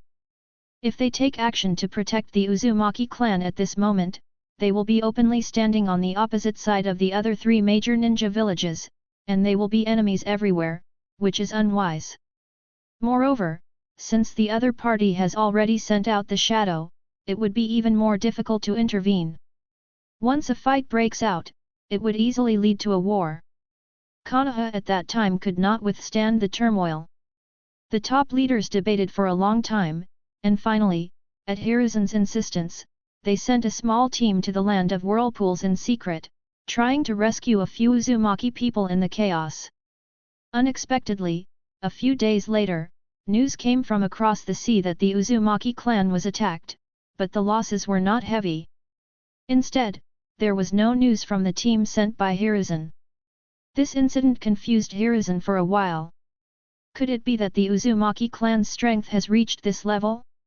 Chapter 146 Candidates. Could it be that the Uzumaki clan's strength has reached this level? The sudden change in the Uzumaki clan made Sarutobi Hiruzen think deeply. Faced with the deliberate conspiracy of the 3 major ninja villages, this small ninja village that has never been good at using force actually resolved the crisis quietly. As for the team he sent out, no one was found alive or dead, and the reconnaissance team found nothing despite repeated investigations, so they had to give up in disappointment. What Hiruzen didn't know was that this team had already had their hearts ripped out by someone and sunk to the bottom of the sea forever. But there was one thing he was very clear about, that was Konoha village, as an ally of Uchiha village, did not play any role in this crisis and had a completely nonchalant attitude. This also led to the Uzumaki clan gradually becoming estranged from Konoha, and even the letters he sent to the Uzumaki clan leaders seemed to fall into the sea and received no response. Under normal circumstances, Hiruzen would not take these things to heart. After all, as the Hokage, there were more pressing matters waiting for him to deal with every day. However, it was not until Uzumaki Mito, the pillar of the family, gradually collapsed that he realized the seriousness of the problem. The tailed beasts are like time bombs if they don't have the Jinchuriki as a container to restrain them. At the meeting, the senior executives were extremely anxious. They all knew that they had to ask the Uzumaki clan for help. It would be best if they could get 2 gifted children willing to become Jinchuriki. This would not only solve the problem of the tailed beasts, but also ensure Konoha's future combat power. But everyone has witnessed the relationship between Konoha and Uzumaki over the years, so it would be a bit shameless to ask them for people so openly. Humph, you all advised me not to send troops back then, but now you are telling me to do it. How can I, the Hokage, speak up about the Jinchuriki matter? Hiruzen slammed his Hokage hat down on his desk and looked around at everyone, fuming. What? Are you blaming us? Danzo looked up at him with a tepid tone. Hiruzen, you are getting old, isn't your memory getting worse? He said lightly, we only gave suggestions, but you were the one who gave the order. Although this is not a nice thing to say, it is the truth. Mightyman Yan also frowned slightly. Besides, if we really sent troops to the land of whirlpools, who knows what would happen? This idea is somewhat biased. Yutain also advised, yes, after all, no one can predict what will happen in the future. Hiruzen snorted coldly and rubbed his brow, so what do you guys say, what should we do now? Who says we have to borrow people? Don't we have people with Uzumaki bloodline who are willing to sacrifice everything for the village? Danzo's voice suddenly became gloomy. Tsunade and Nawaki, aren't these two the best candidates? Hiruzen immediately frowned. Tsunade is not good at sealing techniques. If she becomes a Jinchuriki rashly, it will only lower her strength. Besides, the actions of the Rain Country have become more and more frequent recently. The storm is coming.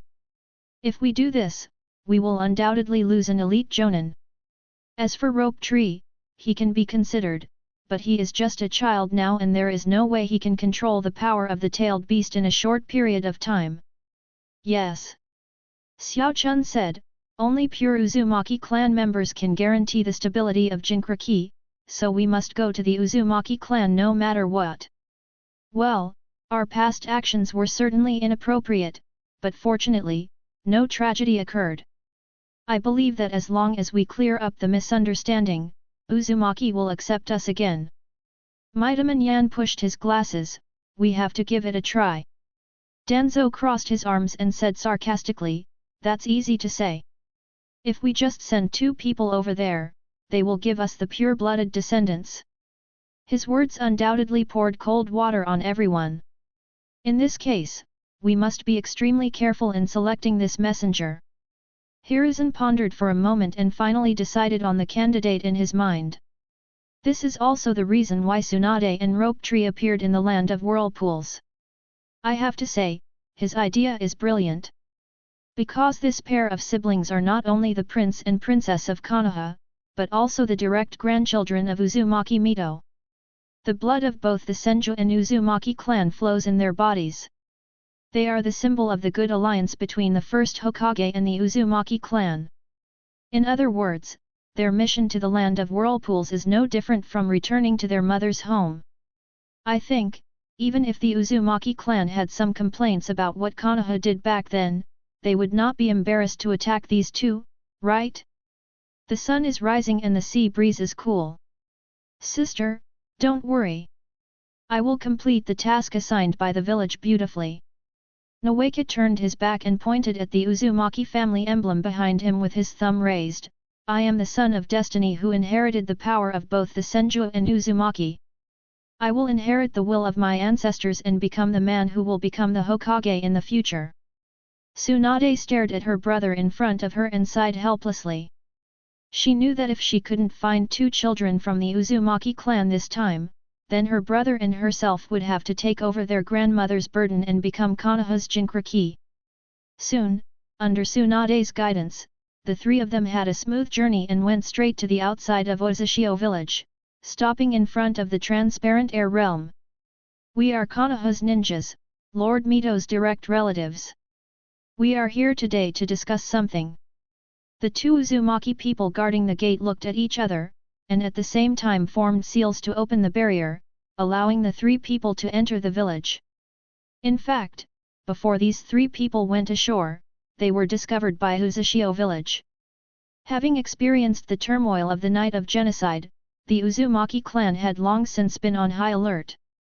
In order to prevent tragedy from happening again, they set up defenses throughout the Uzumaki country, putting every inch of land under the surveillance of the Kagura Heart's Eye so that they could obtain intelligence and react as soon as possible before the enemy invaded.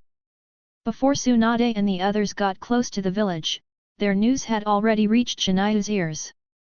He immediately activated the reverse summoning technique and instantly descended from the thousands of miles away Iron Kingdom. Accompanying him were Uchiha Hikari and Orochimaru. "Let them in," he said calmly. "But..." The clan leader Uzumaki Sume hesitated. "We have already decided to never have anything to do with Konoha again. If I am right, they must be here for the tailed beasts. Will this? What do you think?" Shenyu sat upright in the main seat, holding a glass of grape juice in his hand, looking at Suinwo Kongming with a slightly scrutinizing look. "Of course I don't want to hand him over." Kongming snorted coldly. "I have seen the true face of Konoha after that incident. Leave this matter to me," Shenyu said softly. "This?" Kongming was a little surprised. "Don't want to?" Uchiha Guangzia frowned slightly. "Ah, no, no." Kongming immediately shook his head. "I just think that this is not fair to Lord Shenyu. After all, you were the one who saved us. It doesn't matter. I want to make Konoha understand one thing." Shenyu's mouth curled up slightly. "If you want to reach out and grab the blade, you must be prepared to get your hand cut and bleed. Isn't that right, Kushina?" He reached out and rubbed a little girl's head.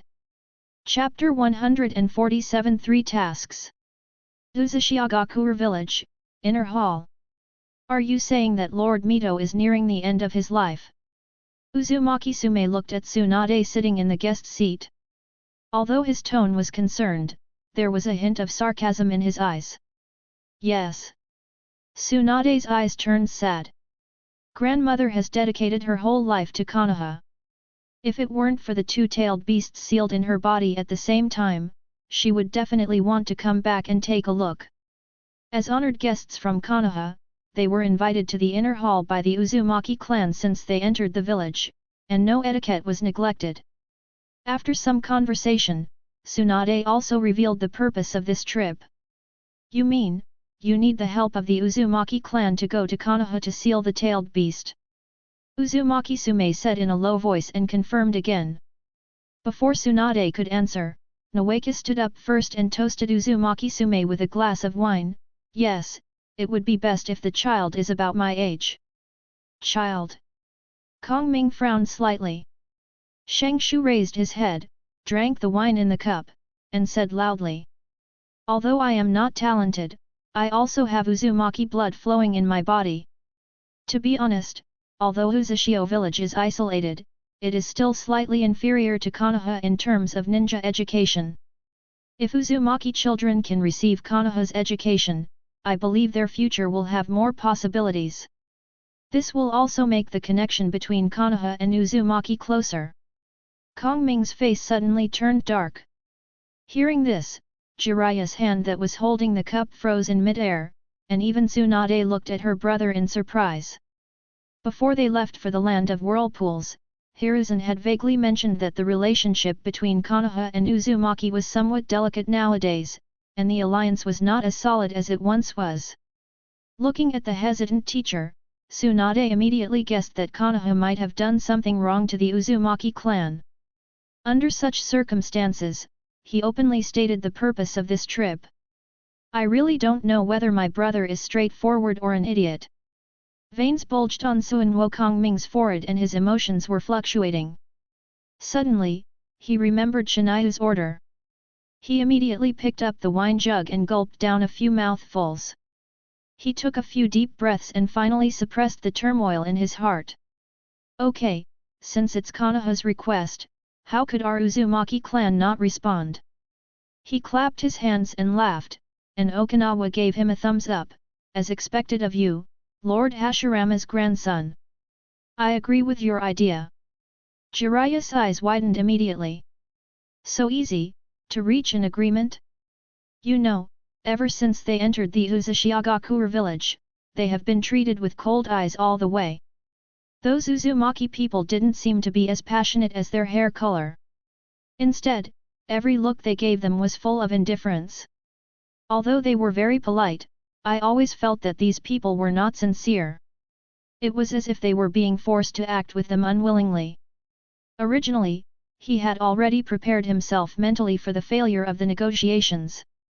Who would have thought that Shenyu would hit the target unexpectedly? Jiraiya looked up at Tsunade opposite him and found that her pretty face was also full of shock. At this time, Uzumaki Sume waved towards the side door, "Kyanoxiong, bring her over here." Soon, a woman lifted the veil and walked in, followed by a young girl. The woman had elegant manners and a dignified appearance, and the girl had a round face with almond eyes and rosy cheeks. Just by looking at their faces, you could tell that they were a mother and daughter. They all had bright red hair, and stood in front of everyone hand in hand, with smiles on their faces. Uzumaki Kushina, she is extremely talented, of pure Uzumaki blood, and just turned 8 this year. She should be able to meet your needs, right? Tsunade nodded and said hesitantly, "Can we take this child away?" Kongming smiled and said, "Of course, you must agree to one condition of mine." "What conditions?" Kongming thought of Shenyu's words and said seriously, "After entering Konoha, you must treat her as a normal ninja and cannot restrict her freedom in the village. If she misses home, she must be allowed to come back." This. Jiraiya and Tsunade looked at each other. This request cannot be agreed to rashly. Not to mention that the Jinchuriki are the ones that must be protected in every village. Even Uzumaki Mito has to confine himself to house arrest in order to suppress the two-tailed beasts in his body. Before they finished exchanging glances, Kongming clapped his hands. "Well, Kushina, are you willing to let these brothers and sisters take you to Konoha?" "I would like to." Kushina rolled her eyes and nodded. Jiraiya and the others immediately looked at Kunoka eagerly. "As long as you agree to that condition, I have no objection." Kunoka smiled slightly and reached out to touch her daughter's head. "Besides, as Master Nawaka said, if we go to Konoha, Kushina will gain more." For some reason, as a woman's intuition, Tsunade always felt that the word harvest from Kunoka's mouth was quite meaningful. "We agreed." Rope Tree said loudly, "I guarantee with my character that Kushina will go to school, take exams, and join the team like a normal child. The village will not restrict her freedom." Rope Tree. Jiraiya stretched out his hand, wanting to say something but stopping himself. "It's okay, Master." Shengshu turned around and smiled, "We can't expect too much." "In that case, then there's no problem." Kongming laughed twice and drank the wine. After eating and drinking, Tsunade and Jiraiya drowsily took little Kushina out of the inner hall and walked to the outside of the village. The task was completed so easily that both of them felt like they were dreaming. Only Nawaka seemed excited and eager, patting his chest as he introduced Konoha village to Kushina. Kushina pursed her lips and smiled, a faint smile, but a gentle face and his clear and gentle voice appeared in her mind. "Kushina, are you willing to do something for your uncle?" "Of course, uncle is Kushina's savior." "Well, actually this won't be difficult for you. On the contrary, it will be very interesting." "Really?" "Well, listen carefully, you only need to complete 3 tasks." As soon as the few people left the village, the wind in the wild suddenly changed its flow rate and became more chilly. Jiraiya and Tsunade paused at the same time. Right before their eyes, a tall and thin young man came towards them, leading a group of red-haired Uzumaki clan members behind him. The group of people were talking and laughing loudly, and they looked embarrassed, but there was excitement in everyone's eyes. They were dragging the corpse of a sea beast with chains behind them, and it was obvious that they had just returned from hunting. But, none of this matters anymore. Because at this moment, there was only one person left in the eyes of both of them. Shengshu poked his head out in confusion, and when he saw the leader of the other party, he couldn't help but exclaimed. "That's Orochimaru." Chapter 148 Why Dawn and number 039, you come over too? Orochimaru. At the entrance of Otsutsuki village, when the two sides met, the air suddenly became quiet. Jiraiya stood there blankly, the familiar yet unfamiliar figure of the young man reflected in his trembling pupils. Although many years have passed, my former companions have grown up and no longer look like their youth. But just based on the other person's unique aura and the unchanging eyes, he recognized him at the first moment. You are Orochimaru. Orochimaru's face was calm. Compared to Jiraiya's shocked and complicated expression, his performance was much calmer. He just raised his head slightly and nodded lightly to the two of them. Oh, it's me. The breeze blew the leaves, making a rustling sound.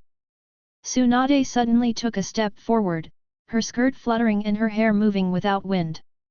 Feeling the aura suddenly emanating from Tsunade, Nawaka suddenly trembled and said with some worry, Sister. He reached out and tried to grab his sister's sleeve, but was stopped by Jiraiya. Shengshu looked up in confusion, only to see his master shaking his head at him with a serious expression. You. Tsunade continued to move forward, her lowered eyes shrouded in shadows, like dark clouds covering the sky, so gloomy that it seemed like water seemed to drip out. This one. With a loud boom, she crushed the ground with one foot, veins popped out on her fair forehead, and her eyes were wide open, foreshadowing Kong Xiao's rage. The next moment, she shot up like a human-shaped Tyrannosaurus Rex and rushed in front of Orochimaru with her fist raised. The strong wind ruffled Orochimaru's long hair slightly, but his expression remained calm. Boom! There was another loud bang, and the ground suddenly exploded, raising a cloud of dust. Wow wow wow! A group of Uzumaki people were blown away by the huge force. Among the red hair, the corpse of a sea beast was thrown out and fell heavily. When the smoke and dust dissipated with the wind, a large pit with a diameter of more than 10 meters appeared on the spot, and the edge of the pit was covered with dense cracks. Tsunade was standing in the center of the deep pit, but there was no one around her. Not to mention Orochimaru, even the Uzumaki clan members were nowhere to be seen. Is this a hug after a long separation? A low and hoarse voice came from the front. Tsunade looked up suddenly, and saw Orochimaru standing leisurely several dozen meters away, with his right hand raised high. Dozens of huge vipers emerged from his wide sleeves and wrapped around the waists of the Uzumaki people, pulling them back behind him. This. Tsunade's pupils shrank slightly, not because she was shocked by Orochimaru's speed, but because she was afraid. She threw this punch out of sheer rage, without considering the consequences at all. If she really hurt a member of the Uzumaki tribe, the mission would probably be ruined. Fortunately, Jiraiya breathed a sigh of relief. Past painful experiences had proved that except risking his life, he had no way to stop the out-of-control Tsunade. One afternoon a few years ago, he once peeped at Tsunade taking a hot spring bath, but was accidentally discovered by her and was hit in the abdomen by the angry Tsunade with a powerful punch. That punch, with naked and undisguised murderous intent, could not be stopped no matter what he said or did. As a result, his ribs were broken, his internal organs were displaced, and he fainted on the spot. It was 3 months later when he woke up again. He lay in bed in Konoha hospital for a full 3 months. Since that time, he never dared to peek at Tsunade taking a bath again, and he never tried to stop an angry Tsunade again. Tsunade, you are still the same. I don't know whether this is fortunate or unfortunate. Orochimaru licked his lips, his amber pupils gleaming with excitement. Shut up, you traitor! After he said this, Tsunade immediately jumped out of the pit. The little bit of rationality she had regained disappeared and was replaced by anger again. Orochimaru looked her up and down. Look at you, even if you peel off my skin and crush my bones, it will not be able to calm your anger. Skinning and crushing bones is not my method. Tsunade's fists collided with each other, making a dull sound. I prefer to break your hands and feet, and then tie you back to Konoha. Ha ha ha ha. Orochimaru suddenly laughed and tilted his head. I'm actually a little curious, why do you hate me so much? Tsunade clenched her fists and rattled them, it's all because you betrayed us. At this time, Jiraiya walked forward slowly and said in a low voice, Orochimaru, you took advantage of the riot in the village and defected from the village with Hirako, taking away precious experimental materials and documents. I remember these accounts clearly. Orochimaru shook his head and chuckled, don't make a mistake, I did betray Konoha, but I didn't betray you. What?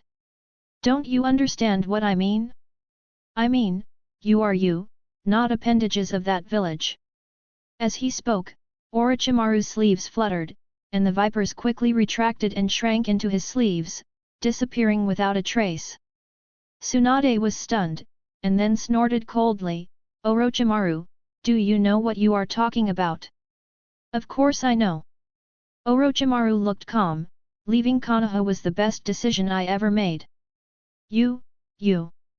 Jiraiya opened his eyes wide. Such unorthodox words made him feel uncomfortable. Aren't you afraid of being unworthy of your teacher's teachings by doing this? Aren't you betraying the trust of your companions? Teaching. Orochimaru raised the corner of his mouth with a hint of disdain. To be honest, training with him for 3 years is not as good as training with that person for 1 month. Who? Tsunade frowned slightly. This has nothing to do with you. Similarly, my leaving Konoha has nothing to do with you. Orochimaru, wake up, we are companions who fought side by side. Jiraiya's face twisted slightly, do you really want to sever all ties with the past? Orochimaru shook his head, I don't want to sever the ties, and there is no need to do so. Ask yourselves, have I ever done anything to let you down since I left Konoha? This. From the moment you decided to leave the village, you've already let us down, bastard. Tsunade's face was gloomy, you're the same, Nan's the same, each of you, have you all been drugged? If you really care about this matter. Orochimaru's eyes wandered, and he couldn't help but think of the scenes of the test in the Ryokai cave. He slowly raised his hand, as if he wanted to hold someone's hand. Why don't you come over here too?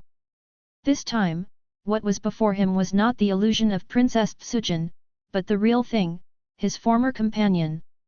Jiraiya was stunned, stiffening inch by inch as if he were a clay sculpture, while Tsunade was shaking with anger. Asshole, you know what you are talking about. As soon as she finished speaking, her figure disappeared again. A strong wind covered his head. Orochimaru raised his head slightly, and a graceful figure with long legs raised high was reflected in his vertical pupils. My feet hurt.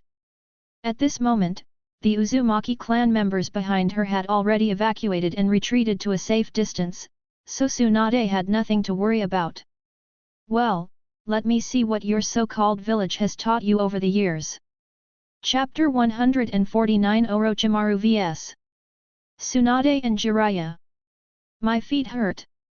Tsunade leaped up, raised one leg high, and like a thunder axe splitting the sea, she smashed it hard on Orochimaru's head with a tremendous force. The so-called superpower refers to the precise control of chakra, turning oneself into an internal combustion engine, allowing the chakra in the body to gather at one point, burn violently, and then release it combined with the body's strength. A powerful airflow will erupt from the contact surface, which can easily shatter rocks and crack the earth. Of course, if this chakra is mixed with yang escape and fueled by vigorous vitality, its power will be even greater. Therefore, this move is almost the patent of the Senju clan. No one is stupid enough to take on the monster force. Tsunade didn't expect this move to end the battle directly. Her original plan was to use the painful kick to clear the way and use its shock wave to affect the opponent and cause stiffness. No matter how the opponent reacts next, she will counterattack immediately. However, to her surprise, Orochimaru did not dodge, but simply raised his hands slightly, trying to block the attack. Madness! Tsunade's pupils shrank slightly. She just wanted to teach Orochimaru a lesson, not really to kill him. But now the arrow was on the string, and it was too late to retract her force. Crack! It was just a moment of contact, but Tsunade's explosive kick directly broke Orochimaru's hands, and then with her severely deformed arm, she hit his shoulder blade hard. With a huge burst of force, Orochimaru's body suddenly heard a sound of bones breaking. However, before Tsunade landed on the ground, Orochimaru in front of her began to twist and deform, turning into a group of twisted grey-scaled vipers. They crawled out of her robes and quickly wrapped around Tsunade's slender legs. Their strong snake bodies were comparable to oil-soaked hemp ropes, and they bound her tightly in just a moment. Damn, what is this, a snake clone? Tsunade looked up suddenly because she heard a sharp sound of breaking air. She had no time to look back. The psychological quality forged from years of practice allowed her to calm down instantly in the critical moment. She gathered her thoughts and concentrated all the chakra in her body into her limbs, then exploded. Suddenly, there was a crackling sound of bones breaking all over her body. It was the sound of the viper breaking, and the flesh and blood were also torn off directly.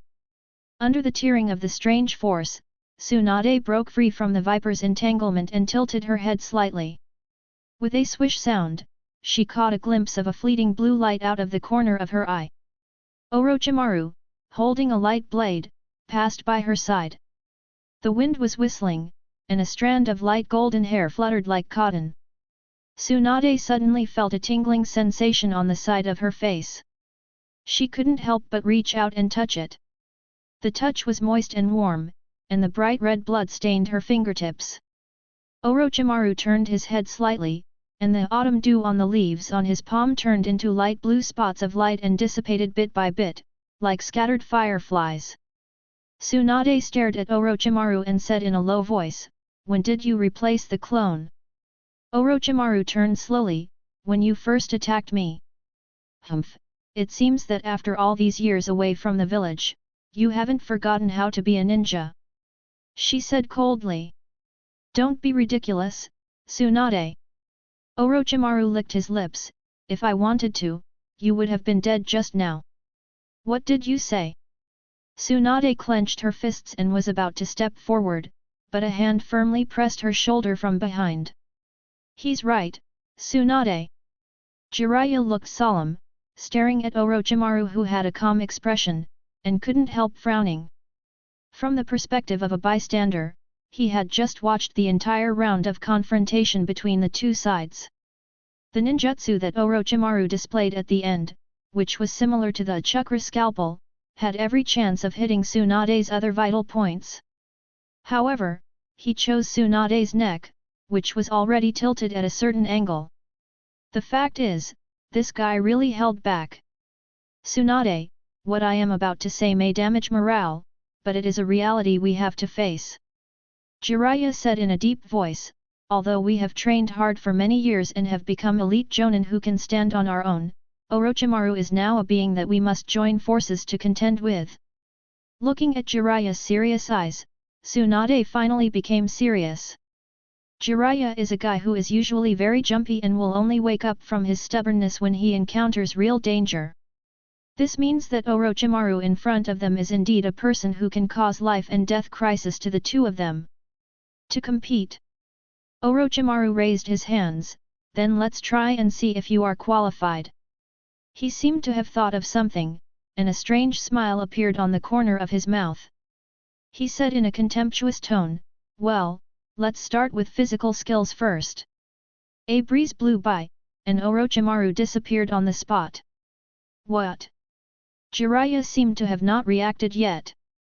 The airflow beside him was disturbed, and a sharp whip kick suddenly flashed and hit his temple. He raised his hand and his fist and leg collided, and a muffled sound immediately broke out in the air. Under the obstruction of the impact, Orochimaru's ghostly figure also appeared between the two of them. "Got you, asshole!" Tsunade immediately seized the opportunity to attack, twisted her waist and swung her fist, using a powerful punch to hit Orochimaru's lower abdomen. Boom! With an explosion of force, Orochimaru opened his mouth wide and was beaten into a folding chair. Suddenly, a thick white snake shot out of his mouth like lightning, and coiled around Tsunade again. The snake's body tightly bound her, causing a muffled sound like popping beans to come from her whole body. "Don't worry, I'll help you right away."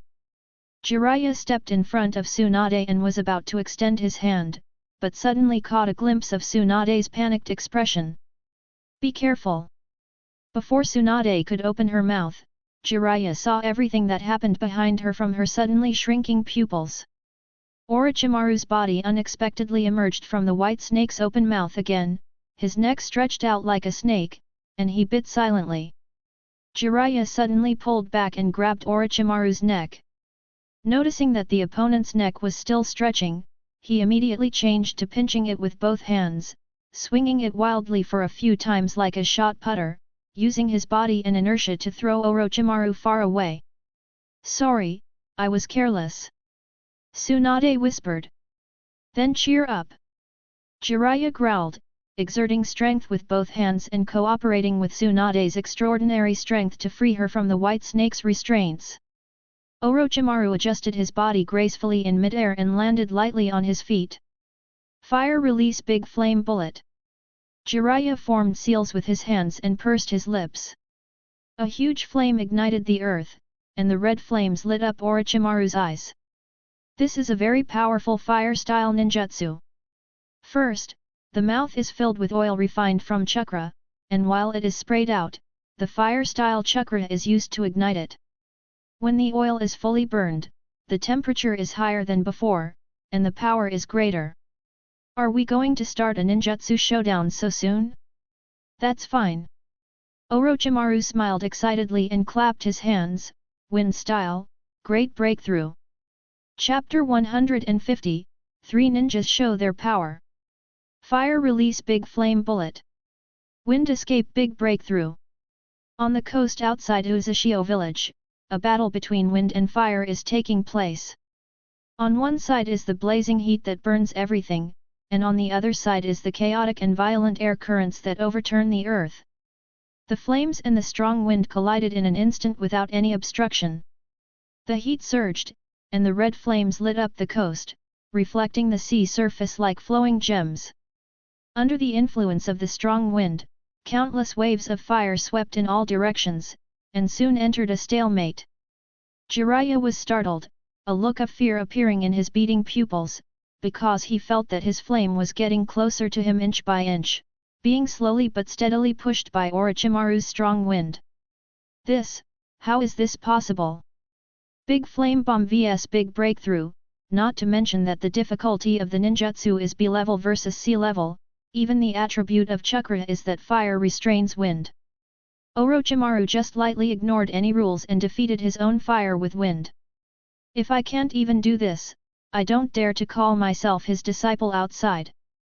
Orochimaru chuckled, and his hand seals suddenly changed. The purple eyeshadow suddenly became narrow and long, and flashed for a moment like breathing. At this moment, the surging air currents became more violent, subtly affecting the power of nature. The winds were howling, like the wrath of God. The stalemate was broken in an instant, and the strong wind blew back with flames like a broken bamboo, like the sea water rushing back. Jiraiya completely lost control of the flames, and his horrified face was illuminated by the flames. Although fire restrains wind in terms of properties, only wind can make the flame stronger.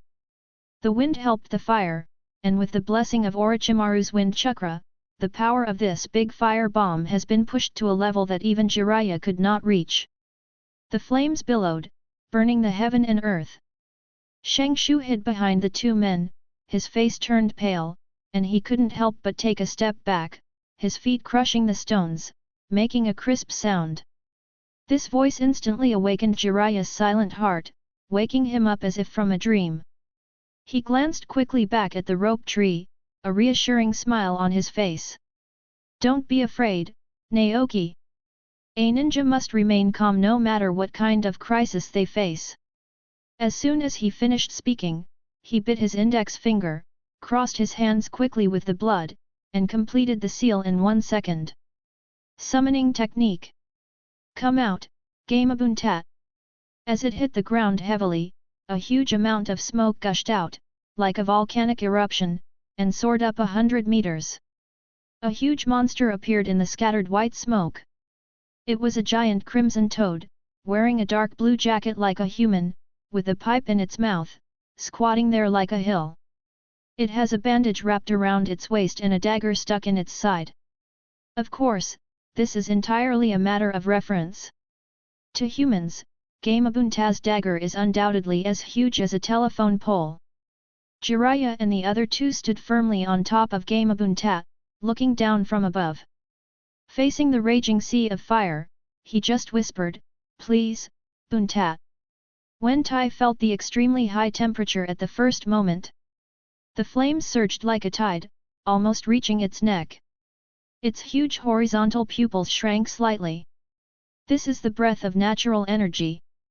It snorted coldly, and its loud voice pierced through the air, making everyone's ears buzz.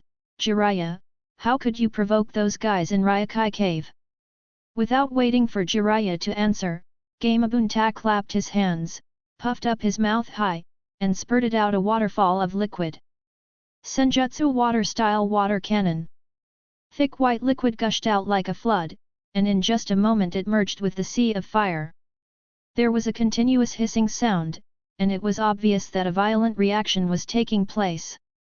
A large amount of white steam suddenly filled the air. This move is a must-have water escape technique for the Myaboku mountain toad.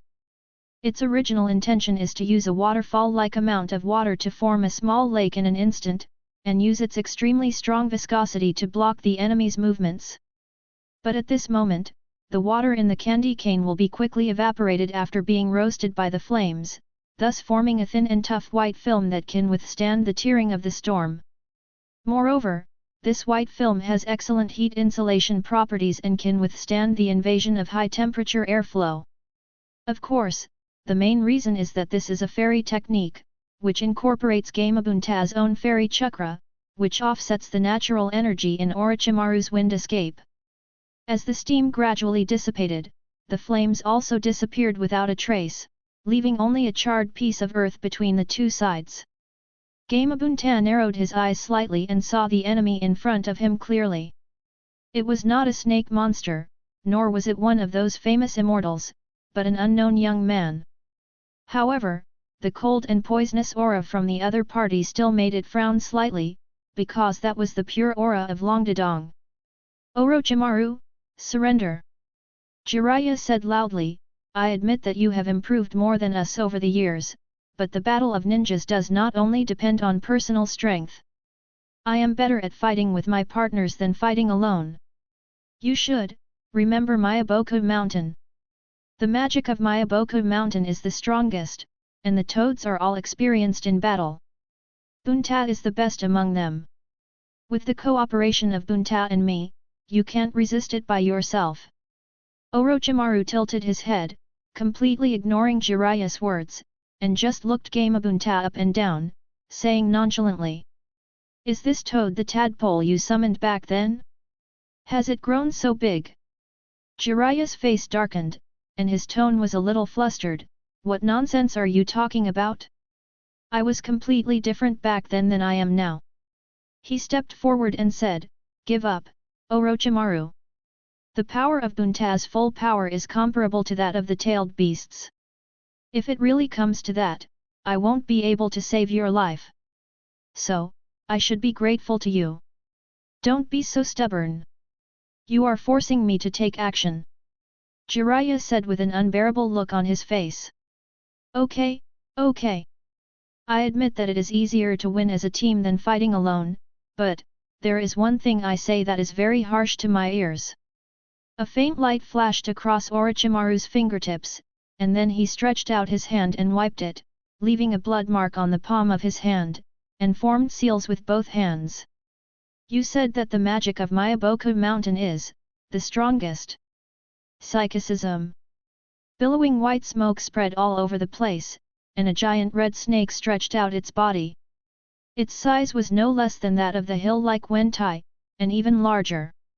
It had sharp fangs, vertical pupils like golden lamps, and scales all over its body that clanked like iron armor. Big Snake Zinnia, here you go. Oh? Isn't this my favorite toad snack? Zinnia spit out his tongue and looked at Gamabunta in front of him, his eyes revealing a long-lost excitement.